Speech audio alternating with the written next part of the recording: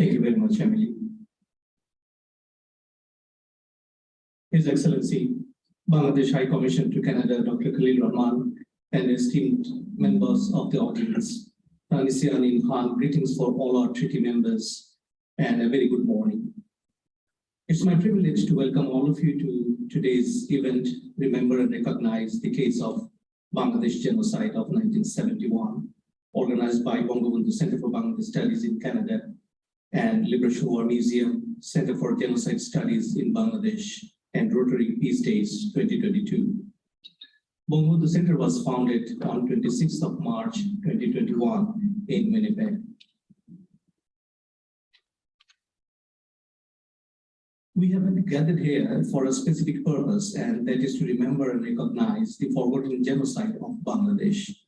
Bengalis' struggle for self-determination turned into an armed conflict following the genocide unleashed by the then military rulers of Islamic Republic of Pakistan and culminated with the emergence of Bangladesh as a secular democratic state in 1971, December. Before we formally begin our session, I would like to request our esteemed members of the audience to kindly observe a minute of silence to honor the souls that were lost between the period of 1952 and 71 in Bangladesh.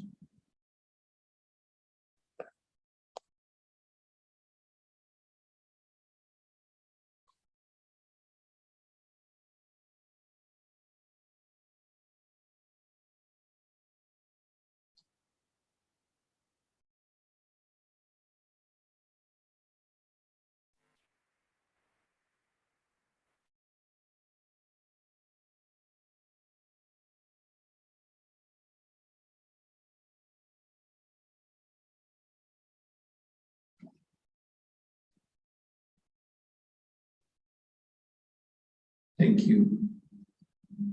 Ladies and gentlemen, between March 25th and December 16th, estimated 3 million Bengalis were killed, around 200,000 women were raped, and 10 million people were displaced. This was presumably the worst genocide after Second World War. This was mass killing of innocent civilians, men, women, and children. No part of the country was spared. Killing fields can be found in every town and village. Killing was particularly targeted towards youth, religious minorities, and democratic forces. In the final days of the Liberation War, local fundamentalist collaborators of Pakistan Army named Al-Badr and Al-Shams took leading intellectuals, including writers, journalists, doctors, lawyers, and engineers, blindfolded, killed them, and dumped them in Dhaka city's outskirts.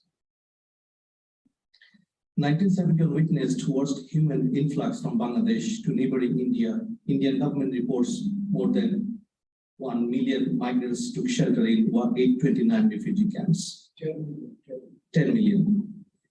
In his monumental work of 1946, Raphael Lemkin mentioned genocide as a crime without a name.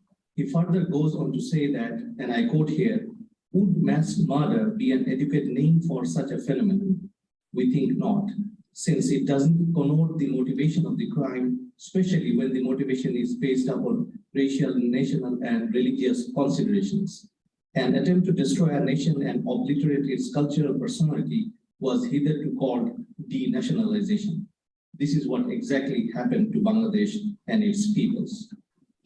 According to 1948 UN Convention on the Prevention and Punishment of the Crime of Genocide, any of the following acts committed with intent to destroy in whole or in part a national, ethnic, racial, or religious group as such, killing members of the group, causing serious bodily or mental harm to members of the group, and thirdly, deliberately inflicting on the group conditions of life calculated to bring about its physical destruction in whole or in part, mentioned in Article 2. Thus, the case of Bangladesh genocide is unique because not only the above conditions were met, but also the less quoted intent to destroy the cultural and intellectual foundation of Bengali nation was present throughout the part of the history. You will hear more experts and speakers from Bangladesh, United States, and other parts of the world today about their take on the case of genocide. Ladies and gentlemen, this day is chosen to bring awareness of genocide prevention worldwide, which coincides with the UN International Day of Peace. The UN General Assembly has declared this as a day devoted to strengthening the ideals of peace through observing 24 hours of non-violence and ceasefire. The objective of today's event, as you see on the screen, to raise awareness about the genocide and its prevention, showcasing the case of Bangladesh, to educate young people and encourage them to take a firm stand against violation of human rights and the acts of genocide carried out anywhere in the world, to emphasize upon genocide markers so that genocide early warning is authentic and practical by using a variety of publicly available data and forecasting methods, and finally to explore existing curricular-based studies on genocide and mass atrocity prevention. Ladies and gentlemen, we are grateful for the authority of Canadian Museum for Human Rights in allowing us to arrange this event on their beautiful premise.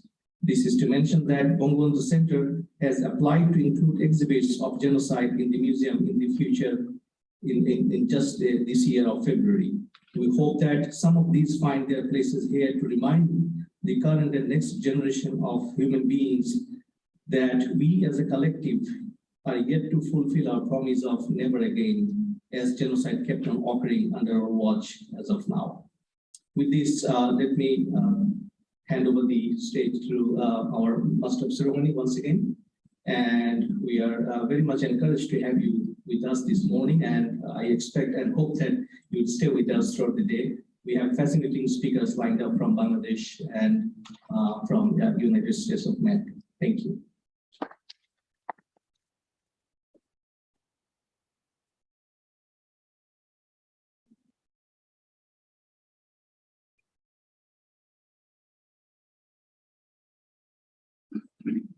Right, thank you very much. It is now my honor to invite His Excellency, the Honorable High Commissioner of Bangladesh to Canada, Dr. Khalgar Komen, for his opening remarks.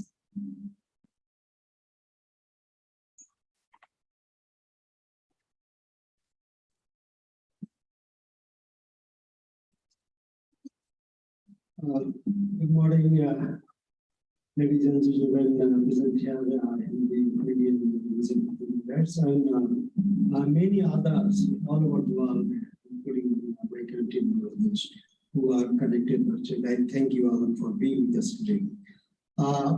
Personally, I'm very happy to be here today. As I have heard Dr. Kausar Ahmed, we have fascinating speakers at this session, like Dr. Timothy Stanton, Mr. David Evan, Dr. James Waller, Dr. Adam Miller, and two of my distinguished commentators from Bangladesh, Mr. Makibul Haq, Chairman of the Trustee Board of the Bangladesh Regulational Museum, and Dr. Imtiaz Ahmed, Director or Center of Genocide Studies in Dhaka University, as well as Ian and the Secretary General and your special advisor on the prevention of genocide. I'm not an expert on this issue, but I have 2 years now at this session, the High Commission of Bangladesh. So this is one of my very important responsibilities to make awareness about the genocide that took place in Bangladesh in 1971 and to get it recognized by the world community. And especially since I'm High Commission in Canada, I want Canada being one of the very important component to promote and protect human rights all over the world to recognize is first. Secondly, I'm incidentally also the chief actor of the Bangladesh Center for Bangladesh Studies in Canada, and I'm very happy that this center is spearheading this event. And I would like to thank other partner organizations to start with Canadian Museum for Human Rights, Craig, in Bangladesh Regulational Museum, Center for Genocide Studies in Dhaka University, as well as the Rotary Club here, who that is also supporting to host this event. We will have our chief guest, special guest, the Honorable Foreign Minister of Bangladesh, will be speaking to us on video, and also special guest, the Foreign Secretary of Bangladesh, At least one of them are supposed to be here today in person, but because of their facing important political engagement during the UN General Assembly in New York. So both of them are with our Prime Minister in New York, so they could not be present here today in person, but one will be giving us this recorded video message. Their Foreign Minister and our Foreign Secretary will be speaking to us virtually at 10:30. So I just like to make two comments in particular. First, making awareness of the genocide in Bangladesh in 1971 and to get it recognized by the world community is an important issue, as I have said. I believe that organizing this event at CMHR would help contribute to that effect in Canada in a significant way. And even here today, I think it has also a job in hand that how this message can be spread across the Canadian society and across our honorable members of parliament, senators, who can really get this recognition done by the Canadian government. Secondly, Bangladesh recognizes the human rights for all, not only in Bangladesh, everywhere, all over the world. The issue of human rights was also one of the main foundations of Bangladesh, upon which it was created. This has been also reflected in the constitution of Bangladesh. Even faced with many challenges, the government of the Honorable Prime Minister Sheikh Hasina is deeply committed to ensuring rights of all, not only in the country, but also our government led global efforts by promoting peace in many ways and forms. During her first term as Prime Minister, she led this effort of concluding the Chittagong Hilltop Peace Accord in 1997 that ended, I think, about 2 decades of conflict in our tribal area.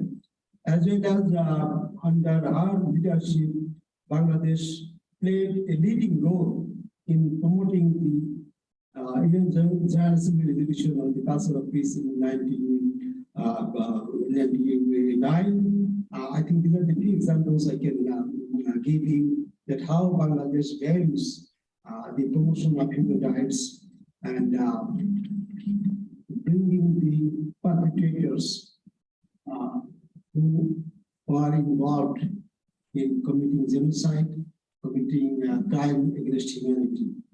And that has also happened in Rakhine State in Myanmar.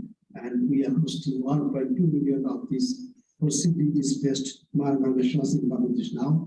And I think many of you are aware of the fact what is happening now in the Myanmar-Bangladesh border. We firmly believe that to ensure human rights of an individual or of a nation, the reconciliation with the past in fairness and justice is critical and absolutely necessary.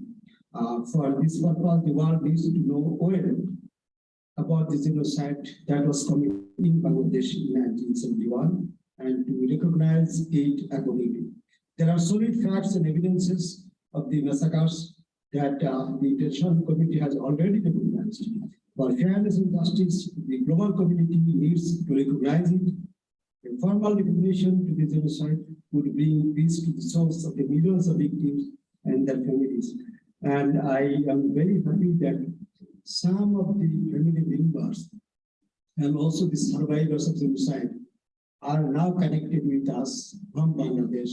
I would like to just mention some of them I know them personally. Megla Dr. Muzar Choudhury, Asif Munir, Tawhid Rizanu, they will be also providing these testimonies of the genocide that took place in Bangladesh in 1971. Again, given Canada's sublime position on human rights as well as on the issues related to crime against humanity and genocide, it is important for the Canadian government and the Canadian people to be fully aware of what exactly happened and how they can come forward to recognize it officially. This seminar should provide ample opportunities, facts, and evidences about this. And we expect that a country like Canada will be or should be one of the countries to recognize the genocide in Bangladesh officially. As the Chief Patron of the Bangladesh Center for Bangladesh Studies in Canada, and also in my capacity as High Commissioner of Bangladesh in Canada, I and my office and also the Bangladesh Center will continue to work with the Canadian government and Canadian people for raising awareness and for the recognition of the genocide. I know some, or I think quite a number of honorable MPs and senators, and I think after this session, definitely I can insist for them how I can work with them and how something can be done as quick as possible with their help, with their involvement to recognize the genocide in Bangladesh. I once again thank you all who are here and who are connected virtually with us, and I look forward to the discussion and look forward to listen to these distinguished experts. Thank you very much.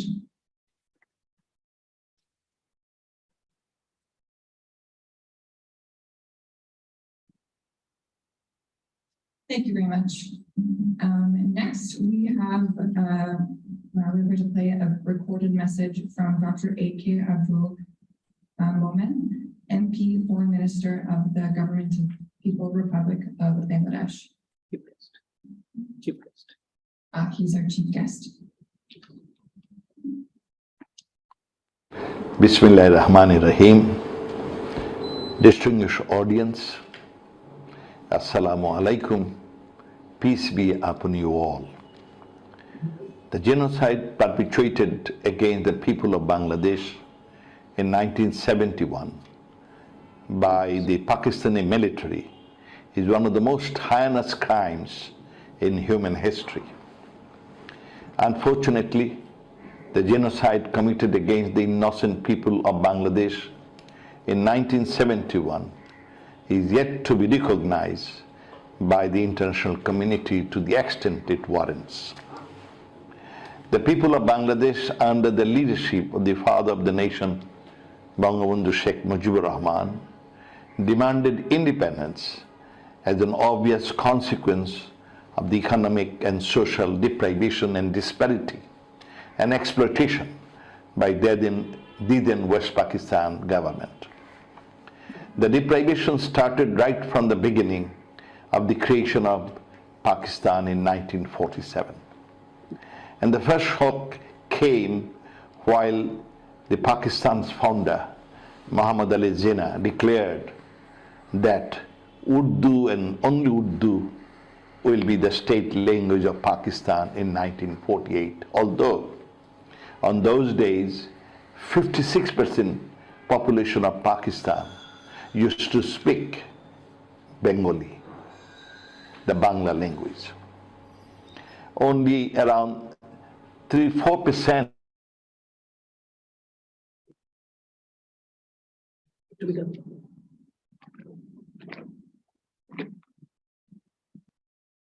Apology for this little bit of, because we are running a hybrid from Bangladesh, so the video which we were playing, it was played from Bangladesh, so we'll just connect it here in our system.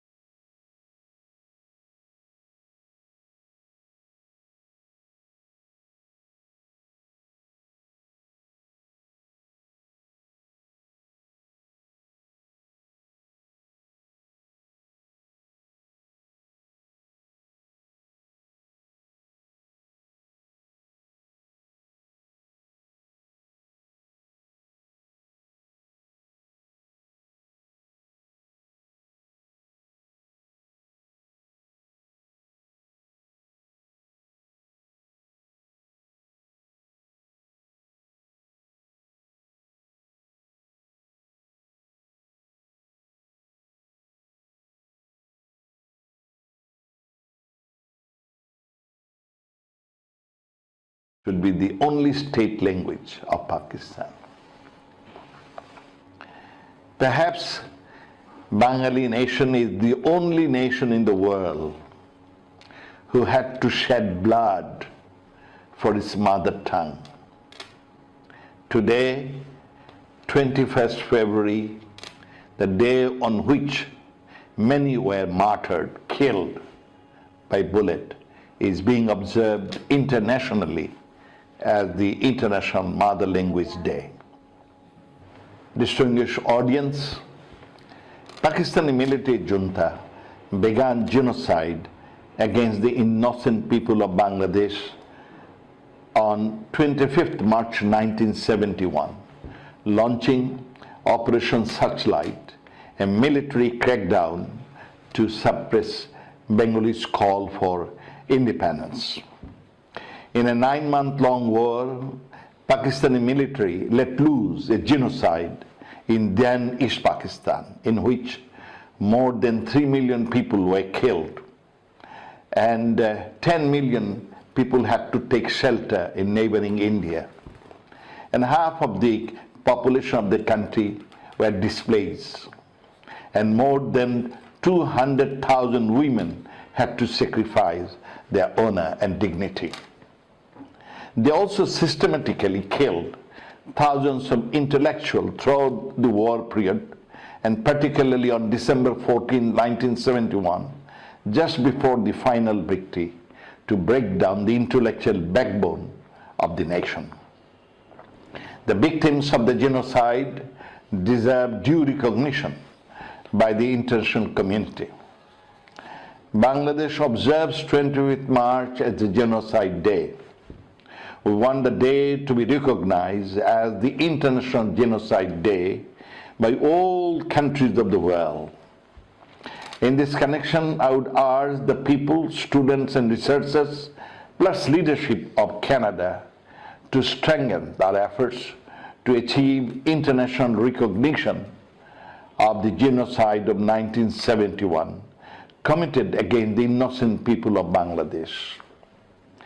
Ministry of Foreign Affairs of Bangladesh is relentlessly working to achieve international recognition of the genocide in Bangladesh.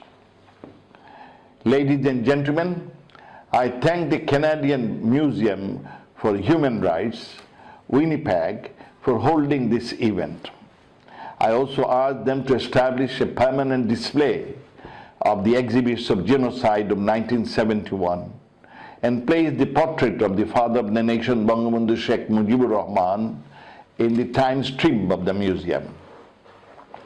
I also thank Bangladesh High Commission in Ottawa and Bangabandhu Center for Bangladesh Studies Canada for organizing this event. I wish all our success of the event. Joy Bangla, Joy Bangabandhu. Long live friendship between Bangladesh and Canada. Thank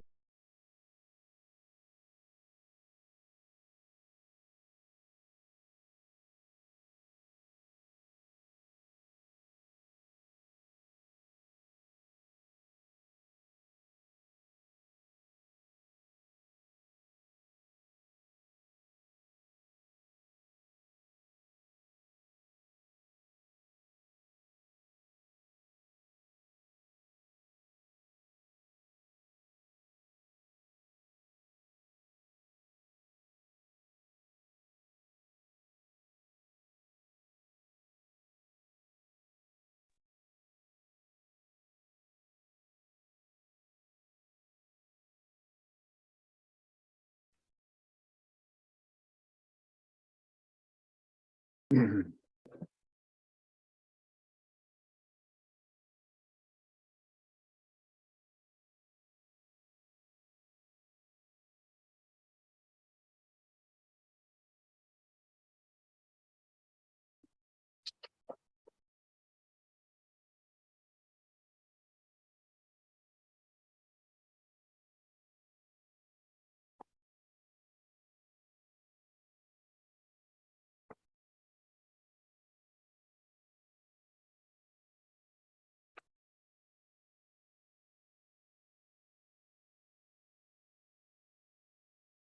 Mhm.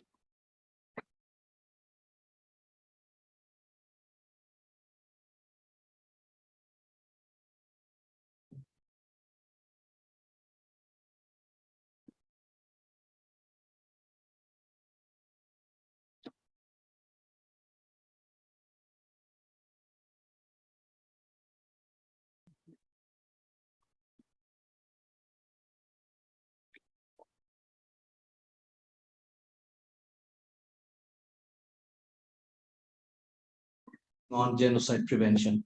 The initiative was unique in that it took an interdisciplinary focus, looking at how genocide prevention can be integrated as part of university learning, not only in legal or political studies, as is often the case, but rather making it a fundamental course for all tertiary level students, linking it to multiple subjects and disciplines.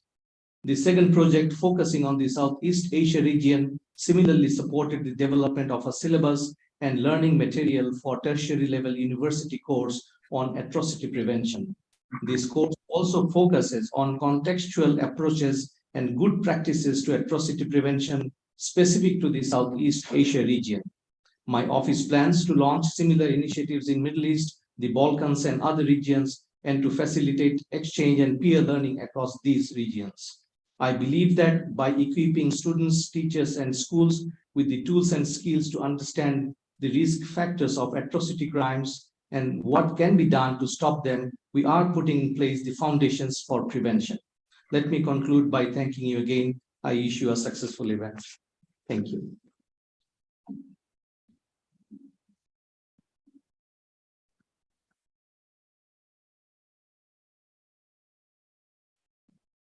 Ladies and gentlemen, now it's time for our keynote speech.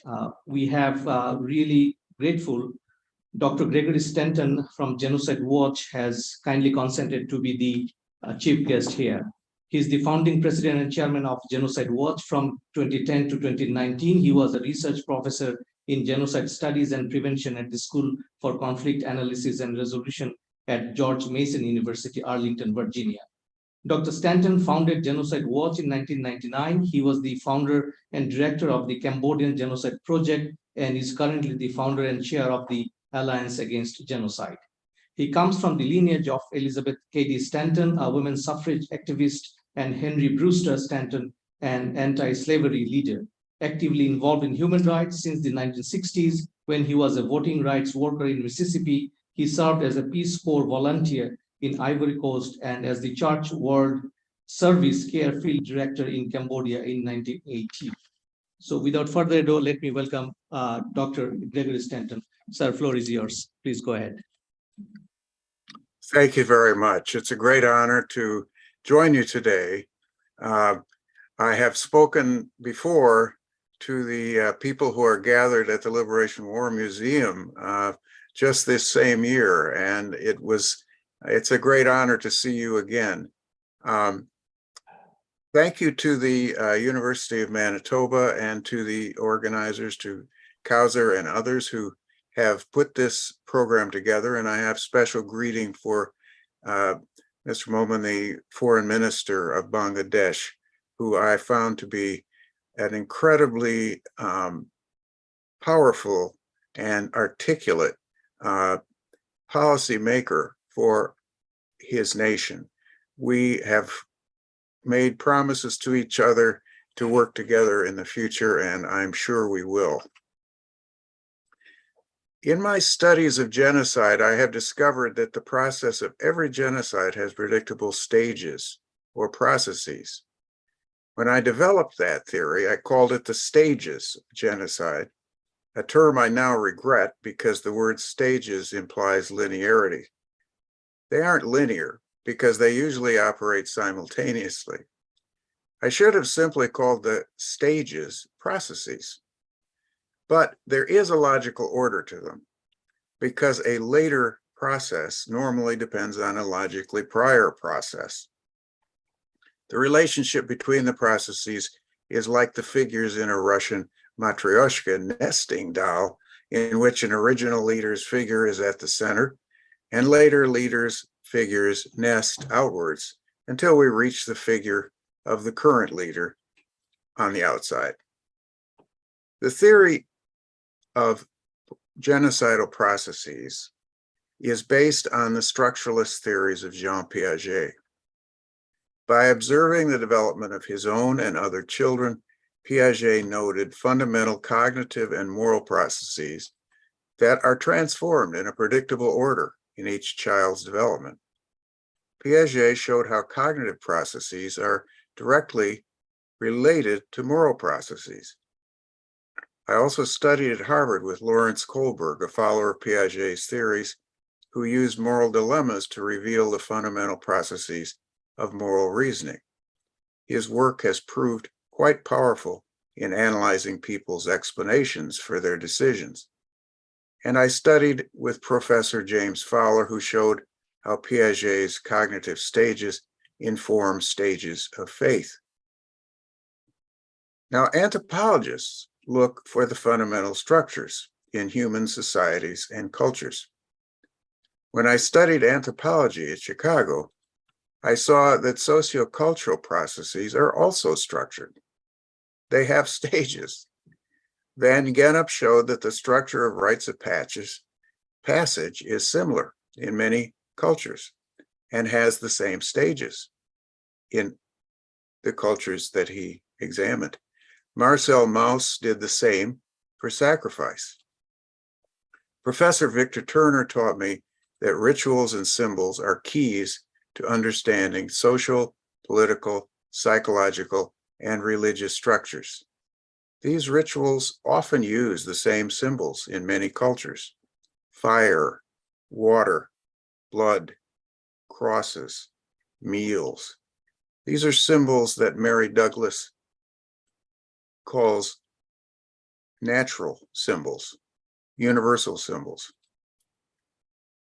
I saw that this symbolic structure could actually be seen in our own culture as well. I wrote my master's thesis on the movie The Graduate. In it, I showed that the film uses a structure and symbols discovered by Van Gennep for rites of passage. I wrote a grammar for the film using Noam Chomsky's theories of transformational grammars. When I was in law school at Yale, Mike Nichols was directing a play at the Long Wharf Theater in New Haven. I took the thesis to him to see if it made any sense. He invited me for lunch. "You nailed it," he said. "We had storyboards for those symbols in exactly the order and with the meanings that you deciphered." So when I began my work in genocide studies in Cambodia, I also realized there are fundamental operations, processes that occur in genocides. I looked for transformational processes that give order to and change societies. So I first identified the stages of genocide in 1987 by comparing the Cambodian genocide with the Holocaust and the Armenian genocide. Since then, I have found that the model is also useful for understanding other genocides. I looked for fundamental processes that led to those genocides. They are the sociocultural processes that interact to transform a society into one that developed genocide. Now, most people here probably know the 10 stages of genocide model that I developed. I never expected it to be so widely used. But the 10 stages were not brought down from Mount Sinai on a stone tablet. There are undoubtedly other processes that I haven't thought of. It's, after all, only a model. But it has proven useful to look for these processes because they help us see when genocide is coming and what governments and citizens can do to prevent it. I won't go through all the stages, but I'll just give a brief outline. The first process, of course, is classification, when we classify the world into us versus them. The second is symbolization, when we give names and symbols to those classifications, like Jew and Aryan, Hutu and Tutsi, Turk, Armenian, Bengali, Pashtun. Sometimes, in fact, these symbols are even physical, like the Nazi yellow star. The third process is discrimination, when laws and customs prevent groups of people from exercising their full rights as citizens or as human beings. The fourth is dehumanization, when perpetrators call their victims rats or cockroaches, cancer or disease. Portraying the victims as non-human makes eliminating them a cleansing of the society rather than murder. As Pascal famously said, there is nothing so evil as one who believes he is doing good. These first four processes taken together result in what James Waller calls othering. The fifth process is organization, when hate groups, armies, and militias organized. The sixth is polarization, when moderates are targeted who could stop the process dividing a society. The seventh is preparation, when plans for killing and deportation are made by leaders and perpetrators are trained and armed. The eighth is persecution, when victims are identified, arrested, transported, and concentrated into prisons, ghettos, concentration camps, where they are tortured and murdered. The ninth process is extermination, when lawyers can finally call it genocide, the intentional destruction in whole or in part of a national, ethnic, racial, or religious group. When I outlined these stages in a memo I wrote in the State Department in 1996, I realized there is another process in every genocide: denial. Denial is actually a continuation of the genocide because it is a continuing attempt to destroy the victim group psychologically and culturally, to deny its members even the memory of the murders of their relatives. Let us now consider some of the purposes, causes, and consequences of denial. Denial is used to validate national and ethnic myths of origin. Nations and ethnic groups have myths about their origins that take on sacred meaning. For the US, the origin myth is manifest destiny. That myth holds that the North American continent was set aside by God for a new nation led by white Europeans. It is a myth based on white supremacy. This myth was the justification for the genocide of Native Americans who already occupied North America.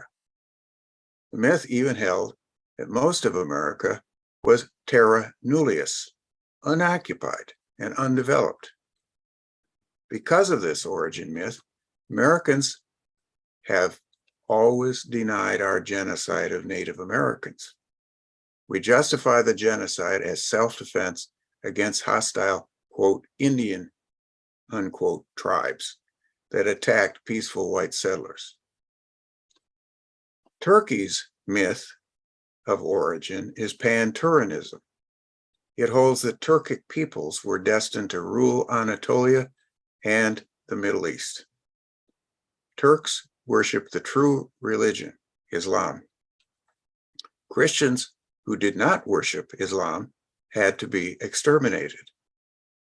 This myth was used to justify the genocides of Armenians, Pontic Greeks, Assyrians, Circassians, and other non-Turks. The origin myth of Pakistan is that the nation was created to protect Muslims who were persecuted in India. Even though Pakistan included two parts, its unity was necessary for the self-defense of Muslims against Indian Hindus. Pakistan used this origin myth to justify its genocide against Bengalis when they asserted their independence in 1971. The genocide was a defense, they said, against separatism. It was a counterinsurgency. It was self-defense. A common enemy makes genocide justified. A common theme of denial is defense against enemies within the nation. So now let's look at some of the consequences of denial. Denial continues the genocide of both the victims and their survivors.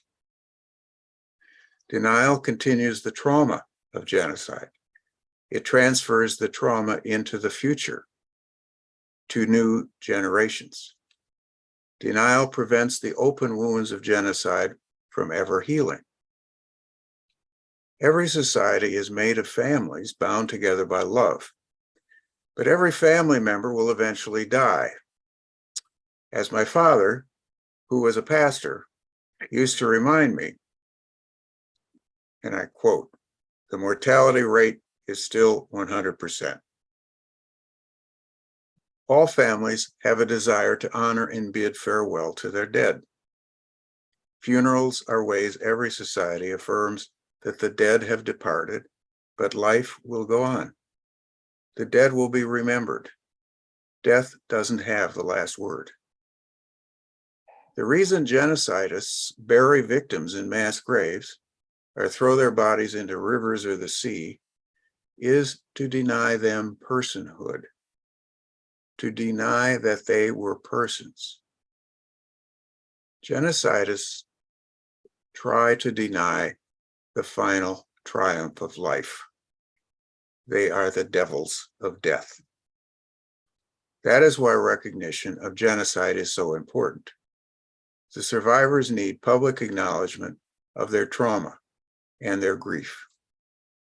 Genocide recognition is the public ritual of collective responsibility. It is the acknowledgement of our common humanity.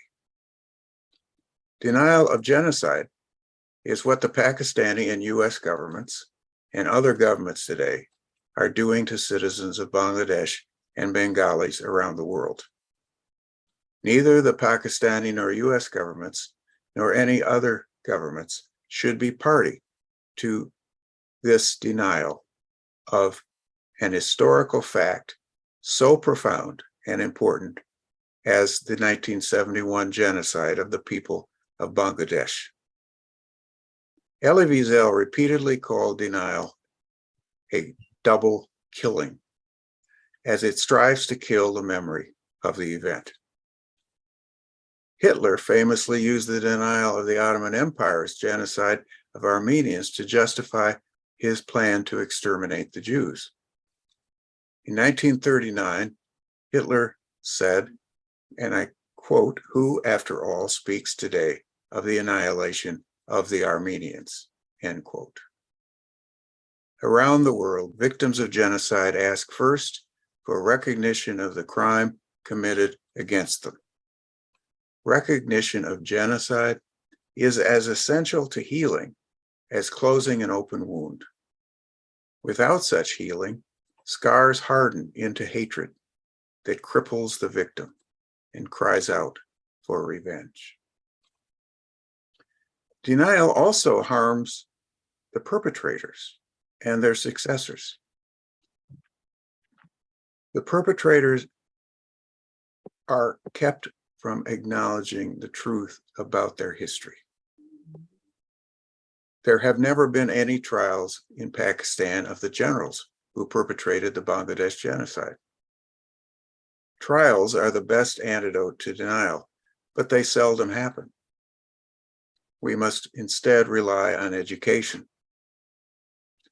There were no trials of the US Army generals and state governors who ordered the genocide of Native Americans. The US Congress has never even apologized. Brigadier Dyer was never tried for the murder of over 1,000 Indians in the 1919 Jallianwala Bagh massacre. In fact, the colonial poet Rudyard Kipling even justified Dyer's genocidal orders. Kipling wrote, "He did his duty as he saw it." The Bengali Nobel Prize winning poet Tagore renounced his British knighthood over that massacre. Britain has never formally apologized. After the Ottoman courts-martial of 1918 and 1920, there were no further trials. The killers literally got away with mass murder. With blood on their hands, they returned to their work. Out of that denial grew a Turkish state that still denies the existence and the rights of non-Turks within Turkey. For years, Kurds became, quote, mountain Turks. Kurdish schools were closed. People speaking Kurdish had their tongues cut out.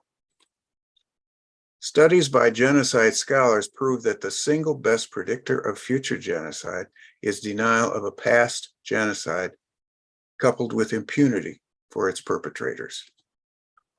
Genocide deniers are 3 times more likely to commit genocide again than other governments. Turkey's still attempting to suppress the self-determination of the Kurdish people. It bombs and invades Kurdish areas in northern Syria and Iraq to this day. Turkish school children are taught that the Armenian genocide is a myth. Turkish writers who write the truth are prosecuted for, quote, insulting Turkishness. Even Orhan Pamuk, who won the Nobel Prize. Publishers like Hrant Dink, who dare to publish the truth, are murdered, and their murderers are celebrated as national heroes. These are the results of racist, ultranationalism, and fascism. Pakistan and the US still deny that the Bangladesh War of Independence resulted in a Pakistani genocide. Pakistan portrays the war as a counterinsurgency to maintain Pakistani nationhood. But if Pakistan is ever to become a real democracy, it must acknowledge its own past. Like an alcoholic drunk on the liquor of ultranationalism, it must first admit its own illness before it can leave its addiction. The current Pakistani government did not commit the Bangladesh genocide. Why should it not face the truth about the crimes General Yahya Khan and the Pakistani army committed 50 years ago? Why should the US not recognize the Bangladesh genocide and recognize US complicity in that crime? Why should this be so hard? Germany has renounced blind nationalism, and Germany has become one of the strongest democracies on earth. Denial also harms the bystanders. Countries that recognize the truth about the Pakistani genocide in Bangladesh are considered enemies by the ISI, Pakistan's extremist Muslim intelligence service. The parliaments of many countries have affirmed the fact of the Armenian genocide, and the US finally recognized the Armenian genocide this past year. The time has come for the US Congress to pass a resolution recognizing the Bangladesh genocide, and the US should apologize for US complicity. We would not expect the US government to be intimidated by Pakistan, an unreliable ally in any case, an ally that supported the Taliban with a deeply disturbing human rights record, graphically documented in the State Department's International Religious Freedom Report on Pakistan. We would expect the United States to express its moral and intellectual views, not to compromise its principles. Telling the truth would ultimately be good for US-Pakistani relations because they would no longer be based on diplomatic lies.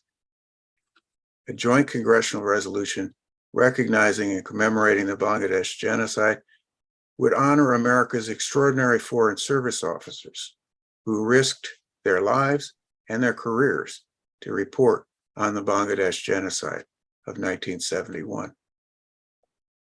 They and others left behind thousands of pages of reports, now in the National Archives, many now declassified, that document that what happened to the Bengali people was government-planned, systematic destruction of a people, what Raphael Lemkin meant when he coined the word genocide.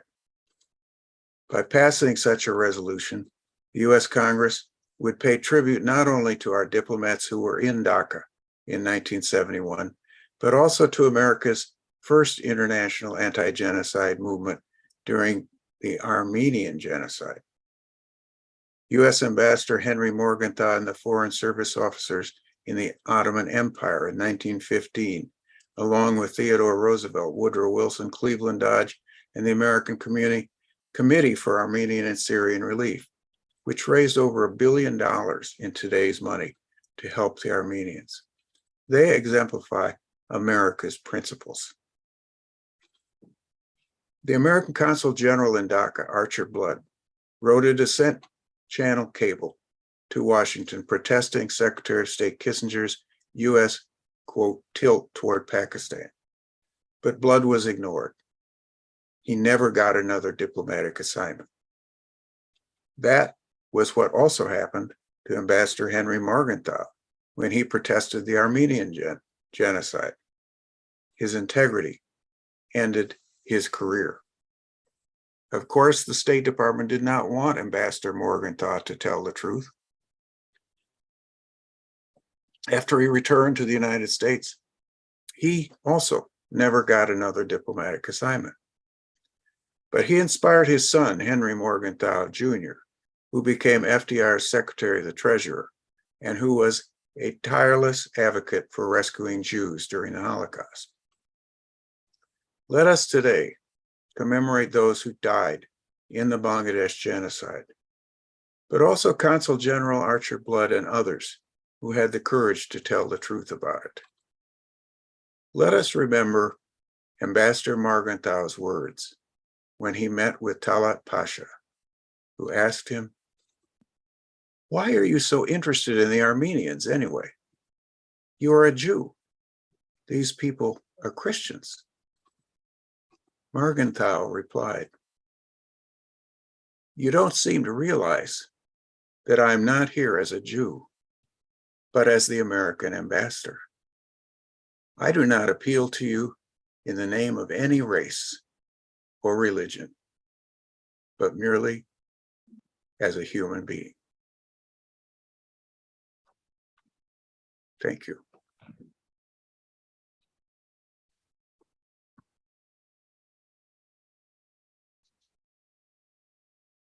Thank you very much, sir. It's a wonderful and very insightful speech, and thank you so much for showing us the lessons from the history and what we should have done in the past, but we would remember to do in the future. Thank you so much. Sir, is it time for the Foreign Secretary? No. Okay. Thank you.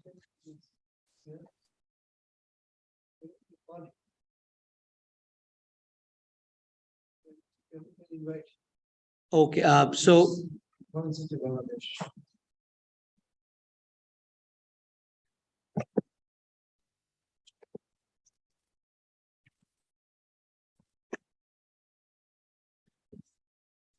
Can you kindly check if the Honorable Foreign Secretary is in the studio?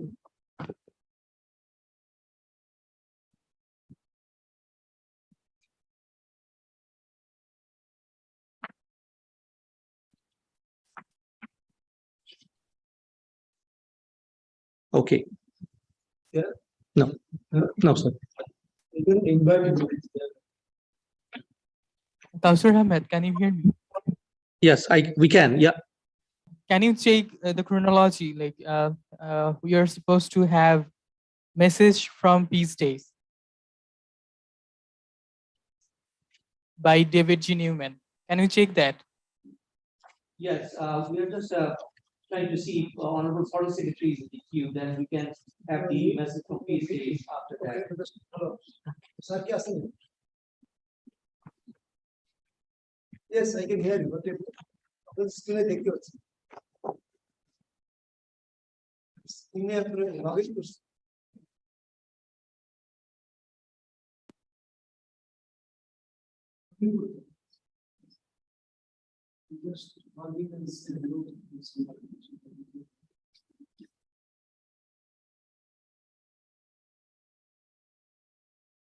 No, no, I sent you the link. You have to just read the link. Okay, he's there. So he just unmute and talk. Okay, thank you. Thank you, sir. Okay, so ladies and gentlemen, it's an honor to welcome our special guest today, the Honorable Foreign Secretary of People's Republic of Bangladesh, Mr. Masood bin Momen, with us this morning, and he is joining us from New York at this moment. So please welcome the Honorable Foreign Secretary.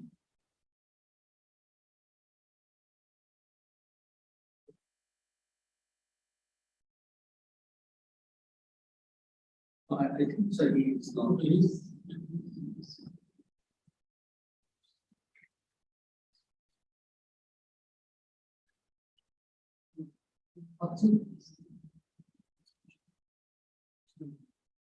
He can start from.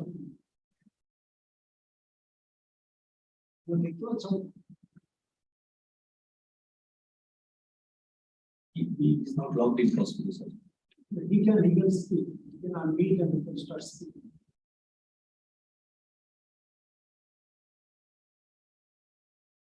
I can hear it, yes. No, let him start. Let him start. Yeah, I will question it. So please. He may be speaking and audio.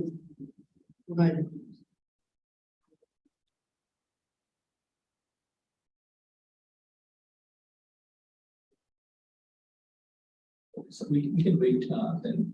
We'll bring So while we wait the Honorable Foreign Secretary to join, let me welcome David Newman to convey a message from Rotary International Peace Days 2022. Peace Days was inspired by Rotary World Peace Partners in 2003, envisaging the idea of Canadian Museum for the beacon of hope, the oppressed, impoverished, and vulnerable peoples of the world. Peace Days grew out of a desire to celebrate the United Nations International Day of Peace, September 21st. David Newman, sir, please take the floor.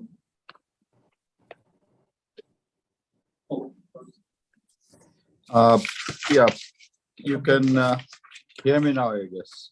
No problem. Thank you. Okay, sir. Thank you, Mr. Moderator, for giving me the floor, and I also thank the Executive Director of Bangabandhu Center for Bangladesh Studies in Canada for inviting me today's event. This is indeed an honor to speak at a forum where a number of renowned scholars are also present to share their thoughts and ideas, and simultaneously challenging, because in front of them you need to be extra cautious and precise in your deliberation on a theme concerning the genocide of 1971. Excellencies, esteemed professors and researchers in the field of genocide, our High Commissioner to Canada, and distinguished audience. A very good morning to you all from New York. At the outset of my speech, allow me to pay homage to our father of the nation, Bangabandhu Sheikh Mujibur Rahman, under whose able leadership we achieved our independence. And I pay respect to the martyred freedom fighters for our liberation war. And I remember the victims of that war. After witnessing the untold sufferings of humankind and the Holocaust of the Second World War, the United Nations was established to save succeeding generations from the scourge of war. Soon after its establishment, the General Assembly adopted the Historic Convention on the Prevention and Punishment of the Crime of Genocide, commonly known as Genocide Convention of 1948. Despite the international community's resounding no to genocide, the shadow of mass atrocity crime still continues to loom large in different parts of the world. There are still far too many iniquities, injustices, and multipliers of risks for us to remain complacent about our ability to contain the horrors and atrocities taking place across the globe. The event in Myanmar in the recent years is a burning example of horrifying tragedies we have seen unfolding before our very eyes. Let me shed some light on the genocide that happened in 1971 in Bangladesh, though some information could be a reiteration of what the previous speakers have already said today. When I speak regarding our liberation war, I feel immensely proud of my nation. 1971 has been the most significant year in the history of Bangladesh. In one hand, we achieved our independence in this very year. On the other hand, we experienced the ugliest chapter of brutality, atrocities, indiscriminate killings, raping, looting, and arson to achieve our independence. And the world witnessed another genocide within 3 decades of the Second World War. The Pakistani military regime felt morally and politically challenged by the overwhelming electoral victory of the Bengalis under the leadership of the father of the nation, Bangabandhu Sheikh Mujibur Rahman, and in response opted for a genocidal attack on the Bengali people in order to preserve their stranglehold on power. What we understand from our genocide that it was the conviction of the then West Pakistan leadership that Bangladeshis were an inferior and almost subhuman race, which is evident from their actions and formal statements.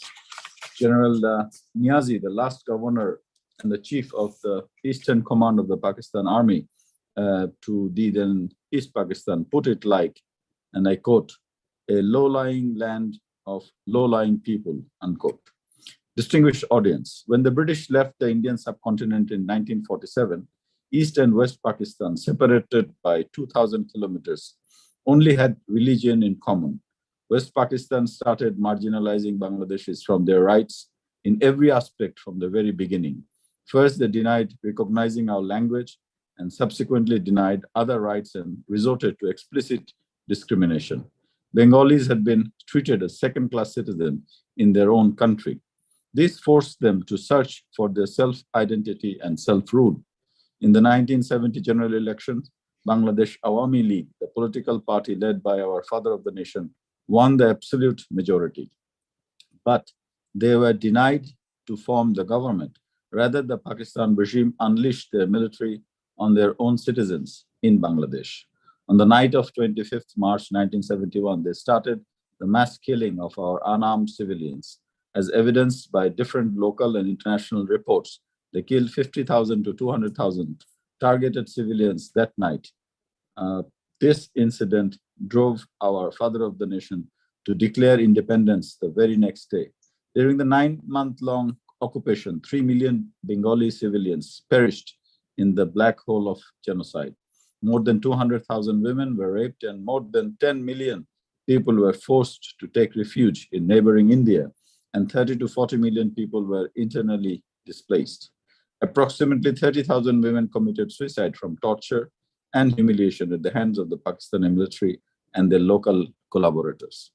Professor Dr. Adam Jones from British Columbia University, in his research work on our genocide, divided this mass killing into 3 categories, which are: number 1, gendercide, targeting Bengali men and boys; politicides, the attempt to eliminate all actual and potential supporters of our mainstream political parties; 3, eliticide, targeting intellectuals and academics, cultural figures, and media workers.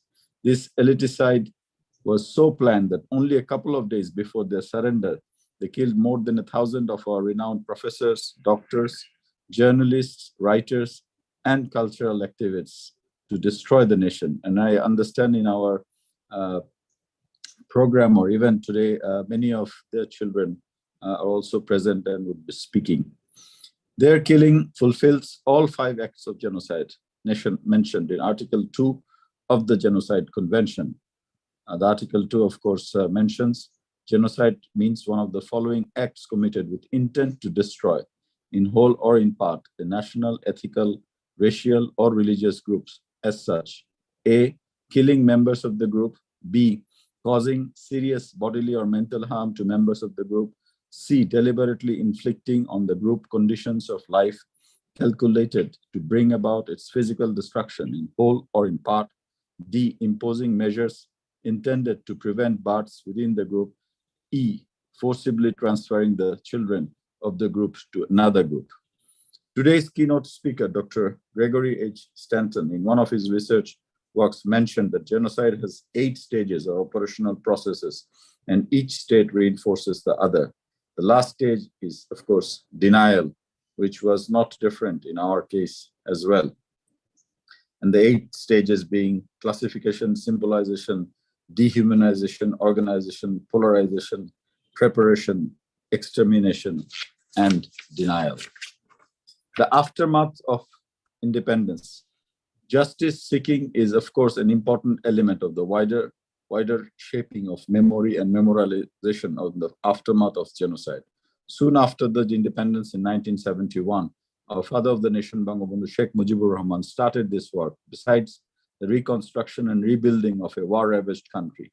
In 1973, the International Crimes Tribunal Act was enacted to try the perpetrators of war crimes, crimes against humanity, and genocide.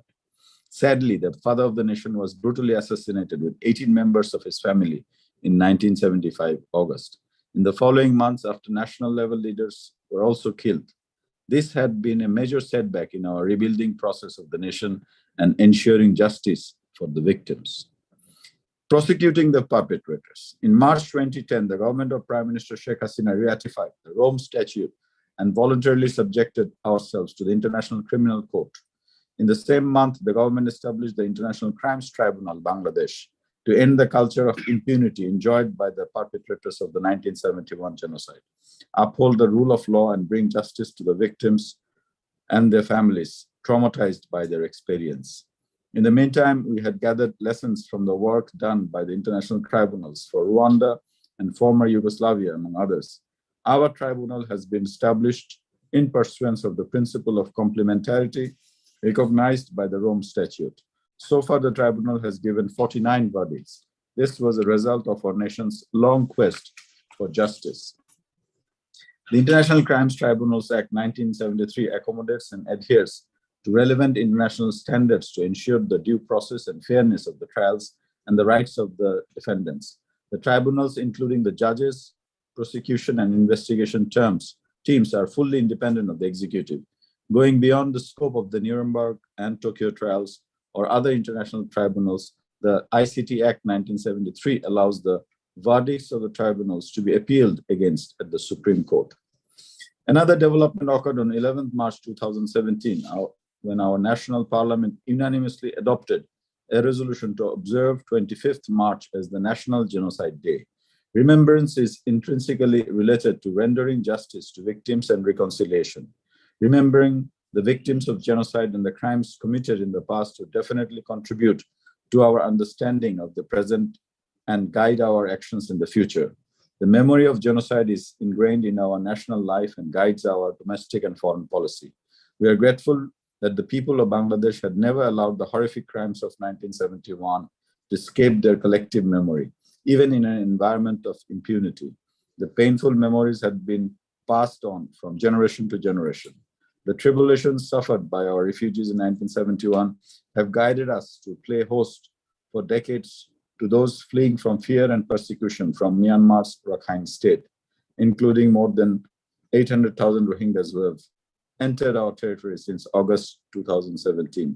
We have been closely working with the UN and other partners to help address the root causes of this crisis in Myanmar and facilitate the voluntary return of the Rohingya in safety and dignity. The international community must not allow this atrocity to happen in this 21st century. Further, our long, arduous struggle in rebuilding our war-ravaged country has inspired us to contribute to the UN peacekeeping operations in different parts of the world in lead numbers and also to the UN peacebuilding efforts. At this stage, I would like to share some thoughts on recognition of our genocide. Achieving recognition of a past genocide is a very difficult and challenging task and politically sensitive issue, but achievable. Every genocide has 2 camps, victims and oppressors. Now, when we will seek the support of a country for recognition of our genocide, they will try to look at the issue from their political lens. In today's interconnected world, no country would like to downturn its relationship with another country over the questions of committing genocide in a third country unless a critical mass and the scholars in that country recognize that genocide. Here lies an important responsibility of our diaspora and expatriates for recognition of our genocide in the countries where they're living.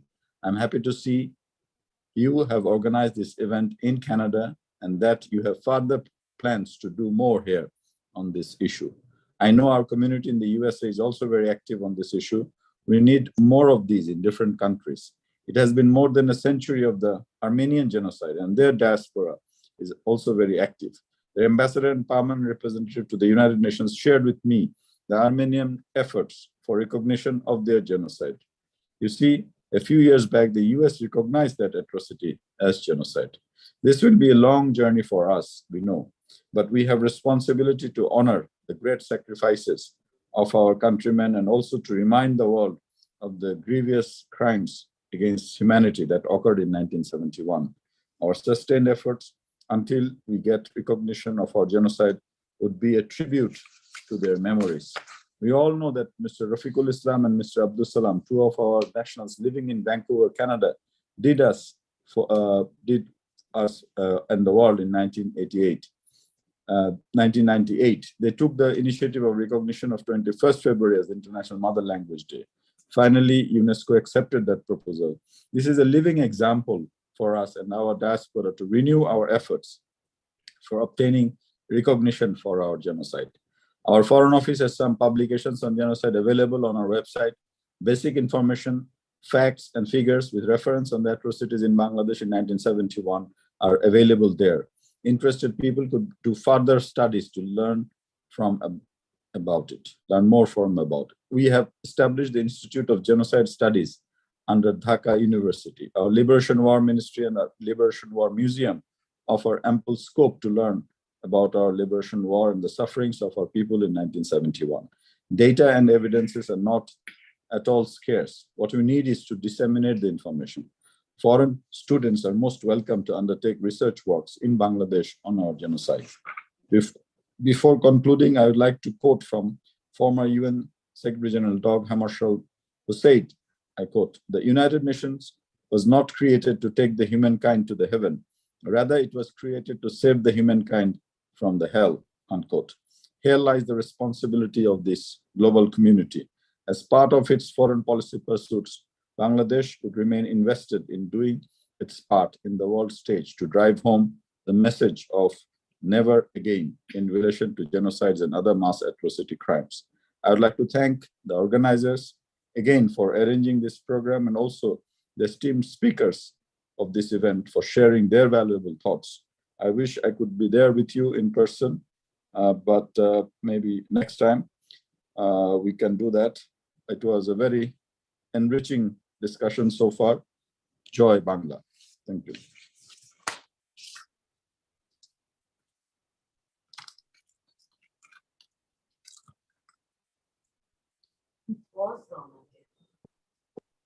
Thank you very much, Honorable Foreign Secretary, for your wonderful speech from New York. We really appreciate. Now it's time to invite David Newman for bringing a message from Peace Days 2022. David.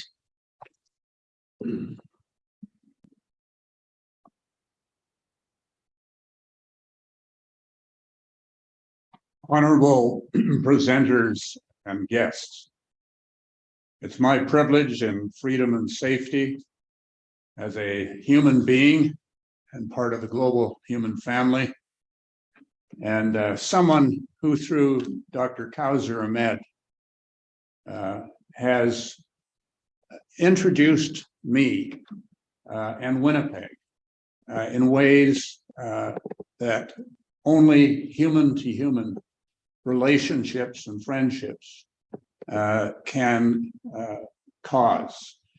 And what Kauser Ahmed has done is be a personification of the best of Bangladesh. He did it as a Rotarian in Bangladesh. He did it as a peacekeeper in the wonderful service that Bangladesh renders through its armed services in the service of peace in troubled nations worldwide. He's done it in Winnipeg as a scholar and a wonderful author in the academic field. in the discipline of peace and conflict resolution and prevention.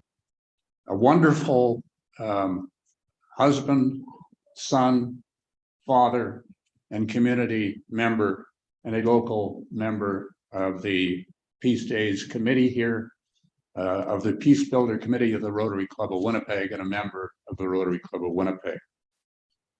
It was in 2010 that Gary Sent, who is here, and myself as human beings, thought it was a good idea for Rotary to get involved here in creating a means to inspire and facilitate people that were motivated to advance understanding, goodwill, and peace, to have events held by parts of our community, events like this one, that would truthfully deal with the challenges that were faced by communities all over the world, and through communities, nations, and through nations, the United Nations, and other global bodies.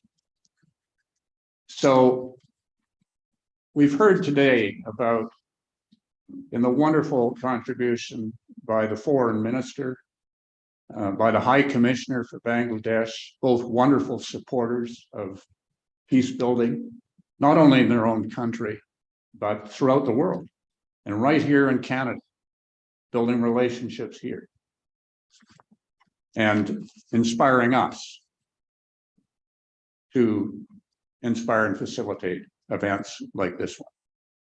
So here we are gathered together today, addressing the genocide denial and origin myths with a sharing of truth, with a sharing of hopefully inspiration for others around the world to build positive peace in their communities through truth telling and addressing the myth origins, which are doing nothing but perpetuating multi-generational challenges that humans have faced for thousands of years. So I just posed the question, will we as community members jointly and severally in supplementary ways to what governments do and religions do and institutions do and systems do, can we nurture, nudge, and change through transformative education the practices, doctrines, policies, and actions that promote and perpetuate hatred, intolerance, violence, greed, jealousy, fear, racial, religious, and gender superiority, injustices, and power abuses over other members of the global human family, members in our own community?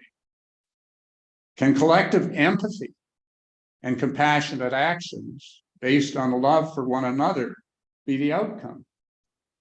Will we then be able to consider all our relations to include vegetation, air, water, earth, and energy?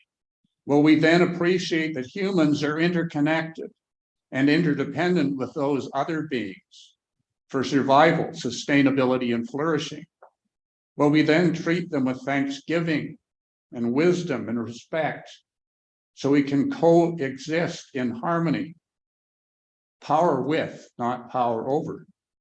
The CMHR, the Canadian Museum for Human Rights, in service of the global human family, plays a part, and a big part, by being a credible and safe space for unveiling the truth and inspiring and facilitating dialogue. Rotarians as volunteers with allies have helped them to do this in Winnipeg since 2003, when the museum was just an idea. Didn't come into operation until 2014.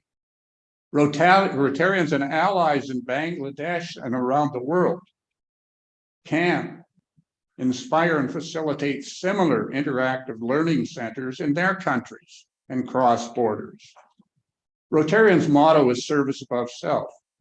The 4 questions for a Rotarian individually and jointly and severally to determine in decision-making what to look at before you think, say, or do things. Is it the truth? Is it fair to all concerned? Will it build goodwill and better friendships? Will it be beneficial to all concerned?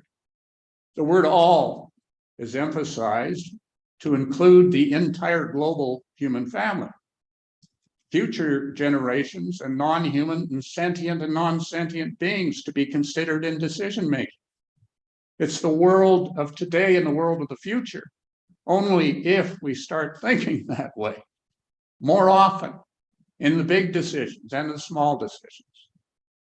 In May of 2022, led by two Winnipeg Rotary clubs, the Rotary Club of Winnipeg and the Rotary Club of Winnipeg Charleswood, and then approved by Rotary clubs in this region called a district, one of 535 in the world, persuaded the global democracy of Rotary, the movement of Rotary International, by secret ballot to amend the standard constitution of Rotary clubs around the world, all 36,000 of them, to advance positive peace in their communities, internationally and amongst youth. Positive peace as a practical meaning and is measurable. The Institute for Economics and Peace provides that definition and is used in the Global Peace Index. Another resolution is currently before the Global Democracy of Rotary International this October. It is asking Rotary International to endorse the Treaty for the Prohibition of Nuclear Weapons.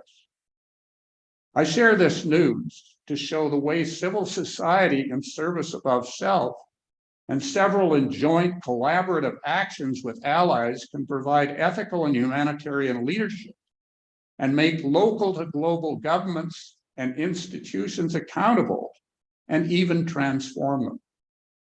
The question I leave each of you to reflect on throughout this day and ongoing is how can each of us support one another to advance generally acceptable human rights and commensurate responsibilities local to global? Can we build one of the pillars of positive peace, acceptance of the rights of others, with a global human family, community by community? Can we do the same for another pillar of positive peace, good relations with neighbors? Can we build standards and means to easily determine what are reliable and trustworthy communications? Can we build with the global human family systems of accountability for abuses of power that transcend borders? Can we, with the global human family, achieve the creation of international laws, institutions, and processes that have enforcement powers to effectively prevent and discourage and in a timely way make accountable abusers of power everywhere when they create existential threats and risks to all? As for abuses of power, such as genocides of the past and currently underway, can the Canadian Museum for Human Rights and learning institutions worldwide following the Canadian Museum Human Rights example, for the purpose of healing and reconciliation, make available unveiled, perceived, and felt truths of abuses of power for facilitated dialogues in safe spaces?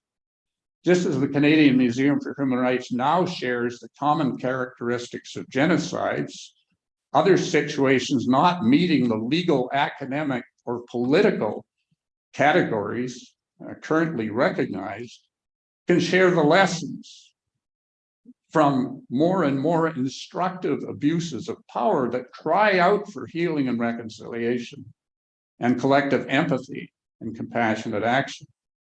We have learned one great thing from universal enduring religions, cultures, truth and reconciliation commissions, and trials of genocide tribunals, genuinely seeking to find out the truth. The lesson is that awareness of the facts, acknowledgements of wrongdoing, authentic apologies, reparation, and working together for present and future justice and equity, so that never again.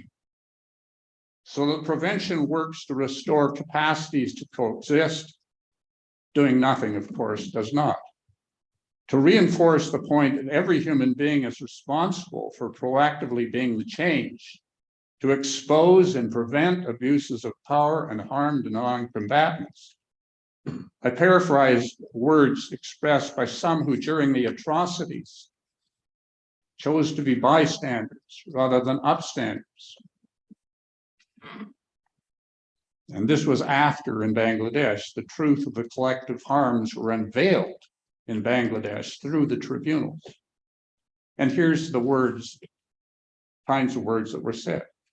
I do not blame the army or foreign elements. I blame myself, me and the people who never stood up to them, who never raised their voice against the unjust. We never talked to our children about it. We never told the stories we should have been telling. Was that not our responsibility? Because it is our individual responsibility as fellow humans to be upstanders, I'm pleased to be here today as a Rotarian and volunteer peace builder to assist in inspiring and facilitating a better future for all, starting right here, right now at the Canadian Museum for Human Rights with other presenters and listeners. And this is a day when 102,000 Indigenous people have been recognized as being in the city of Winnipeg as part of our population. And the words that I quoted could have been said by myself and my ancestors about the way we treated Indigenous people in our country, about what the Canadian Museum for Human Rights has not yet recognized officially in its display on genocide as genocide, but has been identified clearly as cultural genocide. And many of us believe that it is our own version of a genocide, which has been denied for too long. And Truth and Reconciliation has brought it to the attention of all of us and the whole world. Thanks. I'm glad you're here today. Hope we learned together a lot.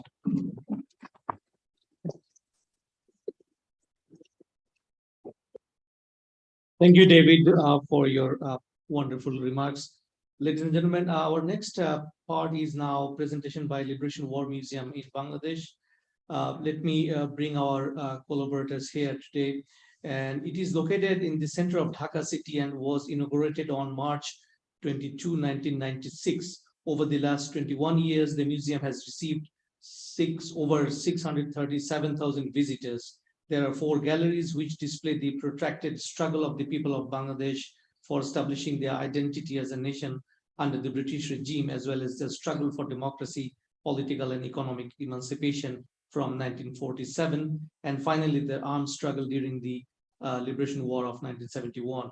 The team of the museum who are going to be with us today is Mr. Mofidul Haq, Director, Center for the Study of Genocide and Justice and Trustee of the museum, Shauli Das Gupta, Research Volunteer, and Imran Azad, Coordinator.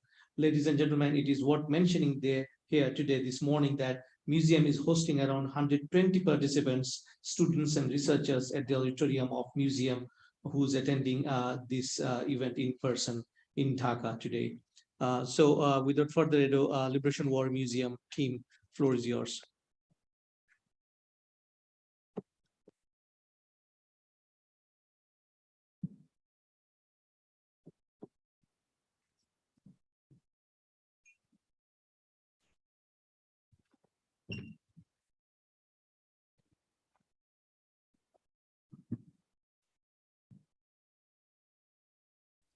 On behalf of the Liberation War Museum, Bangladesh, and standing at the main auditorium of the Liberation War Museum in front of about 100 young researchers, students who have committed to work for memorialization, for justice, and for the recognition of Bangladesh genocide.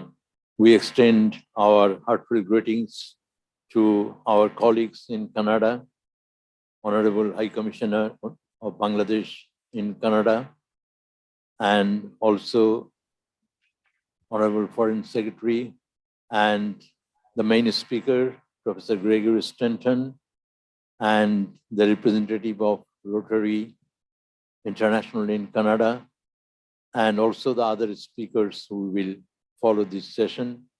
It is indeed a great occasion for us to be interconnected and connected in a very meaningful way.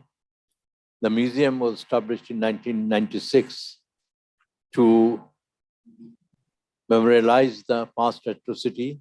That was the time when we were observing 25 years of our independence.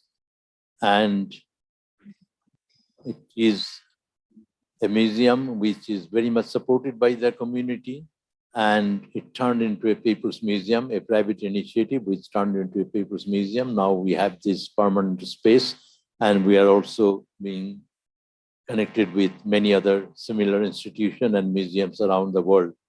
And it is also very important to note that the event is happening in the university, in the Canadian Museum for Human Rights, which is also a very significant development in upholding the concept of human rights in Canada and also in other parts of the world. And the University of Manitoba and the Bangabandhu Center for Bangladesh Studies are part of it. So we are really greatly inspired by the event that is unfolding and by the speech made by Professor Gregory Stanton and the issues that he have laid before us in the question of recognition of Bangladesh genocide. Remembrance is the first step. Memorialization is the basis, and on that basis, we want that Bangladesh genocide got recognition globally, got recognition to overcome the denialism, and also got recognition to learn the lessons of history. And on behalf of the Liberation War Museum, I will make a short presentation followed by two of my colleagues, and we would like to give you a historical background of the Bangladesh genocide. And we can start with 1947, when the Indian subcontinent was divided. The British colonial rule ended with the division of India on the basis of religion. And Pakistan emerged, as has been explained before. There are many important issues that we have already been familiar with from the presentation of other speakers. And so it is a very strange country with two wings separated by more than 1,000 miles. And it was termed as a homeland for the Muslims in India.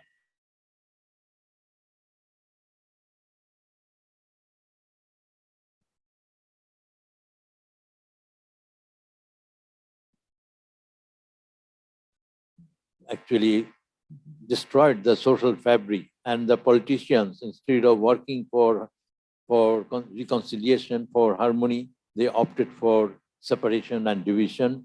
And Pakistan emerged as a Islamic Republic of Pakistan with the two parts separated. And right from the beginning, it turned into a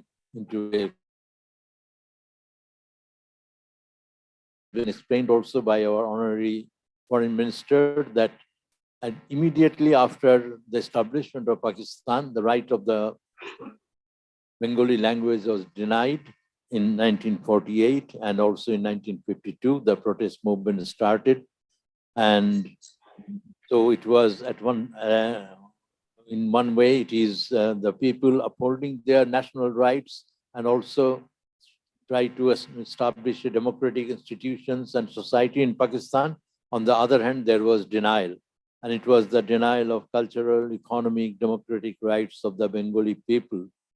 And the struggle against this denial is a great struggle from 1952. We say that it culminated in the Liberation War in 1971, led by our founding father, Bangabandhu Sheikh Mujibur Rahman, who organized a unique democratic struggle, a unique struggle of non-violent protest, and also the speech that he delivered on 7th March 1971 has now been recognized by UNESCO as Memory of the World, and Liberation War Museum has been recognized as one of the custodian of the memory of the world. So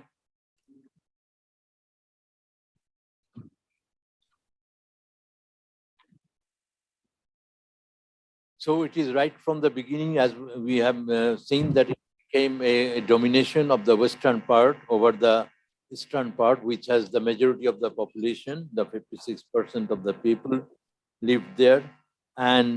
But their democratic rights, when in 1970 election, people under the leadership of Bangabandhu has given a mandate for Awami League, who became the majority party in Pakistan, but they were denied to have their proper place in the parliament.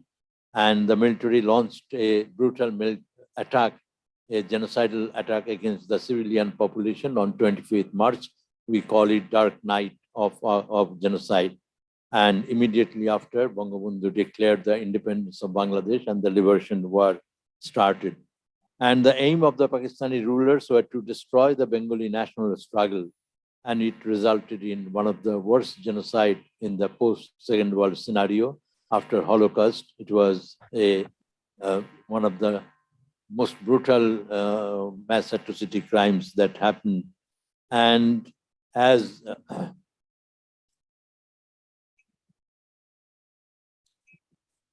we have seen that with the denial of the language rights, actually that carried the elements of genocide. And when Gregory Stanton has explained the 10 stages of genocide, we have seen that the earliest stage, it is categorization and and also imposition of the one's national identity over the other, and the denial of the Bengali language.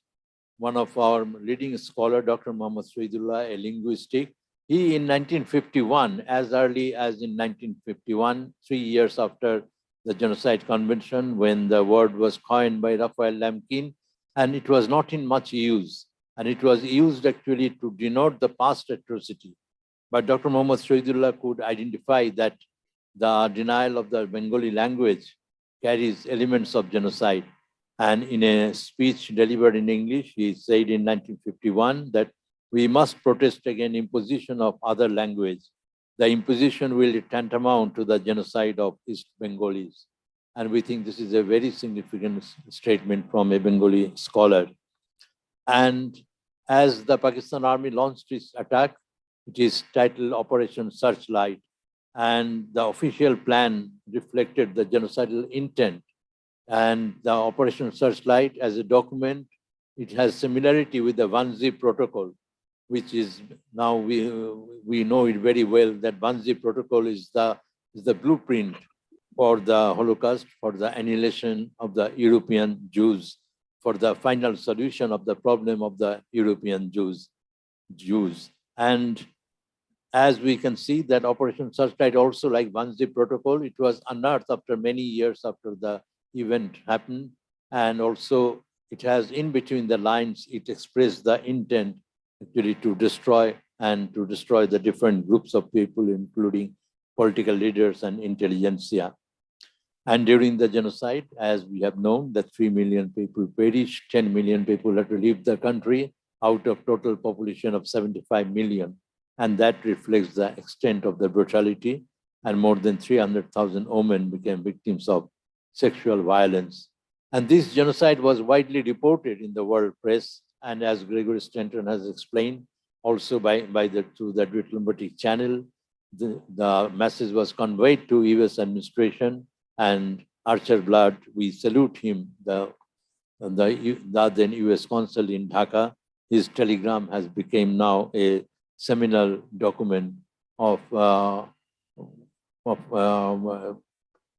genocidal intent right from the beginning. In 29 March, actually, he has sent this telegram with the caption that what is happening carries the elements of genocide, and he titled it Selective Genocide. And there was also in the global press many reports, including the very famous report which was published in June 1971 by Anthony Mascarenhas, a Pakistani journalist who defected and unearthed what is going on in East Pakistan. And the perpetrators, we all know, are the Supreme Command of the Pakistan Army and local level commanders. And 195 prisoner of war was identified as the criminals accused of genocide and war crimes, and the local collaborators of the Pakistan Army, the religious fundamental forces like Jamaat-e-Islami. And that was a dark time for the global global political scenario. The world was divided by the Cold War rivalry, and the US administration, led by Richard Nixon and Henry Kissinger, they strongly supported the Pakistani junta in conjunction with the Maoist China, and India and Soviet Union stood behind the liberation war, but they were a minority in the international politics and also in the United Nations. But the people of the world has expressed their solidarity with the struggle of Bangladesh, and many, many events have happened, including the very famous concert for Bangladesh that was organized in Madison Square Garden in New York on 1st August. And at that time, Henry Kissinger was carrying his secret diplomacy to establish relations with China through General Yahya Khan's support, and he used General Yahya as a conduit. And so this was the reality of the global political scenario, and Bangladesh emerged as an independent state on 16 March 1971, when along with the Indian Army, the liberation fighters liberated the country. And Bangabandhu Sheikh Mujibur Rahman returned from the captivity in Pakistan on 10th January. And in his very famous speech, in emotion-choked speech, he said that I am appealing to the United Nations to form an international tribunal to investigate and to ascertain the extent of the widespread and indiscriminate genocide that the Pakistan armies have committed. This is the voice from the victim nation, and also voice of the right cause, voice of justice. But it did not find any resonance in the United Nations or in other international forums or for the major governments or major powers in the Western world.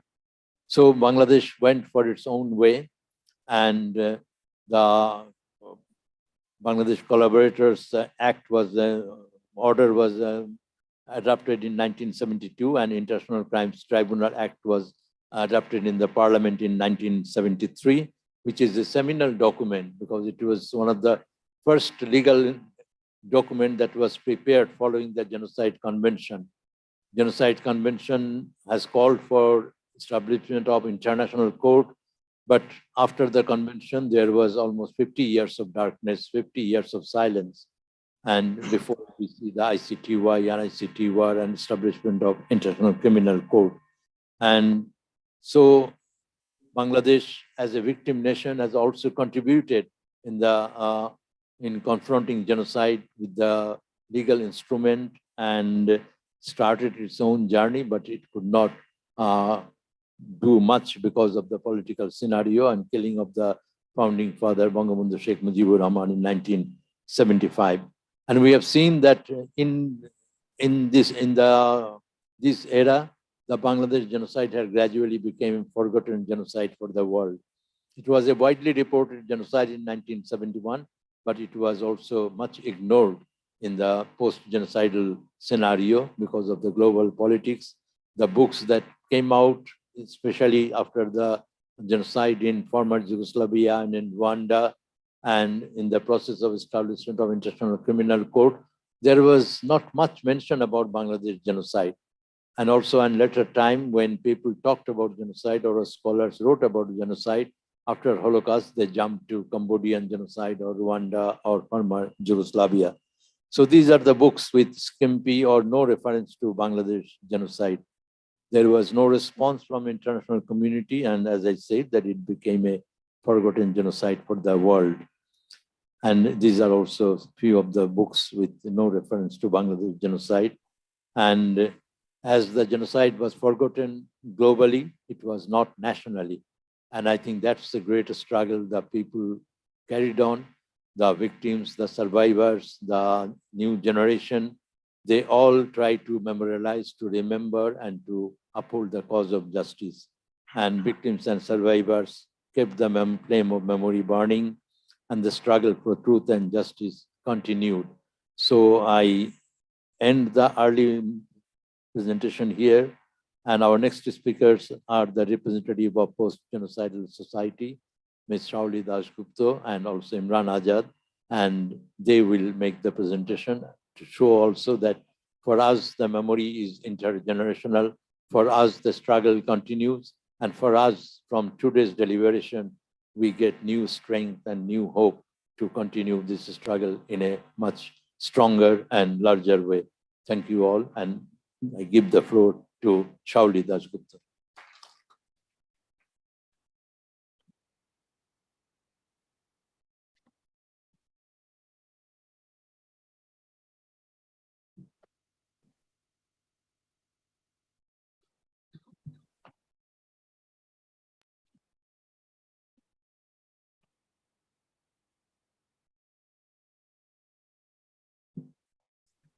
Thank you, everyone present here. I'm Shauli Dasgupta, research volunteer at the Center for the Study of Genocide and Justice at the Liberation War Museum. I thank all the speakers and the participants and the attendees, and I thank Mofidul sir for passing on the baton to us, the young generation. And in my sorry for the technical difficulty. Thank you. In this part of the presentation, I'll be focusing on the quest for justice on the part of Bangladesh in remembering and recognizing the genocide of 1971. A lot of the things I'll be focusing on is already been reiterated by previous speakers, but we strongly believe that after all these years, the more we talk about it, given the opportunity now is better, and we can finally seal the recognition for 1971 genocide that we have been working on for so many years. So in the quest for justice, I first focus on the initial years, starting from 1972, and I go from a chronology of the years till this year, or notably what we can talk about at this time. So in 1972, well within 1971 in September, a commission of jurists was formed in Geneva, which started an investigation on the heroic events that occurred in Bangladesh, the then is Pakistan. And well within 1972, it provided its final report and legal study, calling the heroic events that occurred against the Bengali population as genocide, war crimes, and crimes against humanity. And it's this commission of jurists that through its report has called out and gave recommendations to form an international tribunal in Bangladesh to try the perpetrators that caused these heinous crimes in Bangladesh.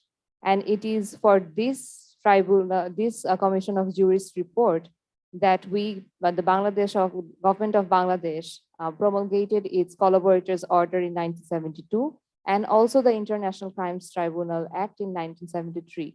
Both of these were passed to prosecute and convict the perpetrators of war crimes.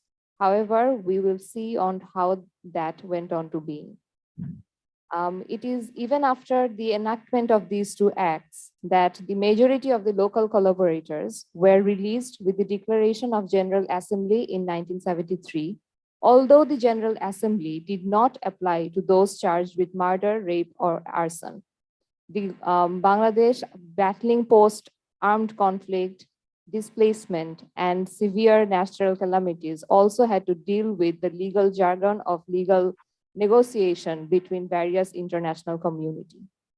And furthermore, in 1975, the nation further crippled with the killing of the father of the nation, Bangabandhu Sheikh Mujibur Rahman. It is in 1975 that everything changed. The process that was ongoing towards remembering and recognition, everything fell apart. And it is when the democratic being of the country actually also fell short. It is till 1991, then the military regime continued, and it actually demolished the democratic idea, the secularism that the country was continuing its journey after liberation. However, in this context, the civilians, the family of the martyrs, the victims of the armed conflict did not lose hope. They initiated their own processes in the quest of justice. And that is when the civilians' part in the quest of justice starts in Bangladesh. And they have initiated various ways of memorialization, various tenets of the transitional justice processes has been initiated by the civilians of Bangladesh. And it is through the family members of the martyrs that in 1992, the People's tribunal called the Gano Adalat was established as a shadow tribunal in Bangladesh. And it actually gave us a reflection of how if once a tribunal is held on the genocide and the crime against humanity that was perpetrated on the Bengali population, what would happen and who would be the prime accused. And this actually created a community of Bengali population which did not get any international support even after so many years went by. And in this part, I would like to talk about how these civilians' path to their quest to justice promulgated into the creation of the Liberation War Museum in 1996, which will be later discussed in detail by my co-speaker, Mr. Imran Azad. And even after we had a act to try the perpetrators in 1973, it was only in 2009 that the International Crimes Tribunal was finally established to at least try the local perpetrators. And as of now, the tribunal with 44 judgments have been able to try the local perpetrators and has been able to recognize the Birangonas or the survivor of rape, finally given the recognition that they deserved. In also these judgments, the crimes of genocide, war crimes, and crimes against humanity were finally recognized and remembered in the national courts of Bangladesh. All of this has been only done in the domestic court of Bangladesh, but not ever in any international community or any other formal courts.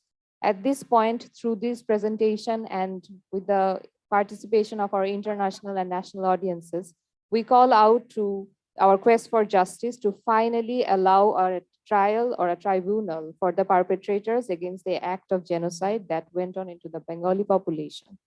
At this point of the presentation, I would be asking Mr. Imran Azad to continue the presentation. Thank you.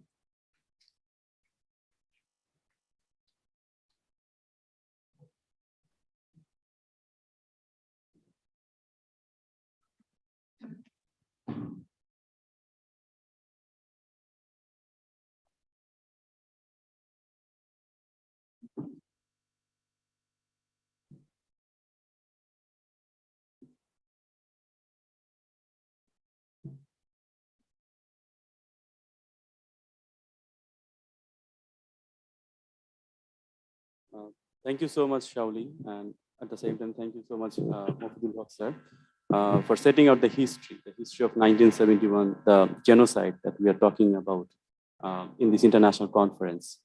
So in my presentation, I would like to focus on the learnings of history that we have, the lessons of history that we have for the new generation. So as we know that Liberation War Museum was established in 1996. It was initially located in Segun Bagicha in Dhaka, in a very colonial type of building in a tiny structure. But this initiative, which was taken by the generation of 1971, it gives us hope and it gives us the way to look forward, to look in the future.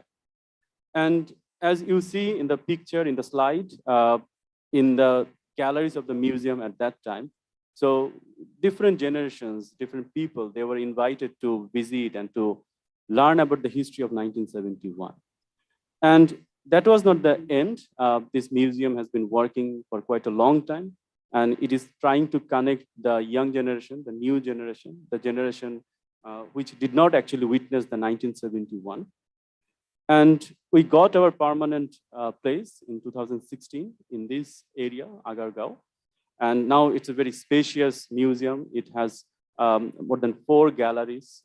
Different times we organize different exhibitions, not only on the 1971 genocide, but other atrocities such as the Rohingya atrocities and the relationship that Bangladesh has with different countries in our journey and quest for justice. So apart from establishing this Liberation War Museum, we have also memorialized another memorial site of 1971, which is known as Butcher's Den in Bangla, Jallad Khana in Mirpur. So in 1999, this abandoned pump house in Mirpur, it was discovered by the local people. Then we got help from different experts and specialists. And we discovered that in 1971, This place was used as a butcher's den for killing and also beheading the intellectuals and the Bengali freedom-loving people. And afterwards, this memorial site was memorialized with the help of a government, with the help of Bangladesh Armed Forces. And now Liberation War Museum is taking care of this Butcher's Den memorial site. So apart from memorializing different memorial sites, Liberation War Museum also runs different programs for the young generation, the new generation. So one of the flagship programs of Liberation War Museum is mobile bus program, and which I call as a symbol of intergenerational recognition of 1971 genocide. So under this program, under this outreach program, we have a mobile bus. It goes to different districts, different schools, and it invites the students of grade 6 to 10 to visit the mobile bus museum, the galleries inside the bus, and to understand the history. And at the same time, they're invited to go back to their families, to talk to the elders, and to write about the memories of 1971, and to send back to Liberation War Museum. And afterwards, Liberation War Museum runs a filter process, some sort of editing process and review process. And every year we publish the oral testimonies that are collected by the newer generation, by the young generation, and what they have actually learned and heard from their elderly members of their society and the families. So this is a kind of intergenerational recognition of 1971, creating awareness within the young generation about the 1971. At the same time, as I was talking about Butcher's Dens in Mirpur, so in this place also, every month we organize different interactive sessions with the local students, and we try to give them the lessons of 1971, what happened in 1971, and at the same time, the students, they come up with so many curiosity, so many questions, and then we can answer their questions, and they can also reflect back what happened in 1971, what is the identity of our Bengali nation, and what is the beauty of this identity, and what we can actually contribute in future. So apart from this connection that we are now creating within the Bangladeshi community, at the same time, we have focused on cross-border recognition of mass atrocities. As we know, in 2017, there was a mass influx of Rohingya refugees in Bangladesh after they have faced the atrocities, brutal atrocities in Myanmar, in Rakhine. And then, as we have established in 2014, the Center for the Study of Genocide and Justice, so we decided to go to the camps in Cox's Bazar, the makeshift camps, and to collect direct oral testimonies from the Rohingya victims. And it was an excellent initiative, an exercise for the people like us who didn't actually witness 1971. Because for the first time in my life, when I was listening to the horrific experience that the Rohingya people, they have faced in Myanmar, it actually gave me a reminder, gave me a sense of reflection about 1971 itself. So I was trying to connect the experience of 1971 that I did not actually witness. But when I was listening to the recent, latest 2017 atrocities that were faced by the Rohingya people, so it actually motivated me, motivated many other people to continue this research and to this sort of exercise. So in 2017 and 2018, we maintained our regular field visits to the Rohingya refugee camps in Cox's Bazar, and we came up with two publications. So one was the Testimony of 60. It was a kind of replica that we had in 1971, published by Oxfam, which was the Testimony of 60 on the crisis in East Bengal. And this was the Testimony of 60 on the crisis of Rohingyas in Myanmar, in Rakhine. So in this Testimony of 60, in this report, we published the testimonies that we have collected, not only the victims' testimony, but at the same time, the people who were actually working inside the camps, like Julian Francis, as we know about him, who was one of the volunteers in 1971 in the refugee camps in West Bengal and India.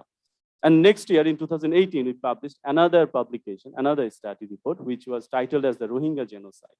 So in this publication, we tried to analyze the Rohingya genocide under international law, and we argued that why it should be called as a genocide. So it was a kind of exercise from the Liberation War Museum to give voice to the voiceless community. And as we know, recently, different international courts and tribunals, including International Court of Justice, International Criminal Court, they have taken up the cases concerning the Rohingya genocide. So maybe our contribution is not that much, but it is a contribution of a global effort, global collaboration that we would like to see in future. And we are continuing this effort with collaboration with Asia Justice and Rights, AZAR. We are now trying to rebuild the lives of the victims, especially the victims of sexual violence within the Rohingya community. So it is another program which is called Quilt of Memory and Hope. Yeah, it's a kind of exercise for the Rohingya women to reflect back to their past experiences, past atrocities, and to express their emotions and express their traumatic experiences through this kind of artistic work. And in 2020, at the beginning of this COVID pandemic, we made an exhibition of this quilt at this place in the Liberation Museum. So finally, I would like to conclude my presentation by saying that at this moment, we know that in New York, the 77th UN General Assembly is taking place. And at the same time, I would like to remember and at the same time acknowledge, admit that despite that, we haven't actually been recognized by different international communities and especially the perpetrator state, Pakistan. So it is high time we actually work together for the recognition of Bangladesh genocide. So it is our humble submission, our appeal to the international community, because in this conference, there are lots of scholars and experts who are working on genocide studies and prevention. So it is our collective duty to recognize, to remember the 1971 genocide, and to create a future for the newer generation where we would not like to see any sort of hatred, violence, and 1971 type mass atrocities. So with that note, once again, on behalf of the Liberation Museum, we would like to thank all of you, the participants, for your patience hearing. And definitely, we would like to see your more participation in our future program. So thank you so much.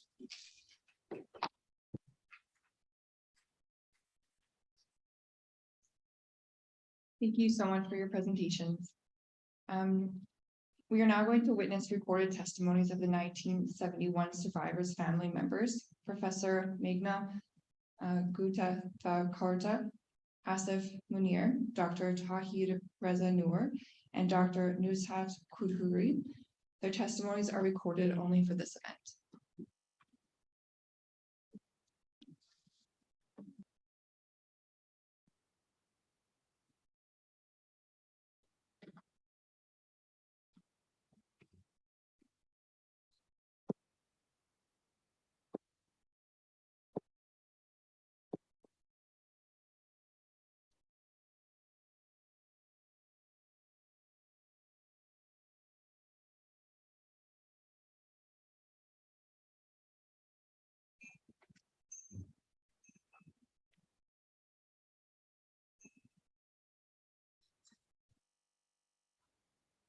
Professor Meghna Gutakarta. We are joined by Asif Munir. We are joined by Dr. Tawhid Reza Noor, and at the same time, Professor Dr. Nujat Chaudhary. They are the family members of martyrs of 1971 genocide. So I would like to request to begin this session, Professor Meghna Gutakarta, if she is available.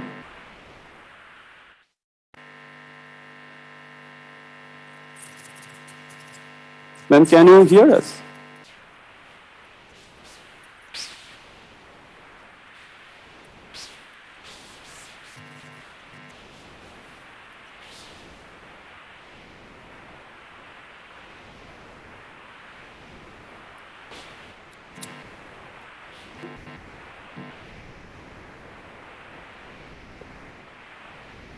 Ma'am, you are already unmuted, so would you please speak up? Then we can understand whether we can hear you or not.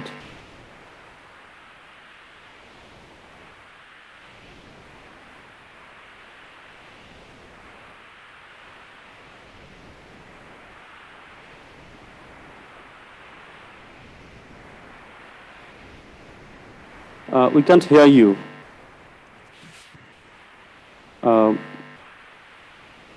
Might be technical glitch.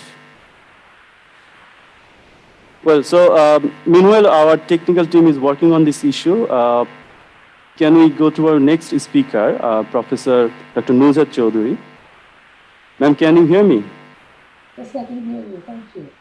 Yeah, we can hear you. You can start and continue. Thank you, ma'am. Respected dignitaries, audience, speakers here, greetings from Bangladesh.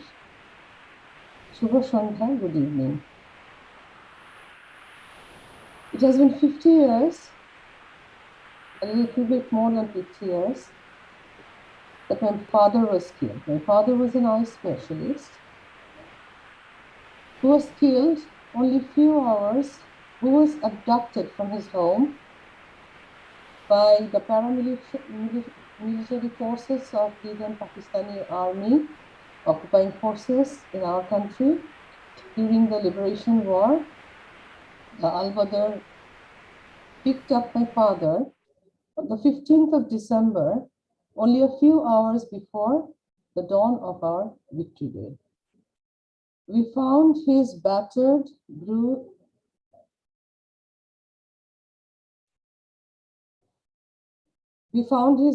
body, bullet-ridden, with many other martyrs in Rayarbagar, Bodhbhumi, where they killed all the martyrs after torturing them overnight in Ahmadpur Physical Training Institute. My father was one of the best in his profession, but he wasn't killed because of that. He was killed because he wanted a free Bangladesh, free from oppression, free from injustice. In no other war ever, a doctor is killed like this. In no other war ever, it is a breach of the Geneva Convention if the doctors are killed. But he wasn't participating there with arms. He was only working to give treatment to the injured freedom fighters. But also, he wanted to see a free Bangladesh. He wanted the oppressive regime, the Pakistani government, to be defeated, and he wanted us to win the war so that we can be free. That was his fault. That is the reason why he was taken from his home. He had 2 little kids. He was trained in England, in Moorfields Eye Hospital. He had so much to give to his country, but he was brutally killed. He was only 43. After that, one day after that, we got our victory. Bangladesh was born. We should have had justice for this brutal murder. But somehow, it took us more than 4 decades to get few selected trials of top-level collaborators, but we still haven't seen the party, Jamaat, hold to accountability. Their oppressive and fanatic fundamentalist ideology is still working in Bangladesh political system. The Pakistani generals who were responsible for the murder of 3 million people went back to their country. They were reinstated in their position, and look what that has done to Pakistan itself. Look at Balochistan. They're doing the same thing all over again. The worst part is that even when we talk to international community about our right to have this genocide recognized, about our right to a fair trial, I often find that we are looked upon as not the victims, as if we are wrong here, as if after so many years, now that we are having the justice, this tribunal is being questioned, its fairness is being questioned. And I find that the international community still do not recognize such a massive scale of atrocity. 3 million people were killed. Elitocide happened. Why? I don't understand.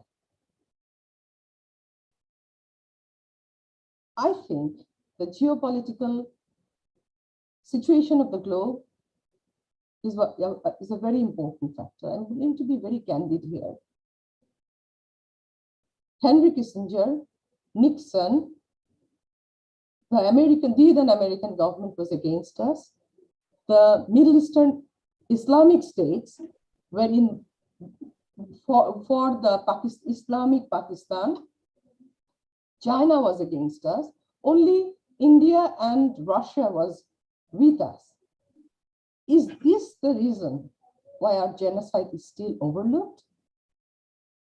Look at the genocides that has been recognized and look at the genocides that has not been.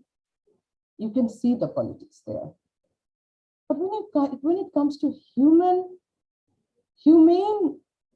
attitude, when it comes to being fair, when there is question of genocide, shouldn't we be fair? Shouldn't all life matter? Do 3 million people not matter to the international community? Does my father's sacrifice, this unlawful killing, have no value to the international community? I don't understand this still.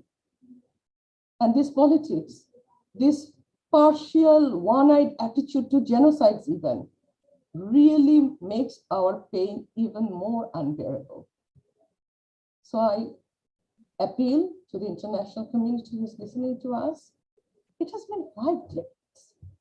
My mother is 80 years old. Some of our aunties who have lost their husband are dead. Their last wish is to see our genocide recognized. That the international community will give the due recognition it deserves. Because if you don't call genocide a genocide, if you don't call genocide a crime, if you are selective in declaration of crime so big as this one, then you are teaching your future generation that sometimes with politics you can get away with such unfair attitude. And then you leave the door open for further genocide. So to protect our children, so that my son doesn't die the way that my father did, so that your son doesn't have to pay the price of some other brutal regime. I think it's time to call a spade a spade. It's time to put the blame on whoever was actually responsible. Let us not decide about it as who was my friend and who was my foe 50 years back. Let us just be fair. And let us recognize Bangladesh genocide, give us the respect we deserve, and please support our efforts in trying our war criminals. Please help us to try the war criminals in Pakistan. Please help us in our effort to have justice after so many years. Justice delayed is justice denied. Please do not deny our chance for justice. Thank you very much. Thank you so much, Professor Dr. Nuzhat Chaudhary. And we also echo the demand that she has just made. Yes, we need recognition. With this now, I would like to request Dr. Tauhid Reza Noor to reflect on his personal experience of 1971. Professor, thank you. Thank you very much. I'm Tauhid, son of a martyred journalist, Shirajuddin Hussain. At first, I appreciate the theme of this event, remember and recognize the case of Bangladesh genocide. I am thankful to the organizers and everyone who is involved with this important initiative. Yes, we are to remember and recognize Bangladesh genocide because it is a bare truth. Last year, we all know that Bangladesh observed the 50th birth anniversary. The country came into being through a horrific genocide in 1971, perpetrated by the Pakistan Army and their local collaborators, including Al-Badr, Al-Shams, Rajakars, and others.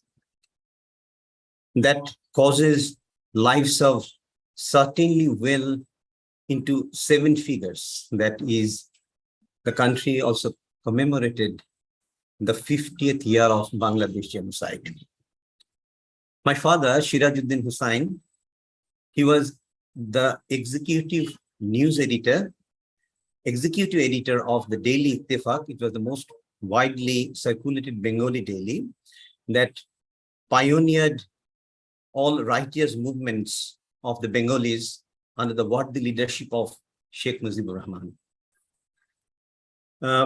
Also, my father was known as the father of investigative reporting of our territory because he could, through his investigative reporting, he could save 64 children, and International Press Institute also recognized or endorsed his contribution.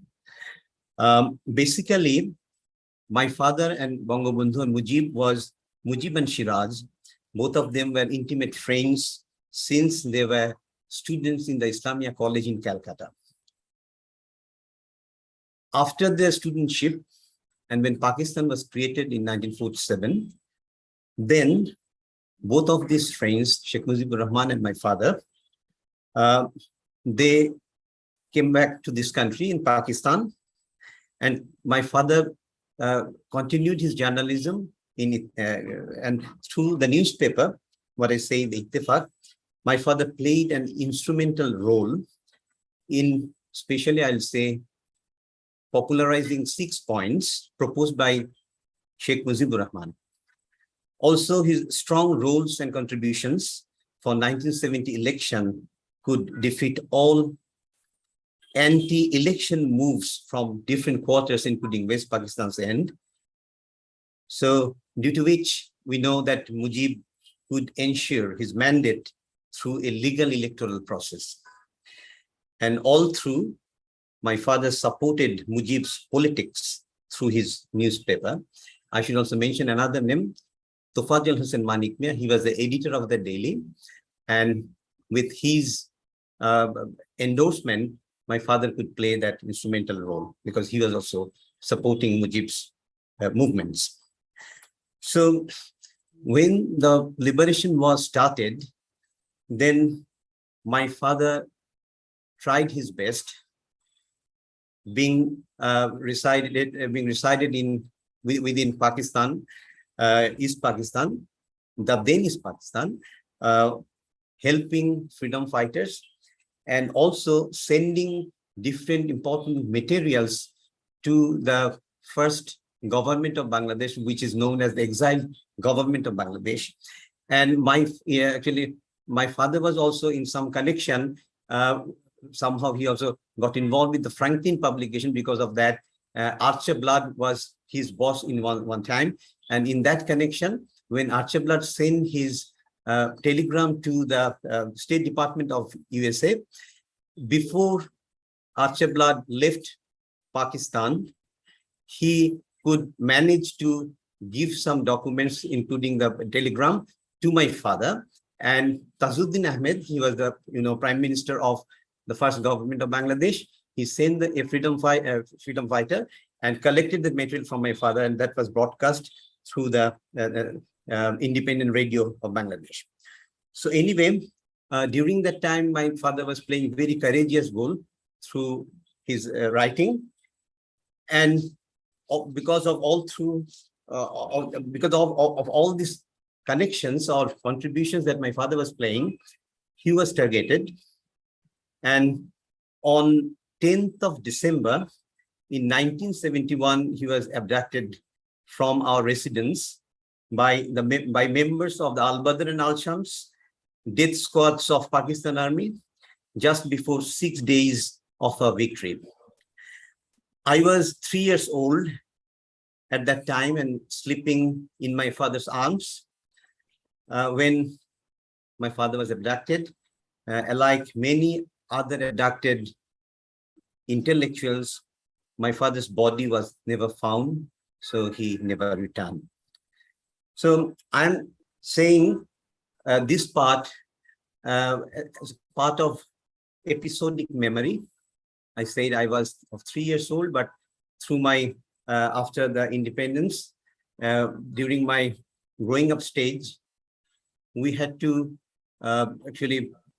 we had to face or experience a traumatic phase, because right after 3 years of time, Sheikh Mujibur Rahman was assassinated, and the country got the overall situation was getting into opposite direction. So through my through my studies and involvement with different activism, and also talking with my mother and my brothers, I could understand actually what was happening at that time. And I started also researching these things. But basically what I'm just trying to say is there was eliticide when my father was killed, especially the perpetrators targeted intellectuals, academics, cultural figures, journalists, scientists, even sport figures, physicians, scientists, who were the vanguard of Bengali identity and culture. And also we know that there was other protected groups, including religious groups who belong to especially Hinduism. So you know that the bodies were found, it has been told already that in the outskirts of Dhaka city, the place is called Riot Bazaar. So in that Riot Bazaar killing field, some of the bodies were found, and we could understand actually what had happened during that time. And Pakistan Army had also the connections, and all these were actually very systematically planned. So anyway, I'd like to just conclude my sharing, saying that although during its emergence, this case received intense global coverage at different layers, including media, and got recognized as one of the most concentrated act of genocide in the 20th century. But over time, many factors, including deadly denials, played roles due to which the Bangladesh case lost its importance at home and abroad. Bangladesh's birth was a unique phenomenon, as it was the first nation state that emerged through a successful liberation war against a neo-colonial state. Unfortunately, despite a body of good literature that endorses Bangladesh case, hardly it is considered as genocide these days in the global forum, arena, and listing. So currently, I am also carrying out research. This is basically a book project, and the title of the book is Deadly Denial, How Denial Extends to Bangladesh Case. So I am now based in Binghamton University. So thank you all for listening what I said. I believe that we all will join hands, and oral history is very important. We have to remember that will pave the way to recognize the Bangladesh case. Thank you very much. Joy Bangla.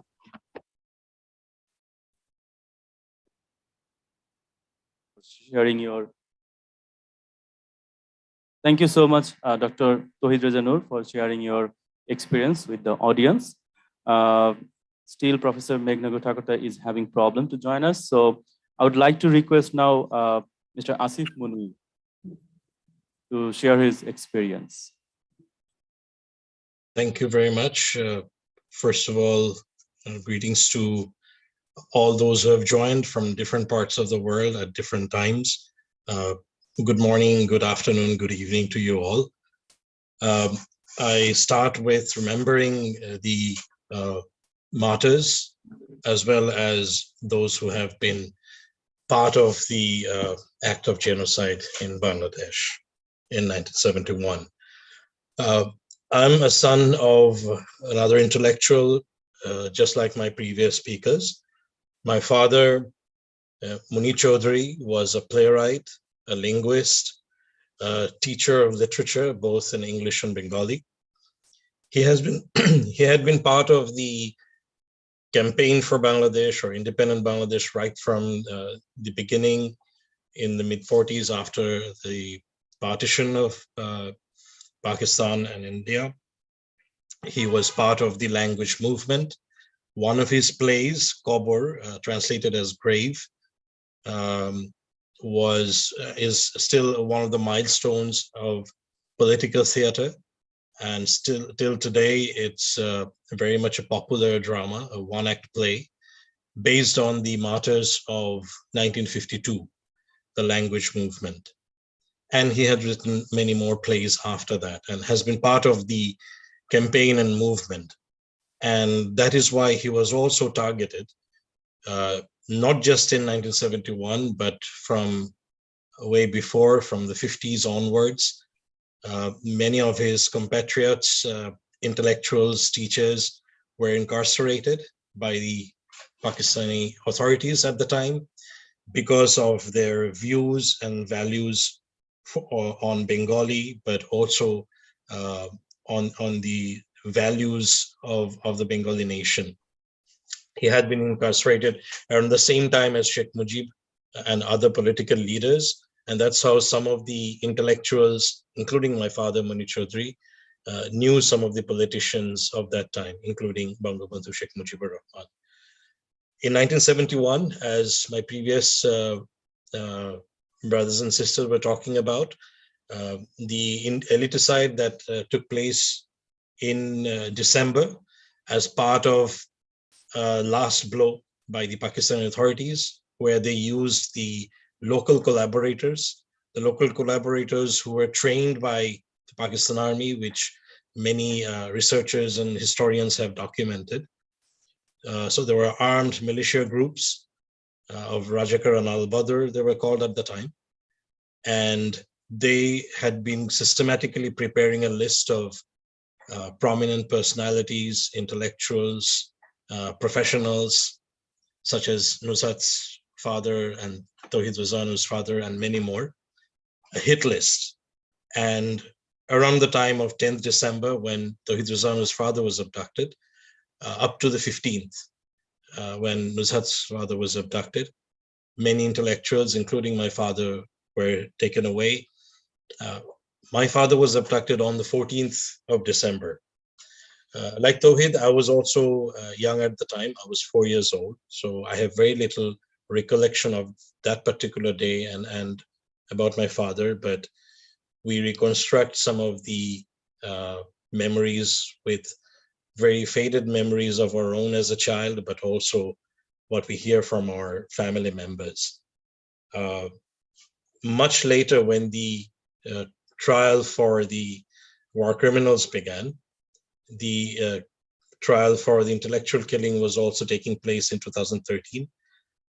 And like many of us, I was also in the witness stand on behalf of my brother, who passed away when the trial or the tribunal was taking place. So on behalf of my brother, I was at the tribunal and speaking about those particularly who have been identified as responsible for picking our fathers up. Chaudhry Moinuddin, who's absconding, or he's a UK citizen now, and Ashrafur Zaman, who is a US citizen. They fled Bangladesh or the independent Bangladesh soon after 71. As most of us experienced through the period, we never really could come out of the trauma and the pain of that. Sometimes we do talk maybe very normally without a straight face, but the feelings of loss and trauma never left us because we never had a closure. One of the things probably because of the trial of the war criminals, those who were responsible, and like others, I'm also talking about not just the local collaborators, but also the authorities, the Pakistan authorities of the time, and their allies, who never were brought to trial or could not be brought to trial, but also they never apologized. One solace is that from common citizens, whether from Pakistan or US or other allies, we have heard apologies from the common people who were not directly involved, but they have heard what had happened in Bangladesh. And that does touch our heart. But nevertheless, the states have never recognized. We understand that, of course, it's the global politics at the time, but also afterwards. And even though at the time there was coverage in the international media and also many historians after that, we feel sometimes that the world chooses to have a selective memory or looking at some of the evidence. Many historians have categorically pointed out, the atrocities that took place. Definition of genocide. Around the time and afterwards, many reports have come out. And for instance, in recent years, if we look at the internet, our world data mentions the 1971 genocide as Pakistan genocide in 1970. The World Atlas considers Bangladesh genocide as the 10th worst genocide in history, where the Nazi Holocaust is the worst. Smithsonian did a report in 2016, possibly, where it had a report, the genocide the US can't remember, but Bangladesh can't forget. So over the years, there have been attempts, as now the organizers here, and we thank the organizers, and many of you who have been a strong proponent of this, of the recognition. So one is about memorizing what had happened, but also the recognition of genocide. I'll conclude with one of the things that does strike us very strong is the younger generation in Bangladesh, but across the world, wanting to know what has happened in 1971, and also coming forward in recognizing the genocide, but also recognizing the sacrifices our families made, our fathers made, and our mothers who had to struggle dealing with the trauma of losing the closed person in their family, the closest person in the family, but also looking after the family, looking after us, and sometimes in very difficult circumstances. Many of us consider ourselves fortunate that maybe compared to many others, our mothers were able to hold on to the family and really help us through. But we personally know many people, many victim families who are still struggling, whether it's economically, financially, emotionally, socially, and even after 50 years on. And it's really heartbreaking to see that and hear that. But we hope that the younger generation who come forward, whether as researchers, whether as activists, will contribute in the recognition, and we would finally, one day, even if through generations, we would be able to have a closure of the trauma and the pain through justice, but through also the heartfelt feelings and the apologies for what had happened at that time. Many thanks to the organizers, and we look forward to longer campaigns invigorated with all the thoughts and discussions we have during this conference. Thank you very much. Thank you so much, Mr. Asif Munir, for also sharing your experience. It's always very traumatic to hear about the personal experiences of 1971, but we would like to end this session on a high note that yes, it is the young generation, the new generation on whom we have the belief and faith, and definitely together we will make change in Bangladesh for the near future. We are very sorry that Professor Meghnagul Thakurta couldn't actually join us due to some technical difficulties. Now, I would like to hand over the session to our colleagues in Canadian Museum for Human Rights. Thank you. Thank you so much for your moving stories. Next, we will welcome the Center for Genocide Studies of Dhaka University, Bangladesh, for their presentation. University of Dhaka was the epicenter of the genocide during the liberation of Bangladesh in 1971, the university lost many of its teachers, academics, students, and employees, and their family members during the Liberation War of 1971. After 41 years of the massacre, the university established and launched the Center for Genocide Studies, CGS, on March 25th, 2012. CGS recognizes that the past 150 years, tens of millions of people have lost their lives in genocides and mass atrocities in the world. Millions have been tortured, raped, and forcibly displaced in their homes. At present, more than 60 countries are involved in armed conflicts around the globe. There are more than 40 situations of protracted conflicts. Presently, there are potential situations of genocide in Syria, Sudan, and Myanmar. The aim of CGS is therefore to address genocide, mass atrocities, violence, and crime over peace-loving people of the world and lead effective initiatives for a peaceful world. To make its task unique in this part of the world and attain the greater goals of humanity, CGS is involved in several activities, including teaching, fellowship, the Walking Museum, the Bangladesh Peace Observatory. Dr. Imtiaz Ahmed will speak in this session. He is the Professor of International Relations and Director of the Center for Genocide Studies in the University of Dhaka. Professor Ahmed was educated at the University of Dhaka, the Australian National University, Canberra, Australia, and Carleton University in Ottawa, Canada. He is currently the visiting professor at the Saïd University in Beirut. Professor Ahmed is the recipient of various awards and honors. He has authored, co-authored, edited, or co-edited 45 books and 15 monographs. More than 125 research papers and scholarly articles have been published in leading journals and chapters in edited volumes. Thank you so much.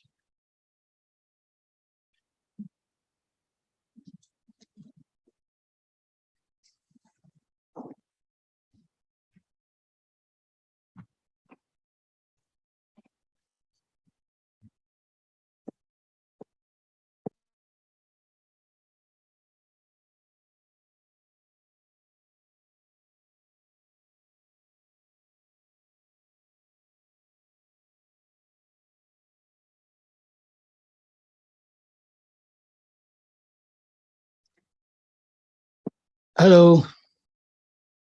Can you see the slide now?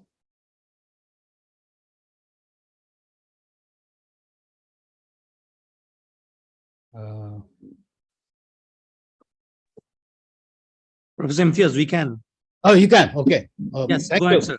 Okay, thank you very much. Well, good morning or good evening. I always say good earth to all of you. Given the time frame, you never know where you are, and you can be located anywhere in the world and be hooked up into this particular platform. So good earth to all of you. I guess I don't want to repeat the things that have been said, and I guess quite a lot, I think, in terms of history, in terms of what has happened back in 71. The issue mainly is how the recognition of 71 genocide, how that can be done. Now, when it comes to Dhaka University, I think it has already been flagged. It is the epicenter of 1971 genocide, which is quite an exception when it comes to genocide, because you had genocide in different places in the world, but for a university to become an epicenter is quite remarkable.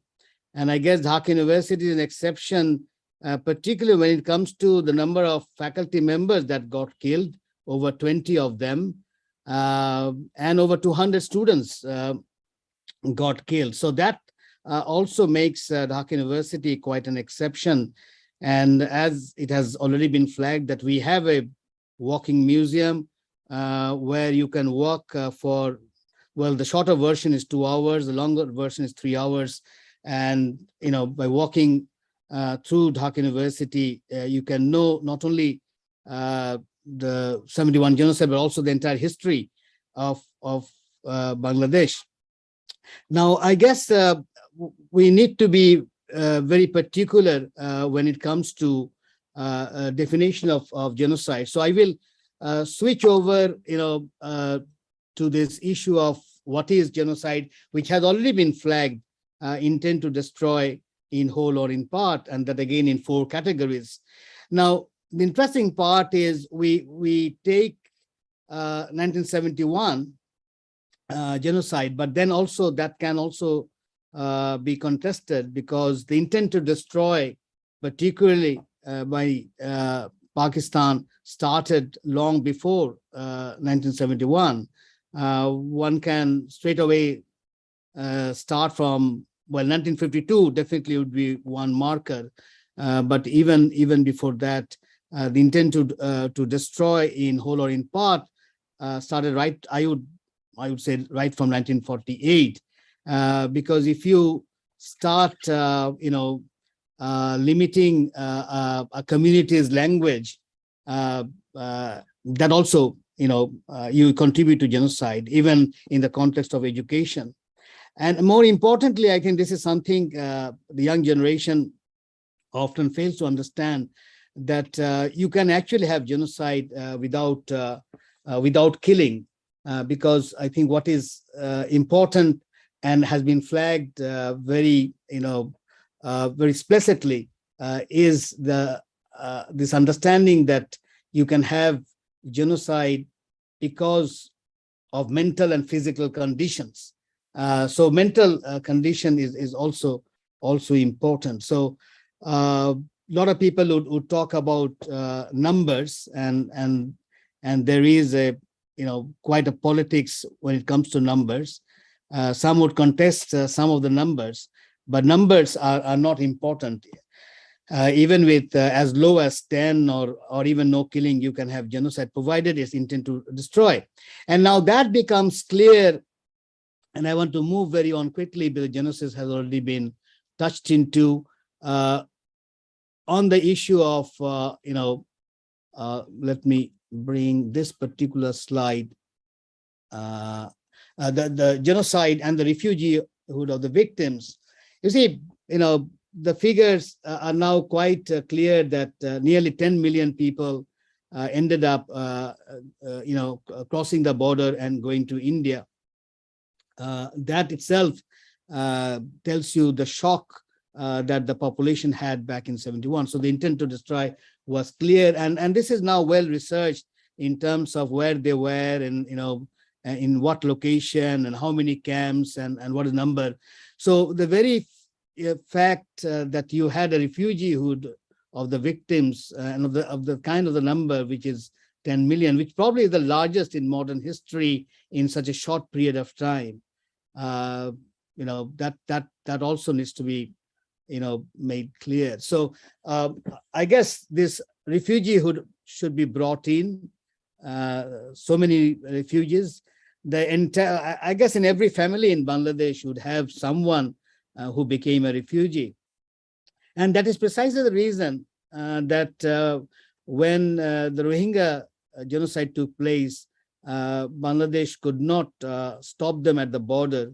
Rather, they opened it up and sheltered 1.1 million refugees, as you know now, which is larger than the population of Bhutan. Bhutan's population is less than 800,000, and you have 1.1 million people here. Now, Bhutan became Bhutan in 60,000 years, but this refugee shelter took place only in 3 months. And I guess 71 is something which really made the leadership, in particular our Prime Minister, to say that no, we can't stop the border. So 71 is something that, the refugeehood is something that is very part of Bangladesh and Bangladesh history. But the other thing that is also very important, other than intent to destroy, is the issue of genocide. Is the issue of rape, sorry, is the issue of rape, which is now, as you know, is a genocidal issue. Back in when the convention was done, genocide was not taken into account, but now genocide is also a part. Rape is also a part of genocide. And so here too, the numbers are very clear. Some sources, International Planned Parenthood Federation estimated 200,000. But then you have people, the Australian doctor, Jeffrey Davis, was involved in helping the rape victims, put the figure as high as 400,000. So, rape as a genocidal offense, since it is now part of genocide, is something that we need to, keep in mind. And I guess the testimony on the evidence of genocide is also very clear. This has already been highlighted by several speakers, and I don't want to go into details. There are enough materials way back in whether in April 71 or September 72, and it goes on and on, where you know that there are enough materials to say, or enough evidence to say that it is a genocide or intent to destroy. But clearly, the testimony that you see is University of Dhaka, and this is the monument you can see in the image, where you have the names of all the faculty members and the students and the staff. Don't forget also quite a large number of staff also got killed. Even the gardeners were killed. Even the chef were killed. We have an extraordinary history in Dhaka University where a canteen owner, Modhuda, he was killed, his family was killed. Dhaka University, the number of killing that took place in Dhaka University alone is enough to make clear that this was a genocide. And so my point would be not to recognize genocide is something that doesn't make my, doesn't get into my head. I guess I think Nuzhat, one of the speakers, she pointed out that maybe politics is there, and that probably is the case, which would be very unfortunate. One has to, in order to get into genocide, one cannot shy away from, one can't be selective. I welcome some of the remarks that took place, and one of the speakers was flagging even the Canadian genocide. One should also flag the American genocide, the genocide that took place on the natives in the United States, because blaming another country doesn't help unless you internalize the issue, because genocide is a human issue. It should go beyond the territories. So I will stop by saying very quickly that it's high time, to recognize the genocide. So the overwhelming evidence of the violence committed by the Pakistan military in 71 against the people of then East Pakistan and now Bangladesh satisfies every condition of the UN definition of genocide. Not recognizing the events of 1971 as genocide will not just be a severe injustice done to the memories of the victim of genocide, it will be an injustice done to history itself. Thank you very much.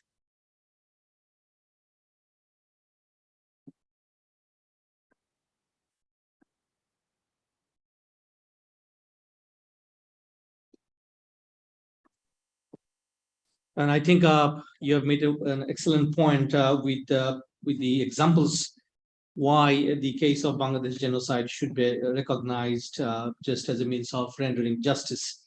Ladies and gentlemen, it's an honor now to welcome Professor Dr. James Waller from Cohen Institute of Holocaust and Genocide Studies at Keene State College, USA. He's the inaugural Cohen Professor of Holocaust and Genocide Studies, and he's the college's first endowed professorship that he's currently serving. Keene State College is home to the Cohen Center for Holocaust and Genocide Studies and one of the nation's oldest Holocaust resource centers. James Waller is a widely recognized scholar in the field of genocide studies and has held visiting research professorship at Technical University in Berlin, the Catholic University in Eichstätt, Germany, and in the George J. Mitchell's Institute for Global Peace, Justice and Security at Queen's University in Belfast, Northern Ireland. In the policymaking arena, Professor James Waller is also regularly involved in his role as Director of Academic Programs with the Auschwitz Institute of the Prevention of Genocide and Mass Atrocities as the curriculum developer and lead instructor for the Raphael Lemkin Seminars for Genocide Prevention. He is joining us virtually from Keene State. And I would like to welcome Professor James now. And I was very fortunate to undergo Summer Institute in June this year and become one of the fortunate students undergoing his wisdom and taking his wisdom. Thank you, Professor James Waller. Floor is yours, sir. Thank you, Kaz. I appreciate the kind introduction. Can you hear me okay? Yes, we can. Perfect. Thank you. And it's good to see you, friend. And Kauser was an outstanding participant in this last year's Summer Institute. So I'm very appreciative of all the work he did there and the work he's done with this program as well. It's wonderful to be with you today. I'm sorry I can't be with you in person. Today was a teaching day for me, so I was able to only capture about the past hour or so of the conference, but certainly some very powerful and moving stories and recollections and arguments for Bangladesh as a case of genocide as well. So it's an honor to be with you. When Kauser asked me to speak at this, we agreed that my expertise is not in the study of the Bangladesh genocide, but certainly that I could bring to bear some issues related to never again and what we mean when we talk about atrocity prevention. Because the truth was, Bangladesh genocide of 1971 was just one of many cases where we saw that never again failed again and again and again. In 1945, at the end of the Holocaust, when Buchenwald was liberated, there was a Russian prisoner of war who held up a sign that in Russian, translated into English, read, "Never again." And the world committed, and the United Nations committed to make sure that never again would be a reality. And unfortunately, as we've seen far too many times, as we see in this particular case study, we have not lived up to that expectation. So I would like to take the next half hour just to share with you some thoughts on what atrocity prevention is, the different ways we can think about together making never again a reality. I'm going to share my screen, and Kauser, if you or someone could just let me know that it came through okay, that would be good. Yes, Jim, the okay, slide is good. You can see them. Okay, yes, perfect. Yes. Thank you. So we'll talk a bit about understanding atrocity prevention. As Kauser mentioned, I'm the Cohen Professor here at Keene State College, home to the only U.S. institution that offers an undergraduate major in Holocaust and Genocide Studies. And I also work as a Director of Academic Programs for the Auschwitz Institute for the Prevention of Genocide and Mass Atrocities. This is an international NGO that works predominantly with government policymakers and the security sector, military and police personnel, to help them understand their role that they play in atrocity prevention. So the three questions I want to think about with you in this brief time we have together are these. What is atrocity prevention? Why does atrocity prevention matter? And what is the continuum of atrocity prevention strategies that we can think about? And if you take one thing away from the 30 minutes I have with you, it would be to just hopefully that you think more broadly and more creatively about how we make never again reality, about what genocide and atrocity prevention means, much more broadly than most of our policymakers around the world tend to think of it. So let's look at the first question of what is atrocity prevention. Much of today, at least as I've been able to catch the conference, is focused on the question of to what degree Bangladesh could be understood as a case of genocide. And I think people have made very strong arguments that it can and should be understood as a case of genocide. But in the field of atrocity prevention, we're talking about also preventing other crimes of mass atrocity as well. including war crimes and crimes against humanity. So many times in our work with policymakers, we'll see that they get caught up on debating, is this case a case of genocide or not genocide? And there are times we have to point out to them that even if this doesn't technically fit a particular case, a definition of genocide, in many cases, what we're seeing are war crimes in times of war, are crimes against humanity, crimes that are so widespread or systematic that they are considered crimes against humanity. For instance, the forced displacement of a people. So I think one of the things we try to emphasize in atrocity prevention is that it's easy to say the shorthand is about genocide prevention, but we're also trying to prevent these other forms of atrocity crimes, of both war crimes and crimes against humanity. For all of these atrocity crimes, though, I believe the grounding belief of the work that we do in atrocity prevention, and there are many great people around the world, many of whom are on today's program, who help in this work of atrocity prevention, is that we recognize and believe that preventing genocide is an achievable goal. In other words, we do think it's possible. We don't believe we have to live in a world where we have to accept the inevitability of genocide. Yes, it seems to occur again and again, but we're not moved by a belief that it has to occur again and again. We don't think that genocide is an inevitable part of human affairs and human history. There are different directions that politics can take, that disagreement can take, that understanding how to live with diversity can take. So it's not an inevitable result. We can recognize the signs and symptoms of genocide as it unfolds. And because we think of it as a process, we can also recognize our options to prevent it at many of those steps if we're committed and prepared to do it. So the work of people who work in the field of atrocity prevention is certainly that absolutely this can be achieved. This is not how we have to relate to each other, despite how frequently we seem to tend to do so. And that belief is grounded in the understanding that mass atrocity is understood as a process. It doesn't happen overnight.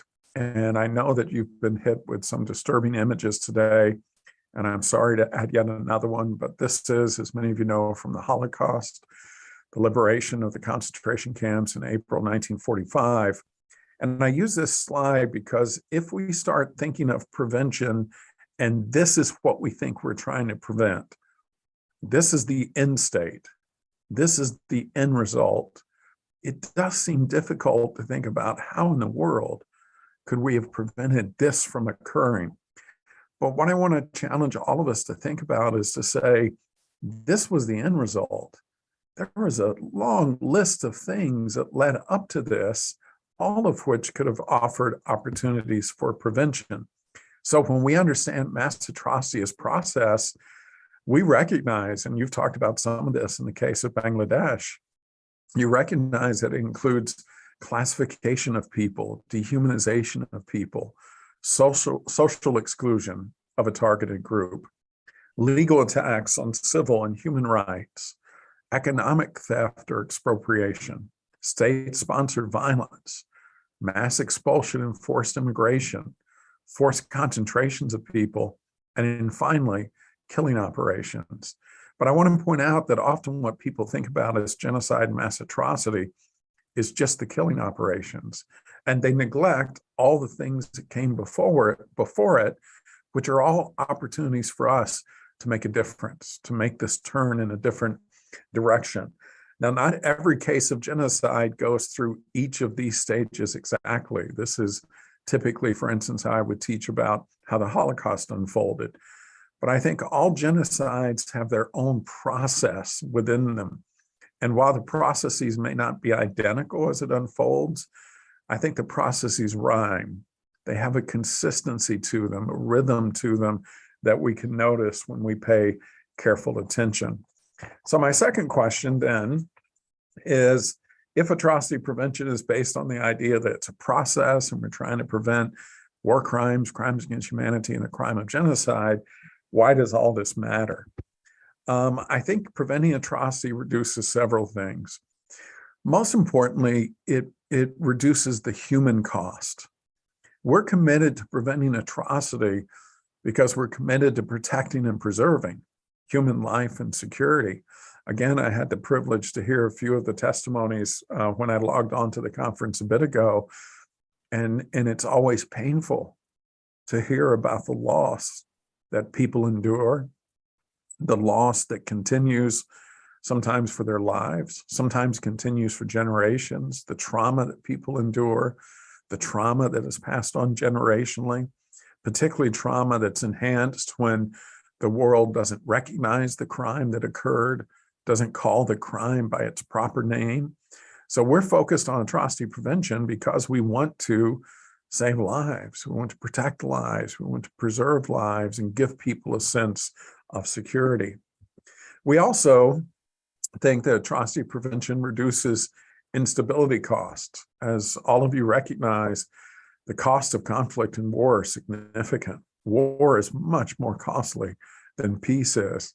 So if we don't prevent mass atrocity, there are significant national, regional, and even global costs. And many of us in the world, for instance, are feeling the cost of the war in Ukraine, even a war that may be far away from us geographically. We recognize the instability it poses to us economically, in terms of energy, in terms of geopolitical stability, in terms of our own security. When we hear the Russian president perhaps hinting of the possibility of nuclear threat to preserve what he sees as Russian territorial integrity. So we want to reduce instability cost. There's also the economic cost that I've mentioned, that prevention is far less costly than an intervention or rebuilding. When we have to intervene to stop mass atrocities, which we don't do often, but when we do it, it's costly. Rebuilding a society torn apart by war, by conflict, by mass atrocities, rebuilding that society can take decades and can be incredibly costly. So there's an economic benefit to all of us focusing on atrocity prevention. And then finally, we're also trying to reduce the diplomatic cost. I mean, we, as I said, at the Auschwitz Institute, we work with government policymakers who are very keen on protecting their state sovereignty. And sometimes they see atrocity prevention as something that attacks their state sovereignty. And we keep emphasizing, no, it reinforces your state sovereignty. If you do well protecting the rights of minority people in your country, and you do well building strong, resilient, inclusive, democratic societies, all that's doing is just strengthening your state sovereignty. It's giving, I mean, there's no reason for people to attack your state sovereignty because you're in a state that is functioning well. You're in a state that is inclusive. So when we sell atrocity prevention, and sometimes we do have to sell it, when we sell it, we're selling it on the basis of it reduces human cost, instability costs, economic cost, and diplomatic cost. And then my final question is, what is a continuum of prevention strategies? And here what I'm getting at is when we started our work with the Auschwitz Institute in 2007, 2008, and we would work with government policymakers. And today we've worked with over 9,000 government security sector personnel from more than 90 countries around the world. Very often in the beginning, when they thought about atrocity prevention, or we asked them what it meant, they would say, atrocity prevention means military intervention. That when a mass atrocity is occurring, a stronger country, regional group, international group steps in with a bigger force, and by force, they stop the killing. And one of the things we constantly emphasize is, if that's what you think atrocity prevention is, that's a failure of your atrocity prevention imagination. That's such a small piece of what atrocity prevention should be. So we want for people to think more broadly. So when we think more broadly, we think about three forms of atrocity prevention: primary, secondary, or tertiary, or I've called these upstream, midstream, or downstream. And upstream means you're upstream before the conflict. So no crisis has happened. This is the before phase. What are you looking at in terms of risk? What are the warning signs? How are you judging a society or a country or a state to try and understand to what degree of risk are they at for the potential for mass atrocity? We believe every country in the world's at risk. We just differ in the level of risk. But upstream prevention is the most important prevention we can do, because we're saying before you fall into crisis, let's figure out where are the areas that you have high risk. How can we build resilience? How can we try to respond to some of the warning signs we're seeing? This is where we want to put our work. Because if that work doesn't succeed, then we find ourselves in a situation of midstream prevention, that the crisis is ongoing and we're right in the middle of the stream of this crisis. And now we have to look at a different set of toolbox, a different set of tools and toolbox of how we respond during crisis. Now, again, prevention isn't over. Just because the crisis and conflict has happened doesn't mean we're giving up on atrocity prevention. We're still trying to prevent the crisis from getting worse. We're trying to slow the crisis. We're trying to stop the crisis. So we're trying to respond to it as it unfolds. And then downstream prevention is, once we're downstream, once we're past the crisis, how do we build resiliency? How do we deal with justice and truth and memory? How do we rebuild a society that's been torn apart by these atrocity crimes? So just quickly, I want to give you a sense of what each of these three forms of prevention include before I wrap up so the program can move on. In upstream prevention, we talk about assessing risk of violent conflict, and I organize this risk in 4 categories. So if you were to ask me, and I did this for the United States, my home country, November 2020, I look at a country and I say, okay, what's its system of governance? How inclusive is governance? How is governance working? What is its conflict history? How is its memory taught, processed, and understood? What are the economic conditions? And what is the degree of social fragmentation? How deep are the divisions in a society? And I think we can look very specifically at specific risk factors to give us some sense of a country's level of risk or resilience. And these are the ones I've written about, and we don't have time to go through all these, but just to give you a sense, we can look at a country's system of governance and determine, what type of regime is it? Democratic regimes tend to be the most peaceful, although it's very difficult to find a really mature democratic regime. To what degree is the state seen as legitimate? How weak or strong are the state structures? Is the state involved in systematic state-led discrimination? All of these help us understand the degree of risk or fragility in a society. In terms of conflict history, has a country had a prior genocide or politicide? Is there a deep past cultural trauma? I think we understand trauma often at the individual level, as we should, but I think trauma exists at a cultural level. And I think some identity groups have a trauma embedded within their identities that can be passed on generationally, that can make it very difficult for societies to regain their stability and footing. Economic conditions, it isn't that poor countries are the greatest risk, but I think it is more that countries where wealth is unevenly distributed are countries at higher risk. Countries that don't have a lot of macroeconomic stability. So a country like Venezuela, which was built pretty much on one economic source of income, oil, when that piece of the economy drops off, that country struggles. And then finally, social fragmentation are just the identity-based social divisions within a country. To what degree does race, ethnicity, tribe, religion, political identity, gender, socioeconomic status, when these things are important enough within a country that they define who we are and who we're not, they define us and them, those are things we have to take into consideration. Gender inequalities can be a big driver of conflict and instability. Political instability is certainly a major piece as well. So the point of all of this is to say, you know, when someone says to us now, we just don't know what to look for in a country to determine if it's risk, or we didn't see it coming, nothing could be further from the truth. We have a wealth of research that helps us understand what puts a country at risk. And then we have a wealth of research that helps us understand what things accelerate that risk. So things that could accelerate the risk could be things internal to the state, a purging of the security forces, a failed peace agreement, a regime transition. That takes the risk that is like a stack of wood, and it's like throwing gasoline or petrol on that wood.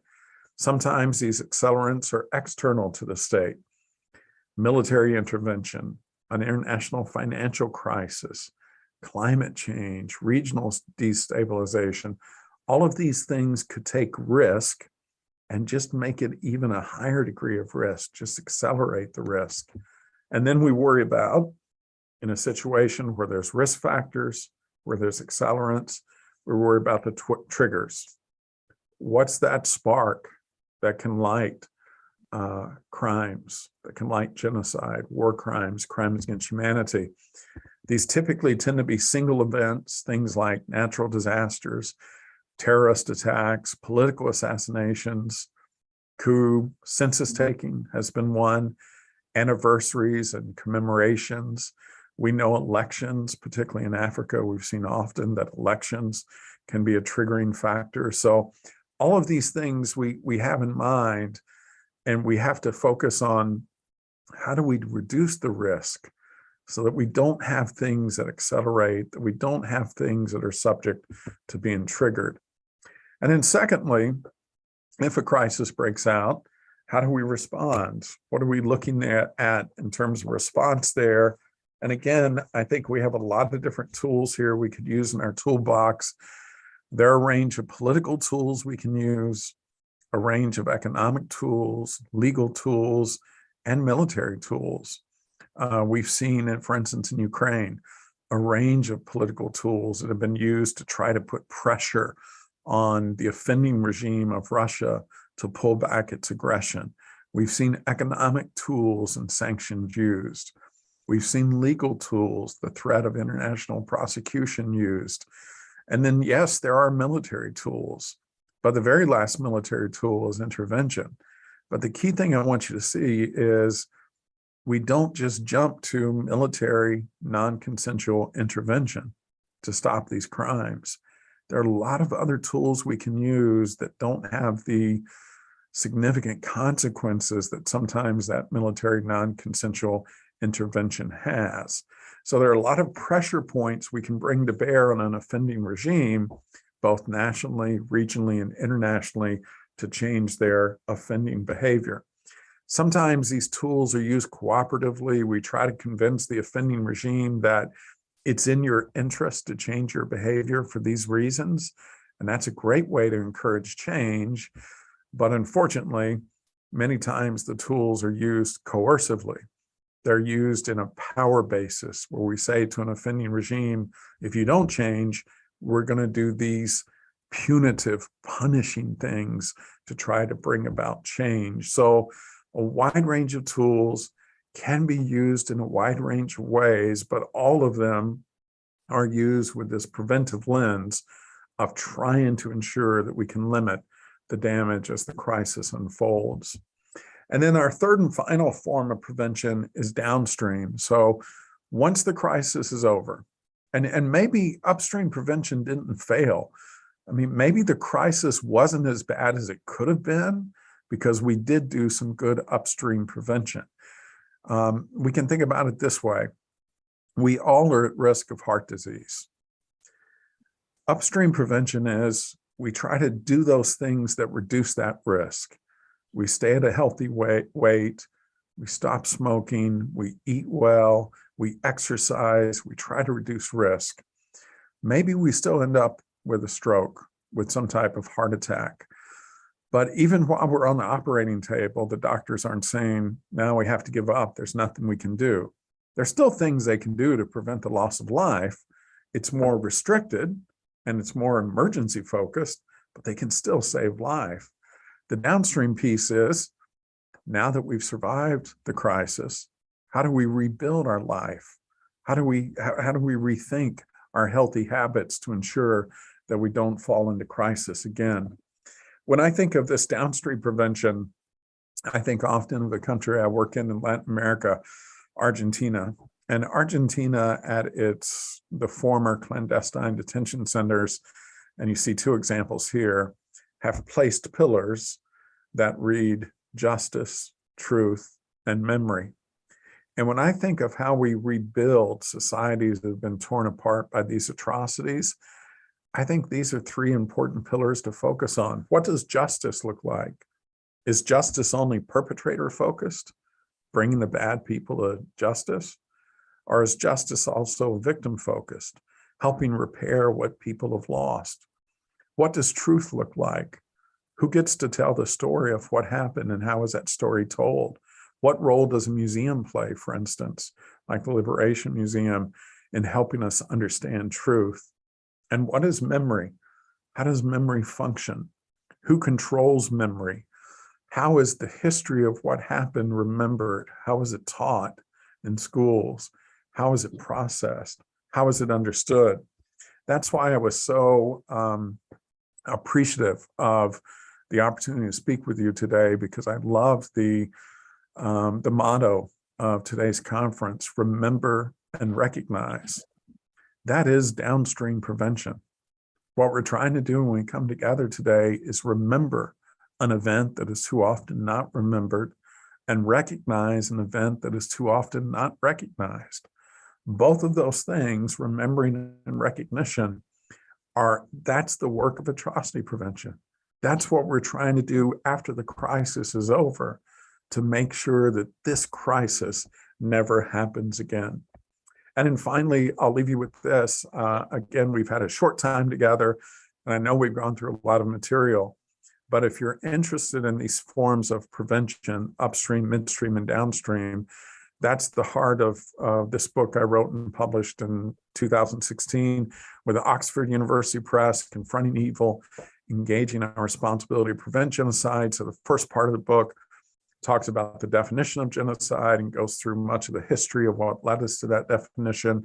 But the heart of the book talks about upstream, midstream, and downstream prevention, this broad understanding of what it means for us to think about atrocity prevention. So again, it's been an honor to be with you, to be part of remembering and recognizing the Bangladesh genocide. Thank you all for your collective work and effort in this.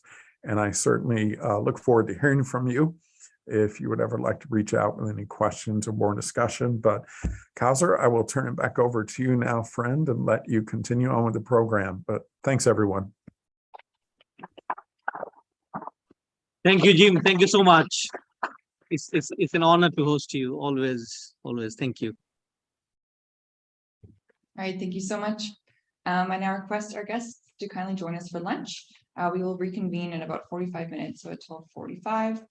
I also would like to draw your attention to a short documentary from the Liberation War Museum and poster presentation on Canada-Bangladesh Solidarity, 1971 and beyond by students.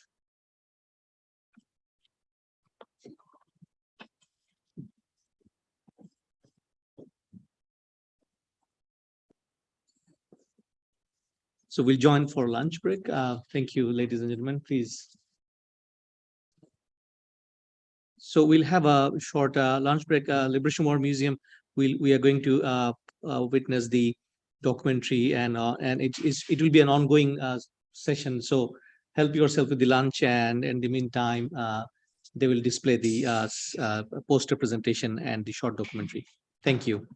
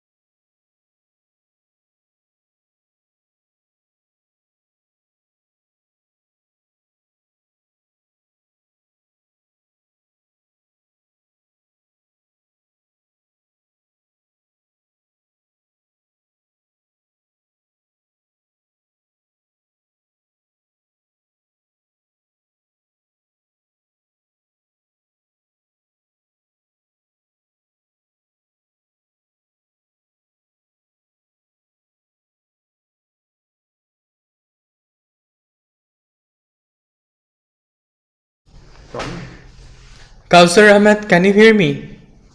Can you please unmute your microphone? We can't hear anything. Kausar Ahmed, can you hear me?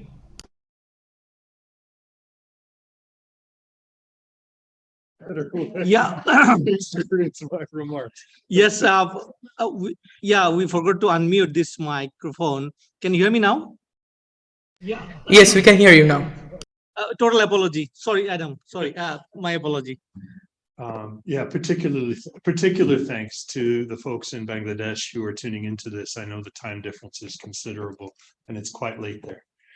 And actually, this is a sort of convenient place for the folks away to join my presentation, because I'm explaining that while controversial, the use of the term genocide to characterize the events in Bangladesh, for me, is unproblematic. And I join with many other scholars, political actors, and survivors in stating clearly and for the record that the actions of West Pakistan's military and auxiliaries in the country that would become Bangladesh constitutes genocide as we understand this term legally, sociologically, and philosophically. And maybe this needs to be my opening point today. Namely, that it is possible to understand the term genocide in different ways, not all of them, strictly speaking, compatible. What a philosopher thinks or can reasonably conclude that a genocide is may differ in key respects from the conception of genocide held by a sociologist or anthropologist, or that of an international lawyer or judge.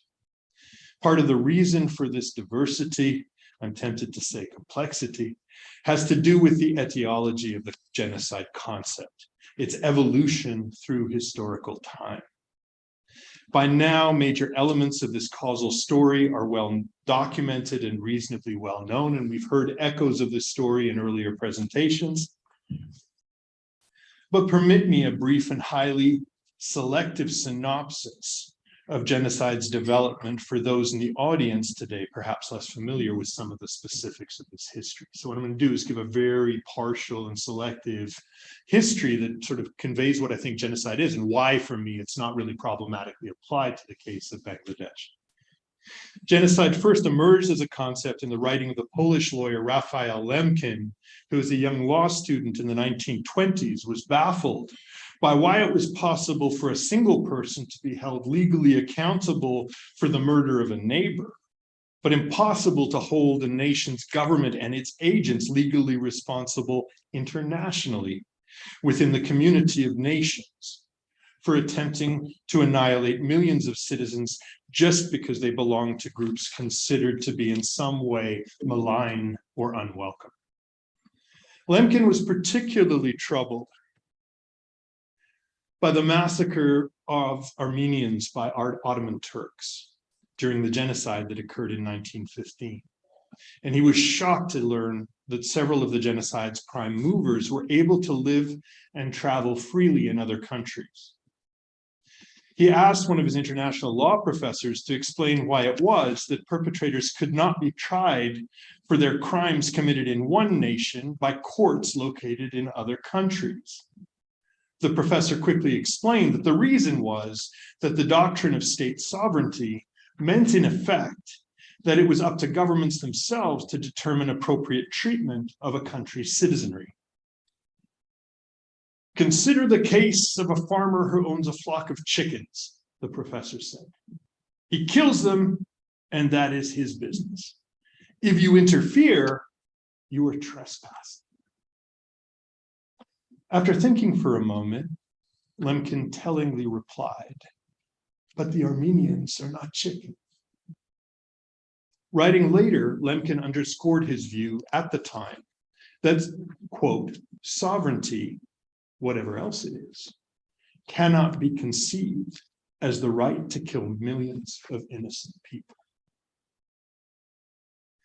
This awareness of and attention to the human costs of genocidal violence crucially shaped Lemkin's later thinking about the nature of state violence and the vulnerability of certain groups to abuse and extermination by governments and their auxiliaries bent on eliminating any trace of unwanted human collectivities. Lemkin carefully studied history and began to draw conclusions from the long human experience of group destruction in both ancient and modern times. In order to capture his sense that there needed to be some way to talk about group destruction as constituting a unique kind of existential harm, one that robs the world of some of its diversity and a people of its existence as such, Lemkin brought together the ancient Greek words genos or genos, meaning family, clan, tribe, race, stock, or kin, and side, meaning killing, to create the neologism genocide.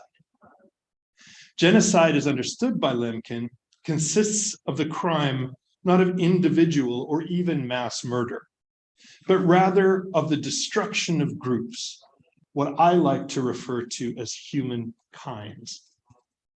Groups, and more especially the persistence of groups, Lemkin took as evidence of human flourishing. And he viewed group membership as one of human beings' primary sources of individual identity, collective belonging, and fulfillment. In this, he anticipated the work of later social scientists, such as psychologist Catherine Greenaway and her team, who concluded in a 2015 study that, quote, social groups help us feel supported and esteemed, as we might expect, but they also help us feel capable. With the support and esteem comes a stronger sense of personal control over our lives. In 1933, Lemkin presented a paper at the Legal Council of the League of Nations Conference on International Criminal Law in Madrid. In this presentation, he first proposed the creation of a multilateral convention making the extermination of human groups an international crime, paralleling slavery, piracy, and other universally recognized offenses against the law of, quote, offenses against the laws of nations.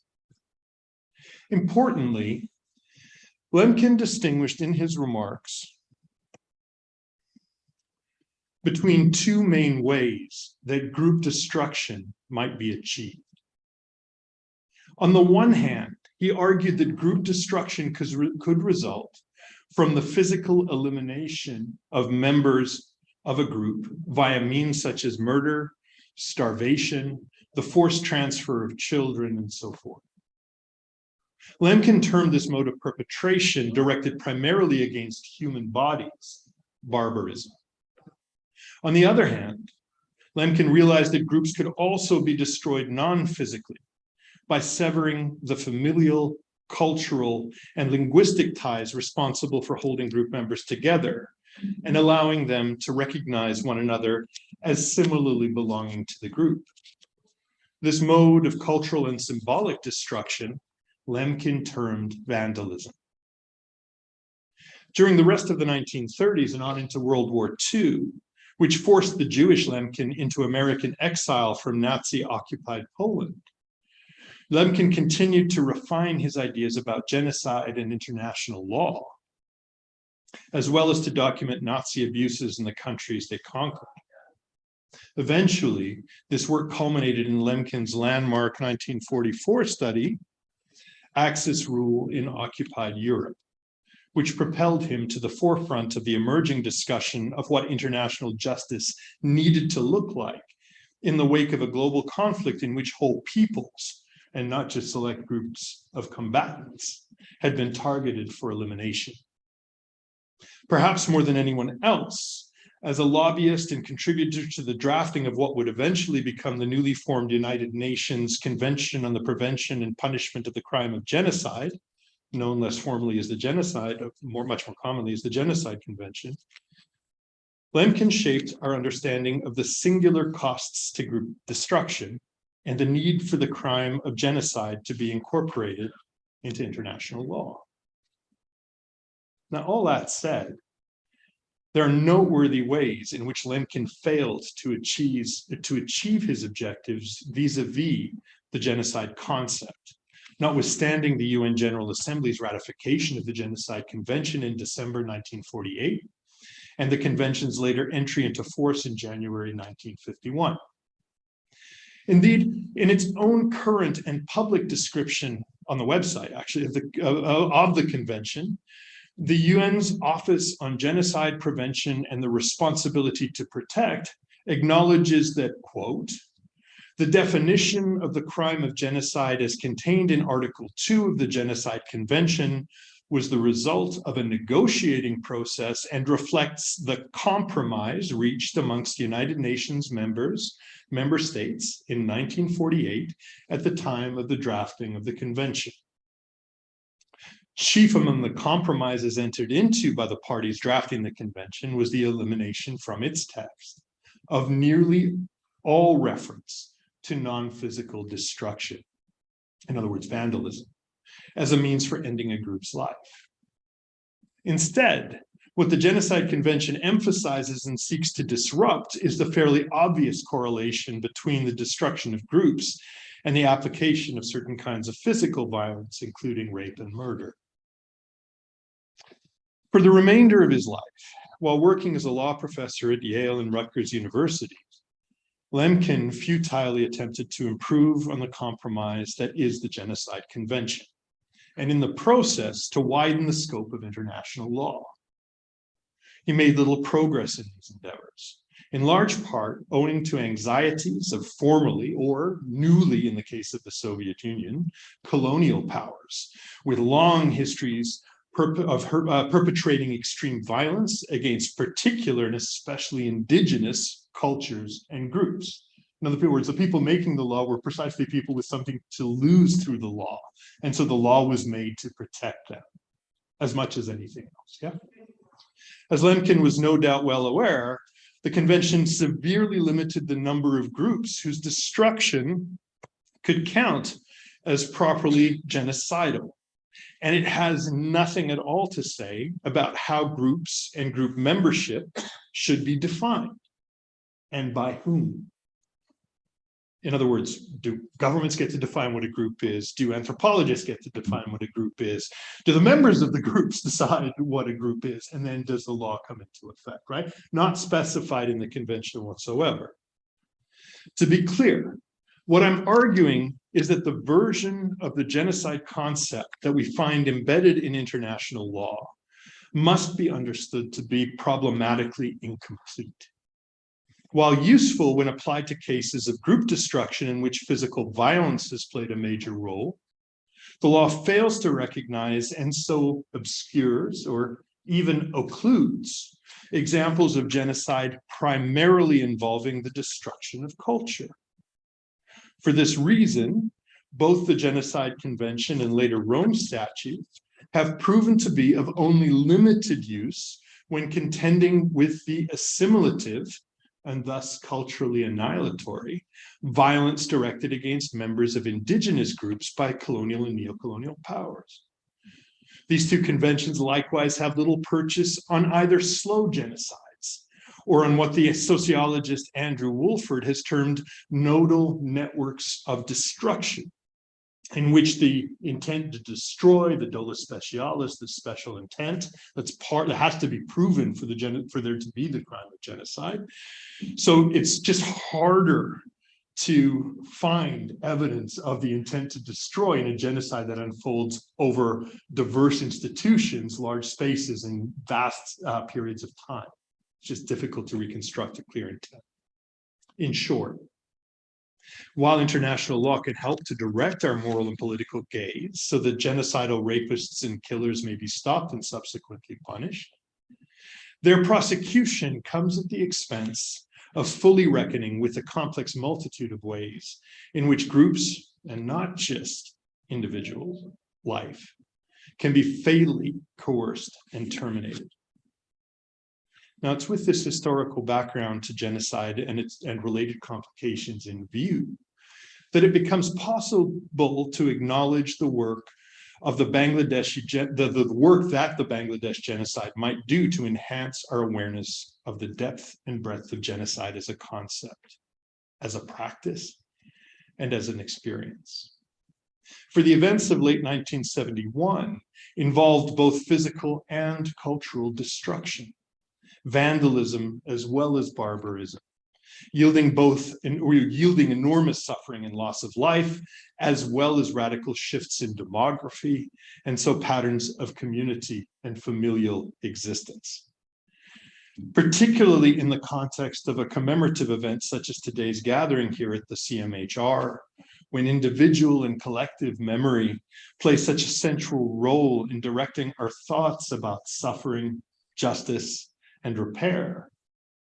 It is worth remembering that what made the eliminationist violence of West Pakistan's Punjabi leadership properly genocidal was not just that it was directed against Muslim and Hindu Bengalis as groups, but that this violence was both physical and cultural in kind. Now, many commentators on the genocide in Bangladesh point to the fact that culture per se played an important role in structuring the animus that found real-world expression through West Pakistan-driven annihilatory processes. Indeed, linguistic, and you've heard some of this already today, right? Indeed, linguistic and cultural tensions marked relations between East and West Pakistan, the latter dominated by Urdu and Pashto speakers, the former by those speaking Bengali, at least since India was partitioned by England as part of that country's post-war shedding of its colonial possessions. Philosopher Norman Suezo has persuasively argued that the Bangladesh genocide, quote, is rooted in both the general cultural background of the peoples involved and in the religious sentiments expressed in support of a united Pakistan qua Islamic Republic. As Wardatul Akram opines, the West Pakistanis wanted to, this is a quote, to purify the Muslim Bengalis in East Pakistan by making them abandon Bengali cultural traits, especially those which resembled Hindu cultural traits. In part, the West Pakistani view of their Eastern co-religionists as too Bengali, inferior, and impure, all part of the language of genocide that we find associated with the perpetrator's discourse, in the perpetrator's discourse. This view animated exactly the cultural condescension and assimilative desires that made genocide first thinkable and then practical. According to the Pakistani-Canadian journalist Tariq Fatah, quote, the racist depiction of the darker-skinned Bengalis as an inferior and incapable people became the unquestioned dogma among the ruling minority. The darker-skinned Bengalis' culture was portrayed as un-Islamic and influenced by Hinduism. Their music, cuisine, and attire were mocked, their language banned, leading to widespread protests and deaths in 1952 and then, of course, afterwards.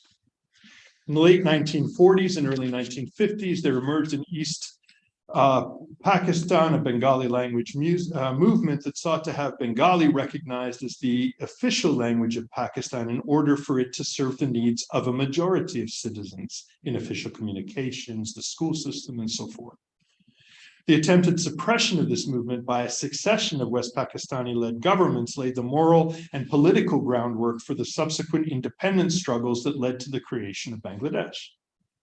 It also helped fuel the massive physical and cultural violence of the 1971 genocide. And I think actually real work has to still be done to disentangle the liberation war and the genocide. They're obviously related processes, but they're not the same process exactly. Right, then there's important disambiguation required there. One of the more widely discussed aspects of the Bangladesh genocide concerns the treatment of women, more specifically the large number of Muslim and Hindu Bengali women who were subjected to sexual violence by West Pakistani troops, allied militiamen, and civilian sympathizers. By some accounts, the number of women raped over the 9-month period of conflict exceeds 200,000. In a comparatively conservative religious context such as East Bengal, rape would have been familially and culturally, as well as physically and psychologically, devastating. According to Bangladeshi feminist and activist Shireen Hook, any woman, quote, any woman known to have been captive in Pakistan, in the Pakistan army camps during 1971 was rejected by her parents, siblings, and relatives, and her village. Those among them who became pregnant were taken care of by another covert operation in 1972, a massive abortion program conducted by international teams of doctors and nurses, including a specialist on late abortions. The women had no choice, as they carried within them enemy embryos. I think she means this ironically, right? The women had no choice. Oh, sorry, the consent was not an issue, irrespective of age. The cleansing was a necessity for the recouping of honor. The post-independence government facilitated this particular cleansing exercise in the interests of the nation. Quote. It would seem clear from Huck's analysis that the trauma of rape was felt both by the women whose bodies were violated by Pakistani forces and also by a post-conflict Bangladeshi society struggling to make sense of and meaningfully work through the country's violence experience of parturition. Now, I mean working through here in the specialist or technical sense of this phrase as it has been developed in the work of the American theorist and historian Dominic LeCapra. In his account of the nature and function of traumatic memory in primary and secondary witnesses to unsettling events, LeCapra argues that in the aftermath of great distress, human beings typically either act out or work through what it is that has damaged them. Drawing on Freud's ideas of transference or repetition, that's the idea that if you're traumatized as a child, that trauma will revisit you later in life. Come back, come back, come back, right? That idea of repetition. LeCapra explains that, quote, acting out is related to repetition and even the repetition compulsion, the tendency to repeat something compulsively. This is very clear in the case of people who undergo a trauma. They have a tendency to relive the past, to exist in the present as if they were still fully in the past, with no distance from it, end quote. We find evidence of acting out in what we now recognize as the experience of PTSD, in the nightmares of trauma sufferers, in flashbacks, blackouts, and so forth. As LeCapra points out, those acting out tend to relive occurrences, or at least find those occurrences intrude on their present existence. In virtue of this repetition or intrusion, acting out tends to reaffirm and leave intact prior beliefs and understandings. It therefore constitutes experiences that are morally and politically non-transformative. As a brute expression of psychic damage and pain, acting out thus possesses only very limited educational value. Working through trauma, however, serves as what LeCapra calls a countervailing force to acting out. LeCapra explains that in working through, the person tries to gain critical distance on a problem, to be able to distinguish between past, present, and future. For the victim, this means his ability to say to himself, yes, that happened to me back then. It was distressing, overwhelming. Perhaps I can't entirely disengage myself from it, but I am existing here and now, and this is different from back then. Now, there may be other possibilities, but it's through the working through that one acquires the possibility, according to LeCapra, of being an ethical agent. See, for LeCapra, there's a link between the process of working through and ethical agency. On his view, this link exists owing to the epistemic richness of the working through process. In other words, in order to work through a difficult experience, we must somehow acquire enough critical distance from it in order to be able to see and understand it clearly, at least clearly enough in order to know how best to proceed.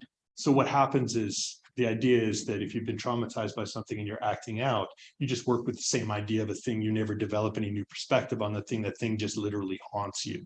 With working through, precisely because you need to find a way either around or through the problem, you have to really think about it, which means you have to really understand it, which means you have to engage epistemically with it, develop beliefs and knowledge about it. In order to do that, you have to move outside of yourself and into that thing. And that relationship of sort of self-transcendence is an ethical movement, right? You move into an awareness of the other, into the awareness of the not you. And for Le Capra, this is all deeply ethical, right? So there's a practical consequence to that epistemic process, right? You just get enough knowledge to know how to succeed, to know what best practice is, to know what it's best for you to do.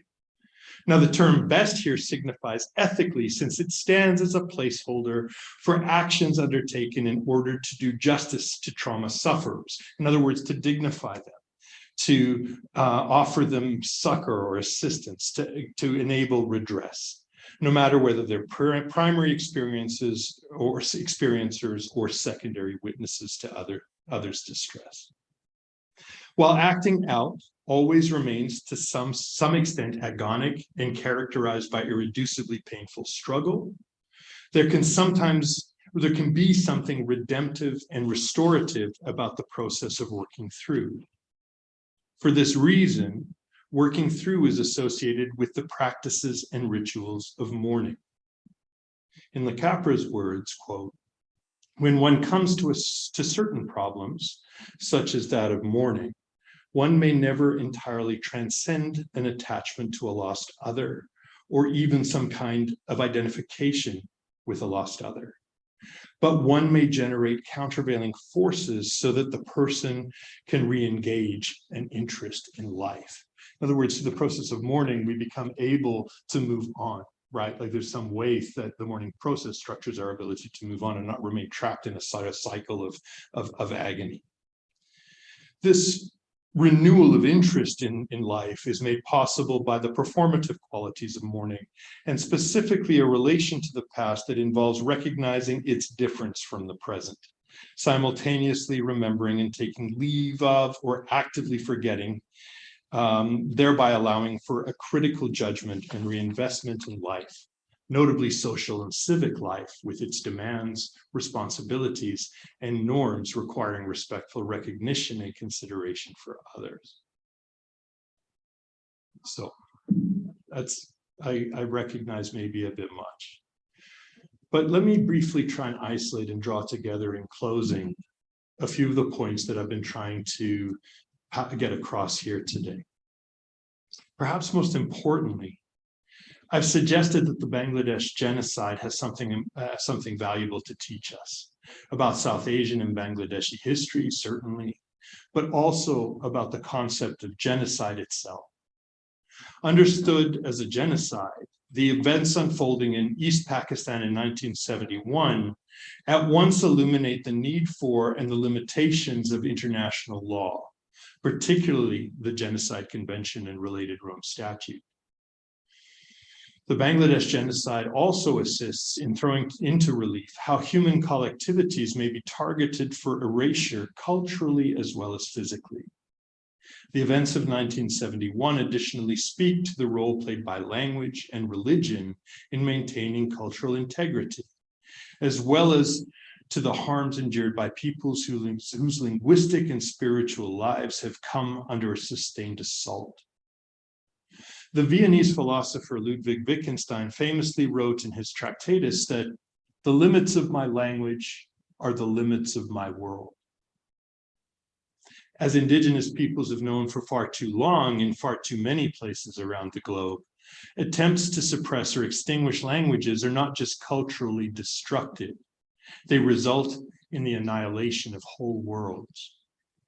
As we together, in the context of this commemoration, reflect on what genocidal destruction might mean for Bangladeshis, for ourselves, for other people, past, present, and future, we are being given an opportunity to mourn what and who has been lost, to join together in working supportively through the trauma of genocide, to advocate for justice for victims and recognition from perpetrators, to repair social, political, and familiar relations.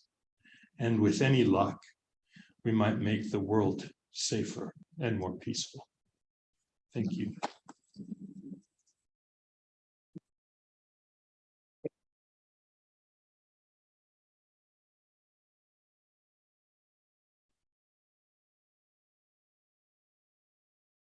Thank you so much. All right, so next up, we have a short documentary titled Stop Genocide. It's courtesy of the National Film Archive from Bangladesh. It is a 1971 documentary filmed by Bangladeshi filmmaker Zahir Rahan. It documents the killings and atrocities carried out by the Pakistan Army on the people of then East Pakistan. It also depicts the plight of the refugees and the activities of the government in exile. Stop Genocide is a significant film, not just as a historical document of 1971, but also one of its finest pieces on genocide. The film was made in the context of Bangladesh and 1971, but it crossed the national boundary. Zahar Rahan is one of the leading filmmakers in Bangladesh and actively participated in almost all of the movements during the Pakistan period. In the language movement to the Liberation War, his involvement was multidimensional. The film ends with a demand from the narrator: stop genocide. It was not just a demand of the director or an artist, rather it became a demand of the oppressed. Zahir Rahan did not just want to stop the genocide, brutality, injustice, and oppression. He wanted to shed light on these issues. He was killed in 1972, immediately after the independence of Bangladesh.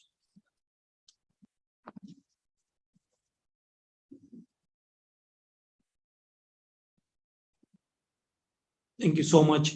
And I understand Professor Adams' students might have some questions with the whole presentation, but if you guys can hold on to the questions, because we are just managing the event one after another. Thank you, Adam. I beg apology for skipping the Q&A session. Thank you.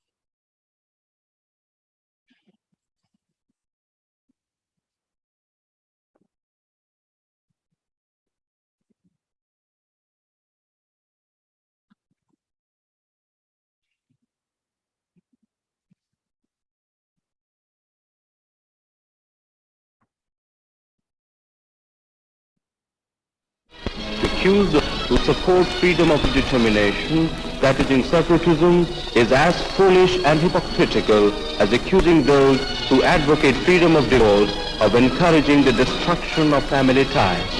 V.I. Lenin.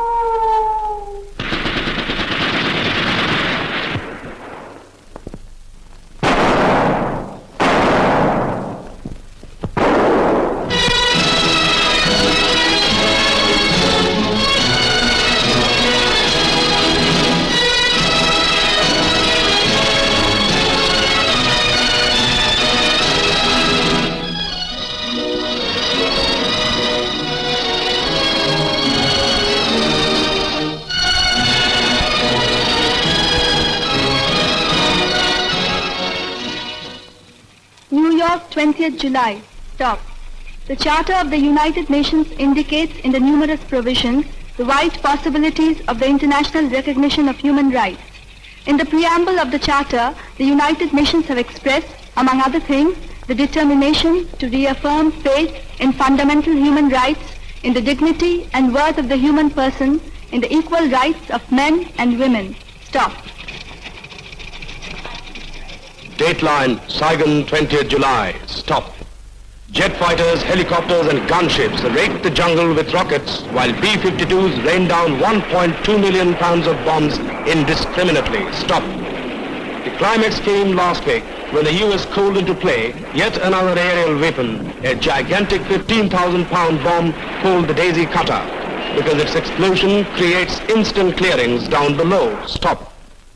Dateline, Bongao, July 20. Stop. It wasn't difficult to find them. They were coming like an endless procession of sleepwalkers. As if instinctively, they moved on. Stop. They carried on their heads their last worldly possessions. Stop. Some faces reflected the horror enacted before their eyes only a few days ago. Stop.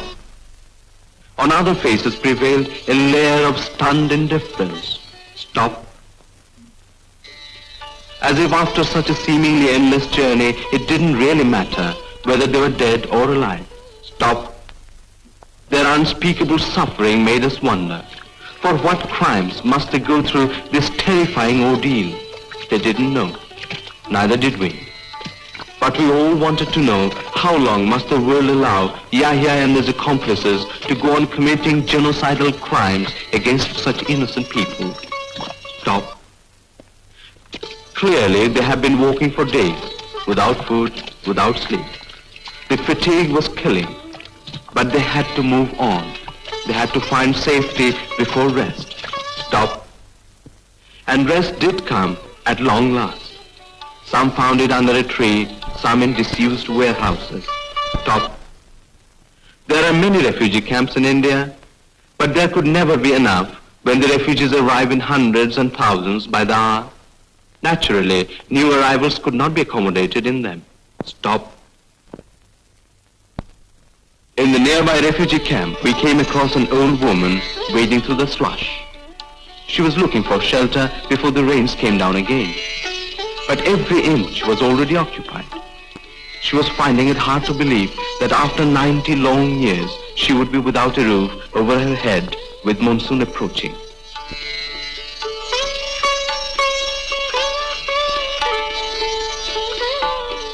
An unknown fear gripped her. Was she going to die after all, after surviving the fatigue of the long, long journey from her home village? Stop. In another camp, we found a girl a little over 16. Her father was a shopkeeper in Khulna. The army entered their home during curfew hours.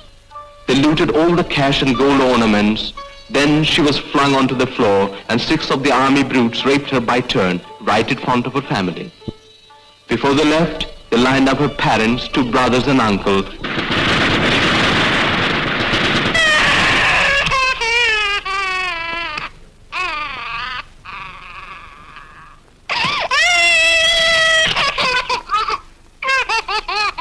Yahya Khan has surpassed Nadir Shah in killing the people of Bangladesh. Yahya Khan has surpassed Taimurlang in raping the women of Bangladesh. Yahya Khan has surpassed Sultan Mahmud of Ghazni in looting and burning the houses of the people of Bangladesh. Yahya Khan has surpassed Mussolini in causing havoc on the land of Bangladesh. Yahya Khan has surpassed Hitler.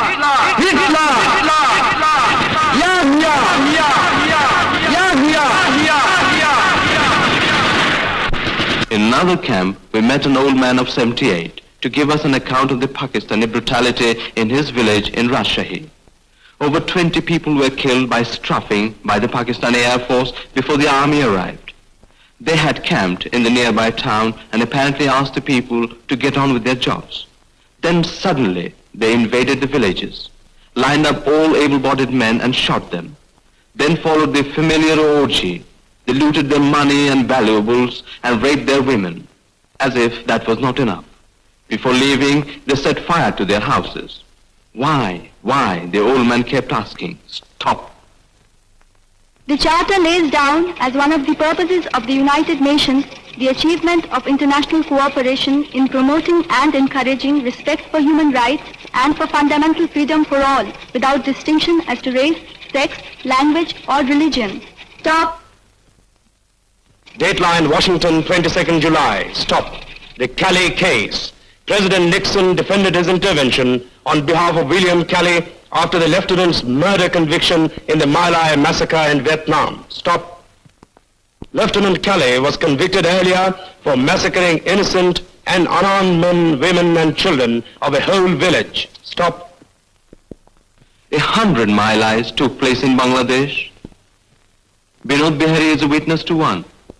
The sadistic killers arrived in his Faridpur village and without warning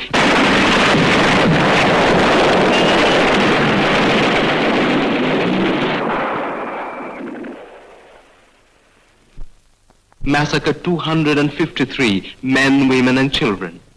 There are many witnesses to similar massacres that took place in Dhaka on and after March 25. Hundreds of workers were machine gunned to death along with their families as the army set fire to their shacks. Several hundred laborers were massacred in their sleep on the waterfront terminal. At Jinjira, on the other side of the river Buriganga, the army killed more than 6,000 people in one afternoon.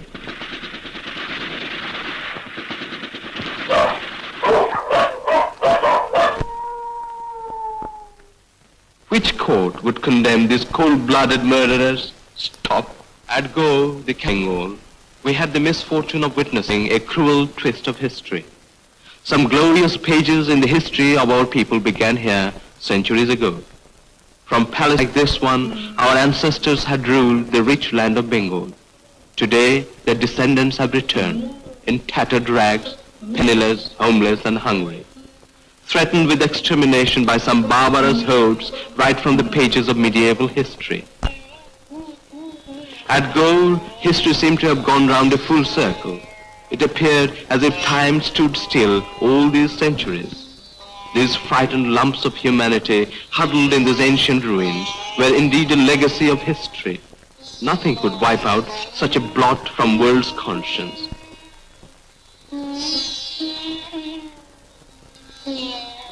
Yet this unbelievable tragedy is taking place at a time when we had almost convinced ourselves of the greatness of modern civilization. Man has set his foot on the moon, and we were all ready to believe that human civilization was on the threshold of a new era where man's exploitation by man could be found only in history books. We were rudely roused from our dreams by the sadistic fascists from West Pakistan. Unbelievable though it may seem, it all happened under the very nose of the self-appointed defenders of human rights. Stop. Monsoon was back and it began to rain incessantly. But compared to Pakistani brutality, weather's fury meant little to the refugees. They kept moving on and on. The endless human stream roused so many questions in my mind. What really was their fault? How deep was their participation in politics to deserve such terrible victimization? Did any nation or race ever had to pay such a price for exercising their right to vote for someone they liked?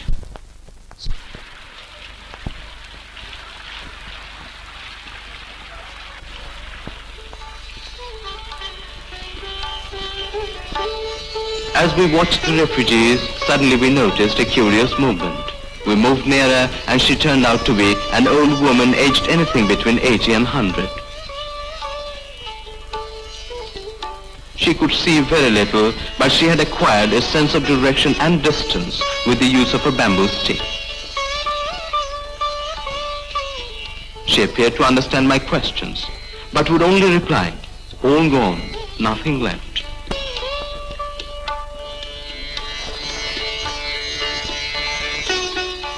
It was amazing that with so little power in her eyes, she dared to take on the hazardous journey.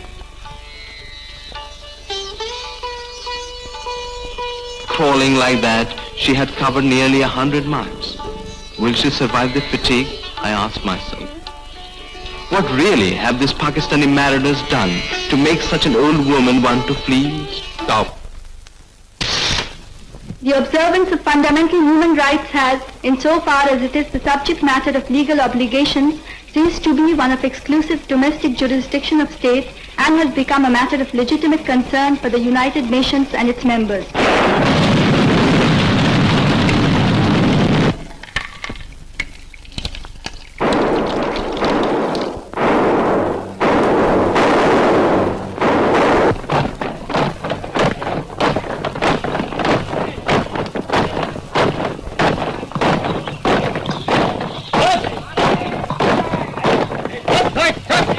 We had arrived at a Liberation Army training camp. We entered the liberated area of Bangladesh a few days ago. It was a glorious day. The sun was peeping through the banana trees and clusters of bamboo. Birds were singing merrily.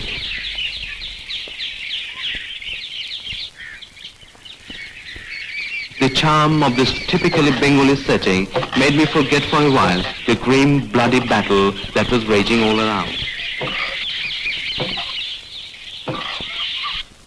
Suddenly, we had our first view of the freedom fighters. A band of armed guerrillas were perhaps returning from an operation. In a way, the sight fitted perfectly with the idyllic surroundings. They soon vanished in the woods and we proceeded toward our destination. After a few miles' walk, we crossed a river. About an hour later, as we turned round a huge banyan tree, we were challenged by a group of guerrillas. On being satisfied with our identity, they welcomed us and offered to lead us to the Liberation Army camp about 30 miles inside. They were all wearing lungi and vests, the dress of ordinary villagers. All carried rifles. After about 3 hours' walk, a cluster of white tents suddenly rose before our eyes in an open space. With great care we approached, lest we got fired upon by the guards hiding in the jungle. The camp commandant was an officer of the Defiant Bengal Regiment and also a daredevil guerrilla fighter himself. Well, we didn't want this war. This war was forced upon us. All we wanted to establish the right of the people. But Yahya Khan and his forces, they started treating our people like cats and dogs. Say that we're ill-equipped. We are not. We've got the moral strength. We have to fight. We will fight. And the victory is certainly assured. Our men are not trained, but with the desire to fight, they were learning very fast. The camp was bustling with activity. We were convinced that the Pakistani mercenaries were a pitiful match for these young lions, dedicated to liberate their motherland, whatever the cost.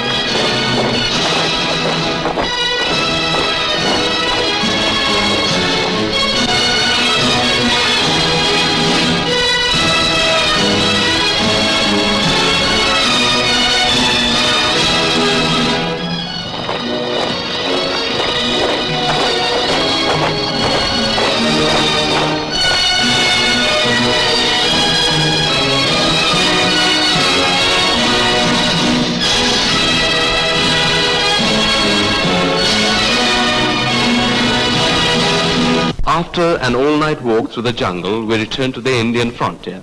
On a dull afternoon, we visited a refugee camp once again. This time, there was a curious new arrival. She was barely 11 and was weeping in silence. Nobody knew how she came or where she came from. What was her name? Nobody knew. She would not talk.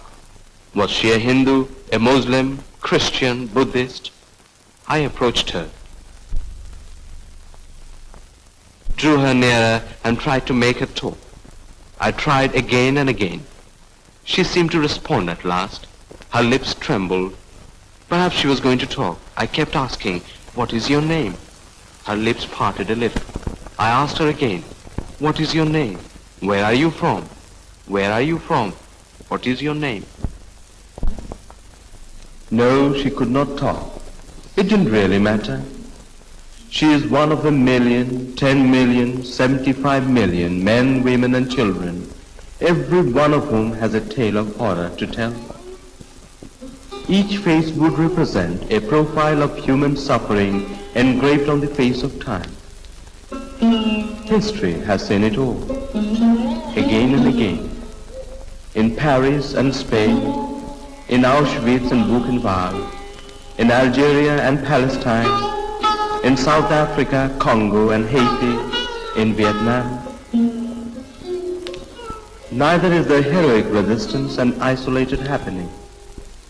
It is indeed an integral part of a relentless struggle being waged by working men and women for the democratic right to choose their own destiny. In the interest of this international solidarity, freedom-loving peoples of the world must fight alongside the people of Bangladesh and do everything in their power to bring to an end this grisly campaign of genocide. Stop genocide. Stop.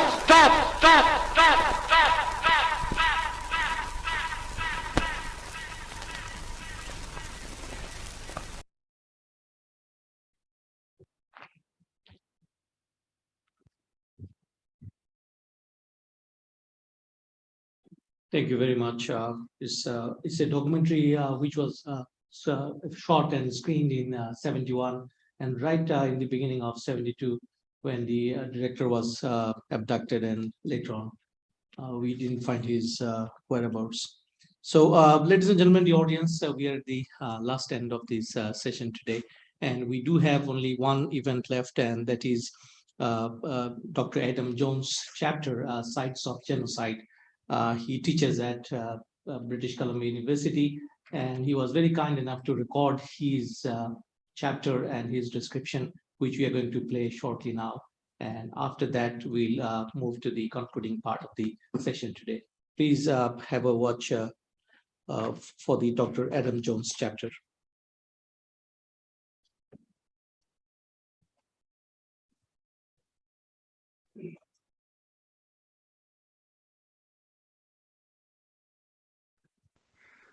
Thanks. I'm very glad to be here, and I'd like to address a few words to the subject of the Bangladeshi genocide in comparative perspective. Within comparative genocide studies, the field founded by the legal theorist Raphael Lemkin, who invented the word genocide, the Bangladeshi catastrophe of 1971 remains strikingly little known. A mere handful of scholars have explored the events in detail, and the genocide receives only passing attention in textbooks and edited collections. This reflects the peripheral position of first East Pakistan, now Bangladesh, in the global order, something that also accounts for the woeful lack of international interest and intervention at the time of the crimes. This inattention persists despite the fact that in comparative context, the Bangladeshi genocide was one of the most severe and destructive of the 20th century.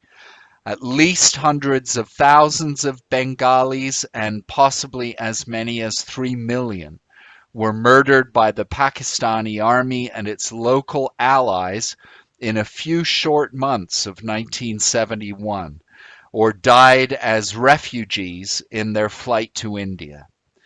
In major respects, this bears comparison with the most savage atrocities on the modern record, such as the genocide of Christians in the Ottoman Empire during the First World War, Japanese rampages in China, and the Nazi genocides in Eastern Europe during World War II. The scale and the systematic character of the slaughter and material destruction in Bangladesh were nothing short of breathtaking. There are obvious and disturbing parallels as well between the kind of racial, ethnic, and religious hatreds that fueled these earlier genocides and the slaughter that accompanied Bangladesh's drive for national independence. When we consider the origins of the genocide, therefore, we must clearly recognize its ideological foundations. Above all, the bigoted conviction of the West Pakistani leadership that Bengalis constituted an inferior and almost subhuman race. Ideologically based hatreds, though, are rarely sufficient in themselves to explain genocidal outbreaks. What is frequently required is an atmosphere of crisis and existential threat among the perpetrators. We see this clearly in the Bangladeshi case. The Bangladeshi independence movement was perceived by West Pakistani elites as a profound challenge and security dilemma, threatening their neo-colonial domination over the majority, Bengali-speaking, population of Pakistan. In this sense, despite the common temptation to view genocide as an expression of irrational evil, the 1971 genocide was a supremely rational act by Pakistan's elites and their proxies in the east of the country. It was a means to preserve their stranglehold on power and indeed to expand and extend it by cleansing the Eastern Territory of its Bengali identity and a fair part of its Bengali population. Bangladesh thus provides an example of the intimate relationship between war, whether civil or international, and genocidal outbreaks. How much of the genocide was pre-planned remains an open question. It is fair to say that comparative genocide studies has gradually moved away from a static model of pre-planned, preordained outcomes toward a more dynamic and dialectical framing. In the Bangladeshi case, we need to recognize how mass terror and genocide spiraled and deepened after March 1971. As the failure of the West Pakistanis' initial Operation Searchlight in Dhaka and Chittagong and elsewhere to suppress Bengali nationalism became plain, and as resistance hardened in the form of the Mukti Bahini movement, aided and abetted by India, Pakistan's historic enemy and arch rival. A parallel here would be the genocides by counterinsurgency that occurred in Guatemala, El Salvador, and Afghanistan during the 1980s, all of them in the context of protracted guerrilla wars. Rationality and traditional realpolitik also explain much of the international dimension of the Bangladeshi genocide. Thanks to Gary Bass's book, The Blood Telegram, we now have an intimate understanding of the kind of self-consciously realist decision-making that determined U.S. policy under President Nixon and his leading advisor, Henry Kissinger, during this period. Likewise, India's policy, though cloaked in a humanitarian garb, was heavily shaped by realist considerations. Support for the Mukti Bahini and the Bangladeshi independence cause was viewed as a golden opportunity to dismember and drastically weaken a key rival, Pakistan. It also represented a rational response to the material and political challenge of millions of refugees flooding onto Indian soil, especially in volatile West Bengal.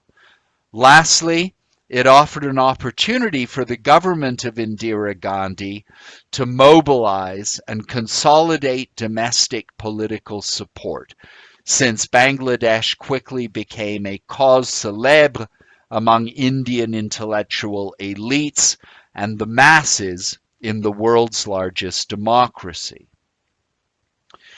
It would be a mistake, however, to limit our interpretation to cold political calculations alone.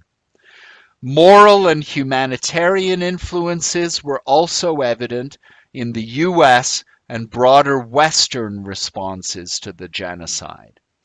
Actors like the diplomat Archer Blood and the powerful Senator Edward Kennedy in the US were clearly motivated by moral outrage at the mass atrocities, and their words and actions were influential in restraining American support for the West Pakistani military and channeling humanitarian aid to the refugees in India.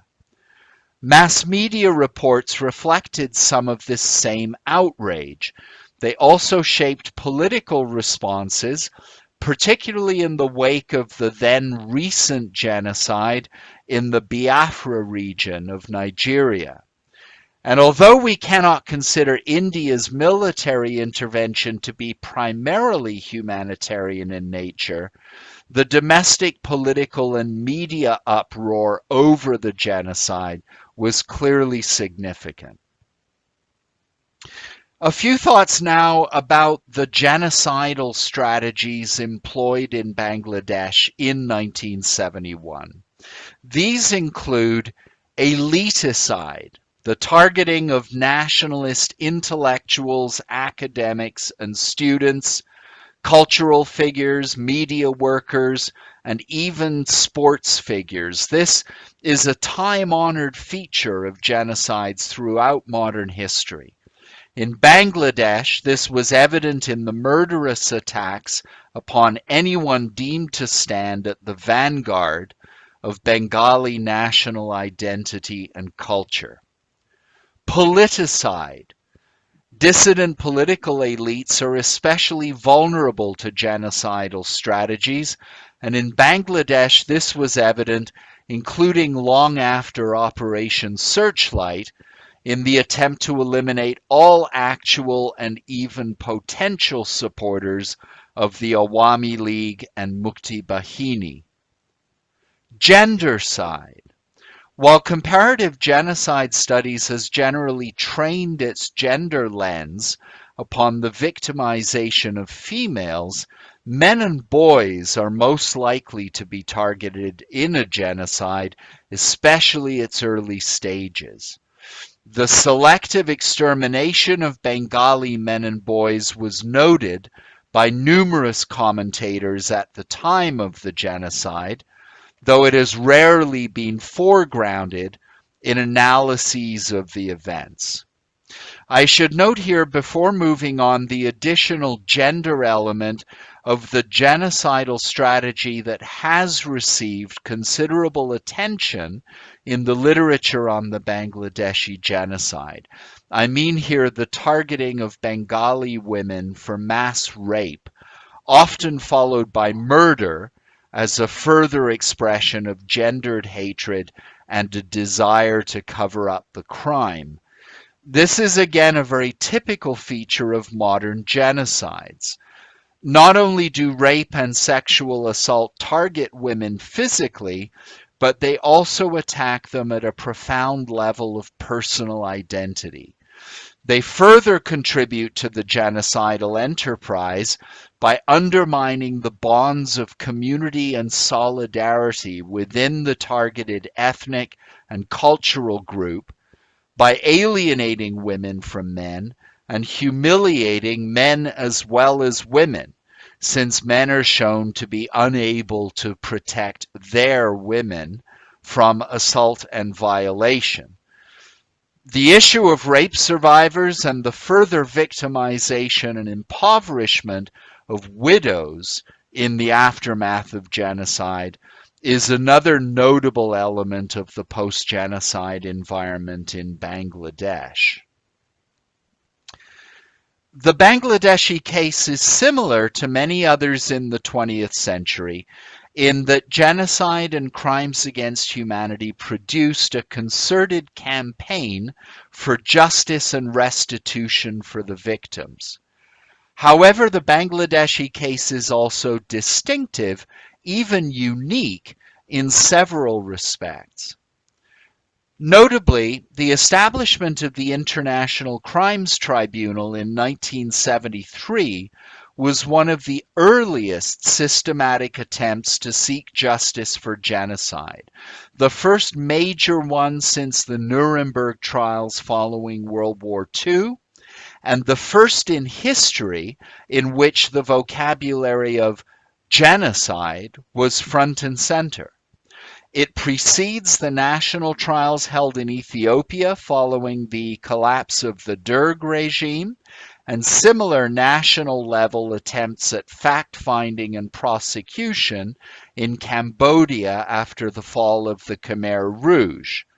It precedes the ad hoc international tribunals established for Yugoslavia, Rwanda, Cambodia, and Sierra Leone, not just by years, but by decades.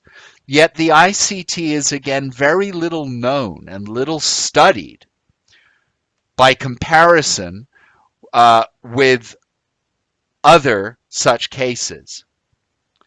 Bangladesh is also notable and unusual for the long and winding road that the struggle for justice has been forced to follow since 1973.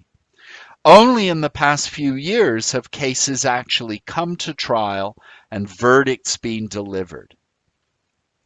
Typically for such proceedings, we have witnessed intense debates, both within Bangladesh and internationally, concerning the nature of the justice that is being sought and delivered. Some have alleged that this is a kind of victor's justice, reflecting domestic political factors and relationships. Much the same allegations were made against the architects of the Nuremberg trials, the International Military Tribunal for Crimes in the Far Eastern Theater of the Second World War, and the UN-sponsored tribunals of the 1990s and 2000s. All of this serves as a reminder, I think, that in memorializing genocides and pursuing justice and restitution for the victims and survivors, we must work to retain a stance of self-monitoring and self-criticism. We should strive to avoid common temptations and traps, such as nationalistic or patriotic hubris and excessive triumphalism. We should not use genocide as a justification for further mass crimes of extermination or political repression. We should be nuanced and inclusive in our understanding of how genocide occurred and the victims who were targeted. Only then, I believe, can we truly honor the victims and survivors and work to guard against future genocidal outbreaks in our own societies and others. Thank you very much.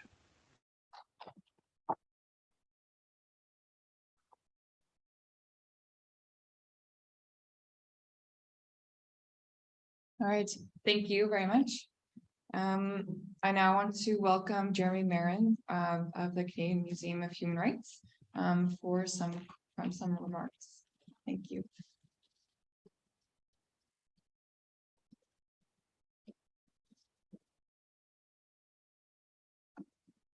Thank you very much. Good afternoon, good evening. It's a privilege to welcome all of you dignitaries, especially Your Excellency, the Honorable Foreign Minister from Bangladesh, our friends joining us from the Liberation War Museum, and elsewhere, and everyone here as well. Welcome to the Canadian Museum for Human Rights. It's a very privilege for me to be here today to speak at this very important event commemorating the 1971 Bangladesh genocide on a very appropriate day, the International Day of Peace. And I thank the conference hosts, especially my friend Kauser, for the invitation to speak today. Kauser asked me to speak a little bit about the role of the Canadian Museum for Human Rights in raising awareness and promoting education on mass atrocities such as the 1971 genocide. Today, we've heard a lot of very powerful information about the genocide and its historical characteristics and its legacies. We've heard from the voices of family members and survivors directly impacted by the violations, by the atrocities. And these voices we are very privileged to hear and we honor. And we've also been privileged to hear those who are working directly on promoting education on the ground in Pakistan, or in Bangladesh, on this history and navigating this legacy as it continues to loom large in Bangladesh and beyond to this day. So again, at Kauser's invitation, today I'd like to share a few words on the role of the Canadian Museum for Human Rights in promoting awareness and education on gross human rights violations. Promoting awareness and education, which is a crucial first step towards working towards a world where mass atrocities like this can be prevented as the rights of everyone everywhere are respected. Certainly, sometimes seems like an idealistic viewpoint looking at how the world is today, but it's an ideal that we all share and strive for. I also want to briefly consider what it means for a program like this to be taking place in Canada, and more specifically at the Canadian Museum for Human Rights. Our museum's mandate calls for us to promote reflection and dialogue on human rights issues, with special but not exclusive reference to Canada. So what does this mean in practice when engaging with a history like the 1971 Bangladesh genocide perpetrated by the military of Pakistan? A historical atrocity that many of our visitors may not know about, and certainly even fewer would have a direct connection to. So it is these questions that I'd like to reflect briefly on as we bring this important gathering to a close, especially as we look forward to continuing to work with members of the Bangladesh community in Winnipeg, in Canada, and in Bangladesh to raise awareness about this largely unknown, unrecognized, and in many cases forgotten atrocity, and how to raise awareness about this through museum content and programming. So to begin, a simple question that certainly echoes some of the reflections that Professor Stanton spoke about earlier. Why are recognition and awareness so important when it comes to mass atrocity? Now, this question guides the approach that is taken in one of the museum's galleries, which is titled Breaking the Silence. Breaking the Silence, the gallery incorporates content on a variety of gross human rights violations, with an emphasis on the importance of speaking out in the face of such atrocities. Now, why is speaking out so crucial? Sometimes the benefit of awareness raising is taken to be axiomatic. If an atrocity has been perpetrated and it remains largely unknown, then making it known carries an intrinsic benefit, yes? Well, certainly. But in response to human rights violations, breaking the silence carries something more. It becomes a moral imperative, not only because of the violence that silenced so many voices in the commission of the atrocity, but because human rights violations, going from a macro scale, like genocides that transcend borders, and even going into micro scales, like domestic violence that takes place behind closed doors, these violations are almost always accompanied by some sort of pressure to be silent. The silence can take different forms. Perpetrators may want to avoid guilt Maybe some feel ashamed. Some want to justify or distort their actions. Of course, many people are silenced as they are eradicated. Survivors, descendants of victims may be too fearful or too traumatized to speak out. Members of diaspora communities may fear for family members who may be threatened by their speaking out.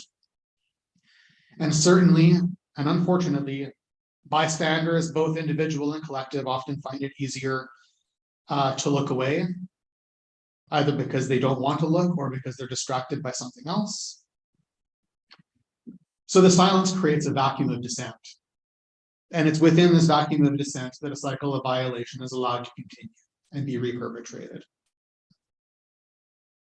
So while certainly not a utopian conclusion or endpoint, breaking the silence and speaking out is nonetheless a very, very crucial first step in dragging violations from the shadows of denial, distortion, minimization, justification into the light of day to pursue recovery, to pursue reconciliation, to pursue justice and accountability.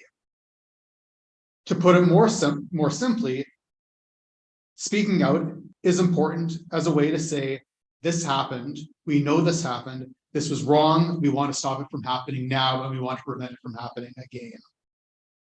And even more simply, perhaps, we will not forget. Acknowledgement and recognition stands as a moral rebuke against the efforts of perpetrators to destroy and erase individuals and groups because of who they are. So part of the Canadian Museum for Human Rights role in encouraging dialogue and reflection, and here again, I'm using the language of our mandate given to us by the Federal Museums Act. Part of our role in encouraging this dialogue and reflection is to provide a platform for undoing this attempted erasure. If I may speak kind of on a personal level, the moral imperative that is intimately bound to remembrance of past violation, like the 1971 Bangladesh genocide, was clearly articulated to me quite early in my career here in the museum by a Holocaust survivor in Toronto named Jack Cooper.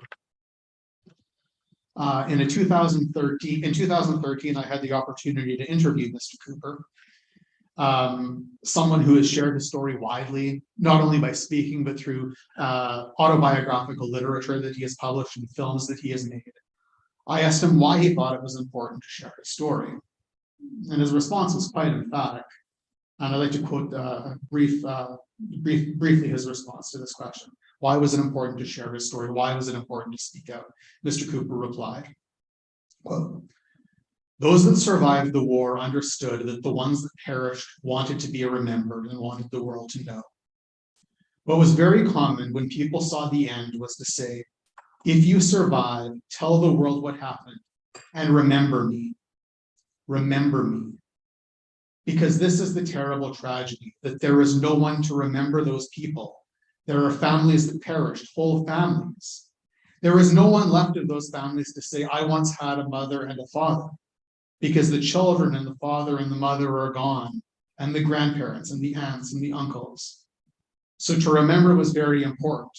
And I thought of myself, this is Mr. Cooper speaking, in that respect as a messenger, so that the world will know. Why should they know? Because these people existed. How can you simply obliterate them and not even remember them?" End quote. And this speaks very, very clearly to Professor Stanton's 10th stage of genocide. The denial is not separate from the genocide, but it is a continuation of the genocide. It is a destruction of the memory. It is a prevention of healing. It is a prevention of recovery. As the Canadian Museum for Human Rights works with atrocity-affected communities to bring to our visitors stories like those that we've heard today, like those of Jack Cooper, including through programs like this one and through exhibition content, the exposure of these histories serves as a means to remember those who were lost and refute those that attempted to eradicate them, their memory. But of course, human rights work not only requires remembering and responding to past violations. Human rights are almost by their definition forward looking, right? They ultimately provide a guide for a world where the inherent dignity of all people is universally recognized, underlined by a shared understanding and mutual respect. So it's not enough simply for our museum to provide information as a means to fulfill our human rights mandate. As our visitors engage with stories of violation, as well as stories of hope and the hard work of human rights efforts to respond to violation, we encourage our visitors to recognize the inherent humanity, inherent dignity of those targeted for destruction by perpetrators. And related to this, we want to encourage our visitors to recognize the relevance of these stories, even these stories that seem on face value so far removed from the day-to-day life experiences of our visitors. We want them to recognize the relevance for their own lives by virtue of the shared humanity that underlines the very conceptualization of universal human rights. For atrocities like the 1971 Bangladesh genocide, which saw people violently targeted and massacred because of who they are, or who they were, who they wanted to be. They were certainly crimes against those specific individuals, groups, families, and communities, but they were also crimes against all of humanity. And crimes against humanity is a term we've heard a number of times today. It's a term we're probably very familiar with, but it's a term that is sometimes used but maybe not reflected on enough. Humanity itself is targeted and weakened when perpetrators, be they individuals or states or militaries, target people because of their identity, targets people because of who they are. Since who people are is precisely what comprises the unifying diversity, and it sounds like an oxymoron, but it certainly isn't, comprises the unifying diversity of humanity.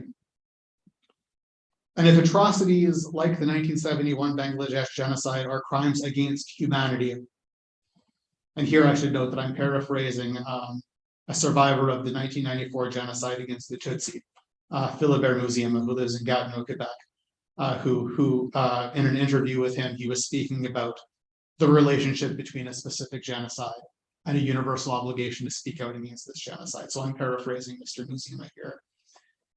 If atrocities like the 1971 Bangladesh genocide, like the 1994 genocide against the Tutsi, are crimes against humanity, then all of humanity has a responsibility to recognize, speak out, and denounce these crimes, and to work to prevent them from continuing or happening again.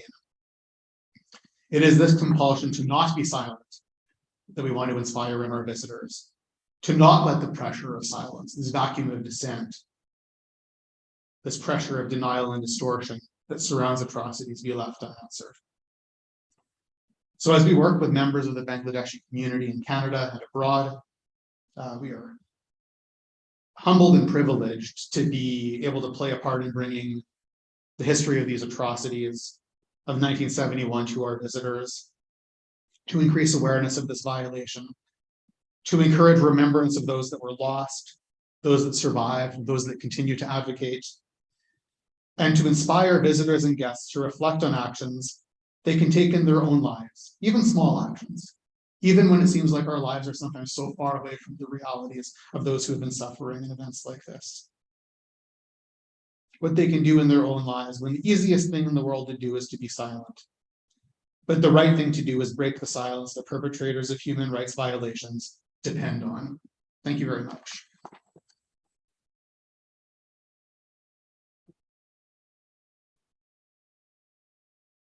Thank you, Jeremy, for all the inspiring words. And it's a privilege working with Jeremy very closely. And he calls me friend, and I do reciprocate. And we look forward having Jeremy in Bangladesh in near future, so that he has a first-hand view of the Liberation War Museum and the Center for Genocide Studies. So, Jeremy, once again, thank you for your support all through. Ladies and gentlemen, that concludes our session. But before I actually have something to conclude and request His Excellency for his concluding remarks, I think it's wonderful, and I must mention here that you have watched the whole documentary of Stop Genocide by Zahir Raihan. And at the the last part of the documentary, you have seen freedom fighters and the evolution of freedom fighters resistance against the occupation army. So today we are very privileged, and I take this opportunity to introduce Mr. Dr. Mutiur Rahman with us, who is a freedom fighter. I use the word is because that is his identity. So if you kindly rise, Dr. Mutiur Rahman, and we acknowledge your contribution to the revolution war. Thank you very much. Thank you, sir. Please be seated. In conclusion, I just wanted to mention a couple of points that your support is important, and this is just a beginning. Each year, we plan to host such awareness education training, which is in line with the Canadian Museum for Human Rights agenda, because this is what is about education and breaking the silence. So we look forward to having the next session in next year. And we also look forward to have this network, which has been created this whole day. And I thank you on behalf of Bangabandhu Center and Conflict and Resilience Research Institute, and on behalf of Liberation War Museum and Center for Genocide Studies for being with us whole day. And it is actually late night in Bangladesh, 11 hours ahead. So thank you for your support, both all of them from Bangladesh and Canada. And I look forward working with you. And this is a topic very close to our heart, because this is what we strongly feel that has been forgotten for ages. So with these words, let me welcome His Excellency Dr. Khalilur Rahman to kindly have his concluding remarks. Thank you.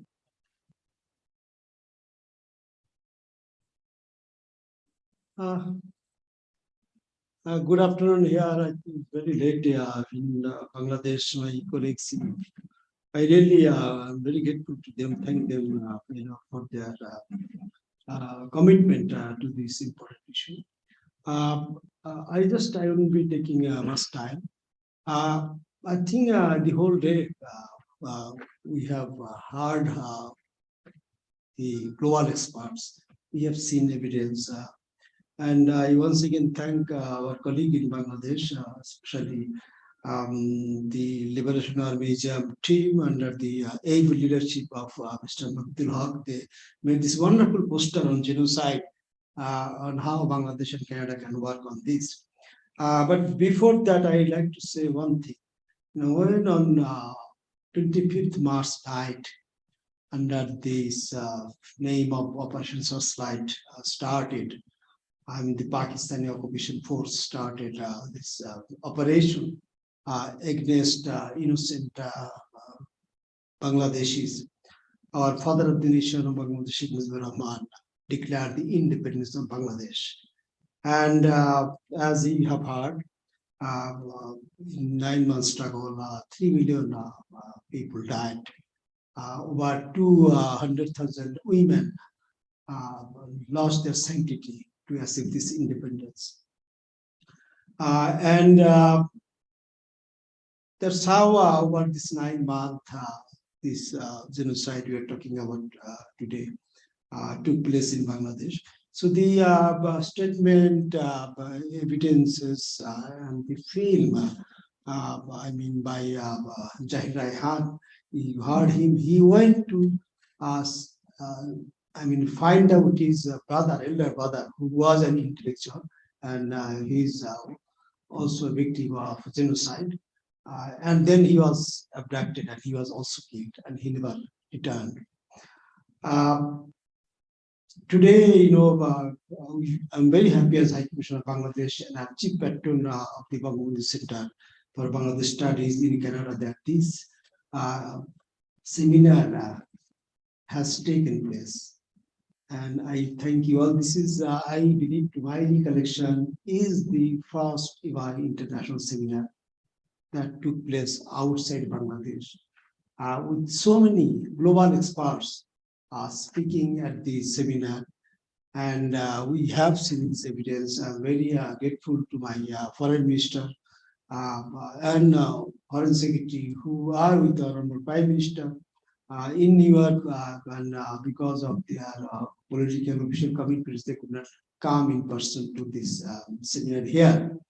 But I must say that as High Commissioner of Bangladesh, it is not only the government of Bangladesh, it is the whole Bangladesh, the Bangladeshi population is deeply committed to make awareness about the atrocities, about the genocide that took place in Bangladesh in 1971, to be known by everybody in the world, globally, by all countries. And as High Commissioner in Canada, I really want the Canadians must know these atrocities that took place in Bangladesh. I think in one of the testimonies, Mr. Asif Munir said one important thing. We deeply appreciate the role of Global West in promoting, protecting human rights, in bringing the perpetrators of crime against humanity, perpetrators of genocide to justice. But he told us that two of the main culprits are being hosted by two major countries in the world. Every day we hear them advocating promotion, protection of human rights, taking action against the perpetrators. But these people are being hosted in the Global West. So when we are fair, I think there should not be any discrimination in dealing with the criminals, in dealing with the perpetrators of genocide or crime against humanity. I believe, personally, I believe that young people, the vast young people of these countries, of those countries, they are not aware of the fact that their governments are hosting this kind of heinous criminals, perpetrators, flagrant violators of human rights. Even in this country, I'm sorry to say, I'm very blunt about this thing. One of the flagrant violators of human rights, who killed our founding father along with 18 of his family members, including children, women, senior citizens, pregnant women. He's been hosted in this country for last 26 years. We are trying to take him back to face the verdict. So I'm referring to this incident, just to emphasize the fact that the Global West needs to be fair, needs to do things in non-discriminatory way when it comes to dealing with the perpetrators of genocide or those who committed crime against humanity. So as after this, very good, I think about 8 hours of deliberations, evidences shown on the film we have watched. I believe that Bangladesh Center in Canada, Greek here, and the Human Rights Museum, we can all work together to really promote the human rights issues, not only in Canada, but all over the world, and how we can really bring justice to the survivors and the families of the victims of genocide in Bangladesh. As Kausar has said, that this is not a one-off event. We have submitted the exhibits of genocide to this very museum for the permanent display and to show the independence of Bangladesh, the struggle of Bangladeshis, the leadership of our founding father in bringing the independence of Bangladesh in the time stream of this Human Rights Museum. I believe that the museum authority will have a fair judgment, assessment of the submission we have made, and the day should not be far when we will see the evidence of genocide in Bangladesh permanently displayed in this very museum. So what I like to plan is that as Kausar said, we will be hosting another event next year, hopefully, with the support of our partners.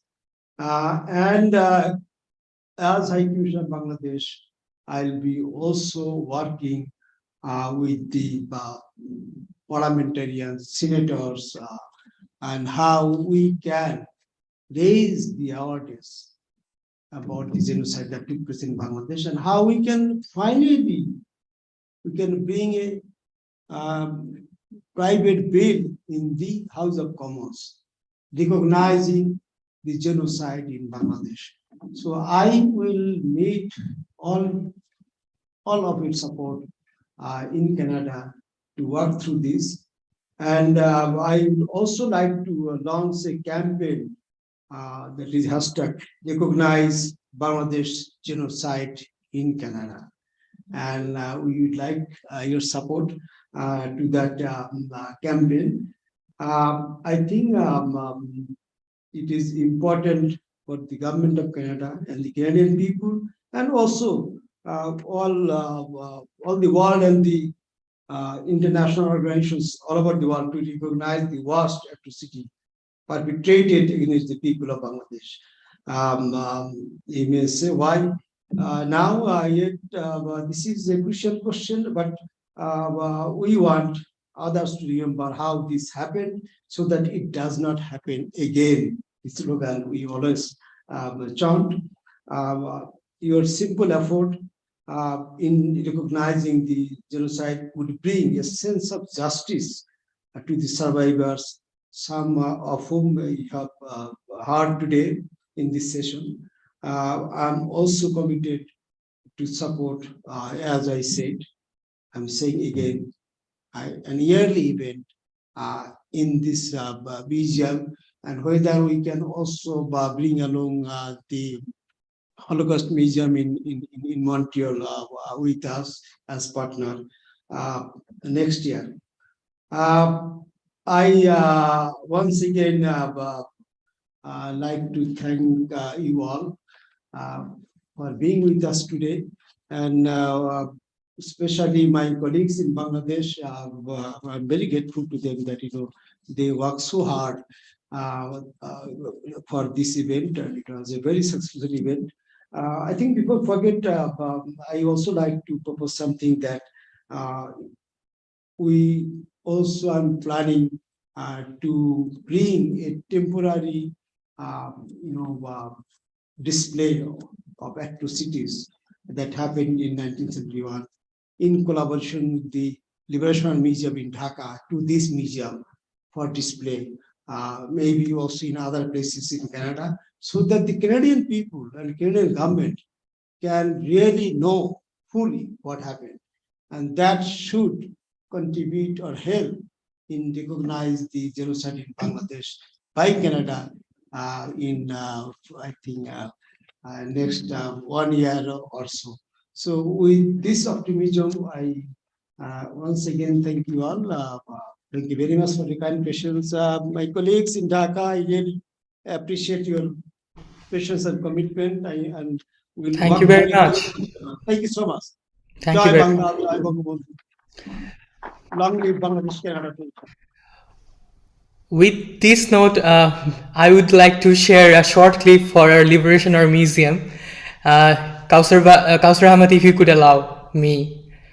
Yes, just give me a second here. I see Gregory Stanton is with us. Gregory, do you want to say a few words? We are just concluding our session, but you have the priority. If you want to even say a couple of words, you are very welcome, Gregory. Go ahead. Thank you, Kausar. It's very, very generous of you to invite me to this conference and to allow me to watch it. I watched the whole thing, and I'm just impressed with how profound some of these remarks have been. I, think about, for example, some of the remarks that Jeremy Martin was making about the power of silence and how silence is such a powerful tool for the perpetrators, and how we must break that silence. That recognition, in fact, is a moral rebuke to the perpetrators. I loved that concept that he said. And I also loved his concept about the importance of mourning, because it really, it was something that I mentioned about how important funerals are in every culture, and how silence and denial keep people from having funerals. They deny mourning. Denial closes the door to mourning.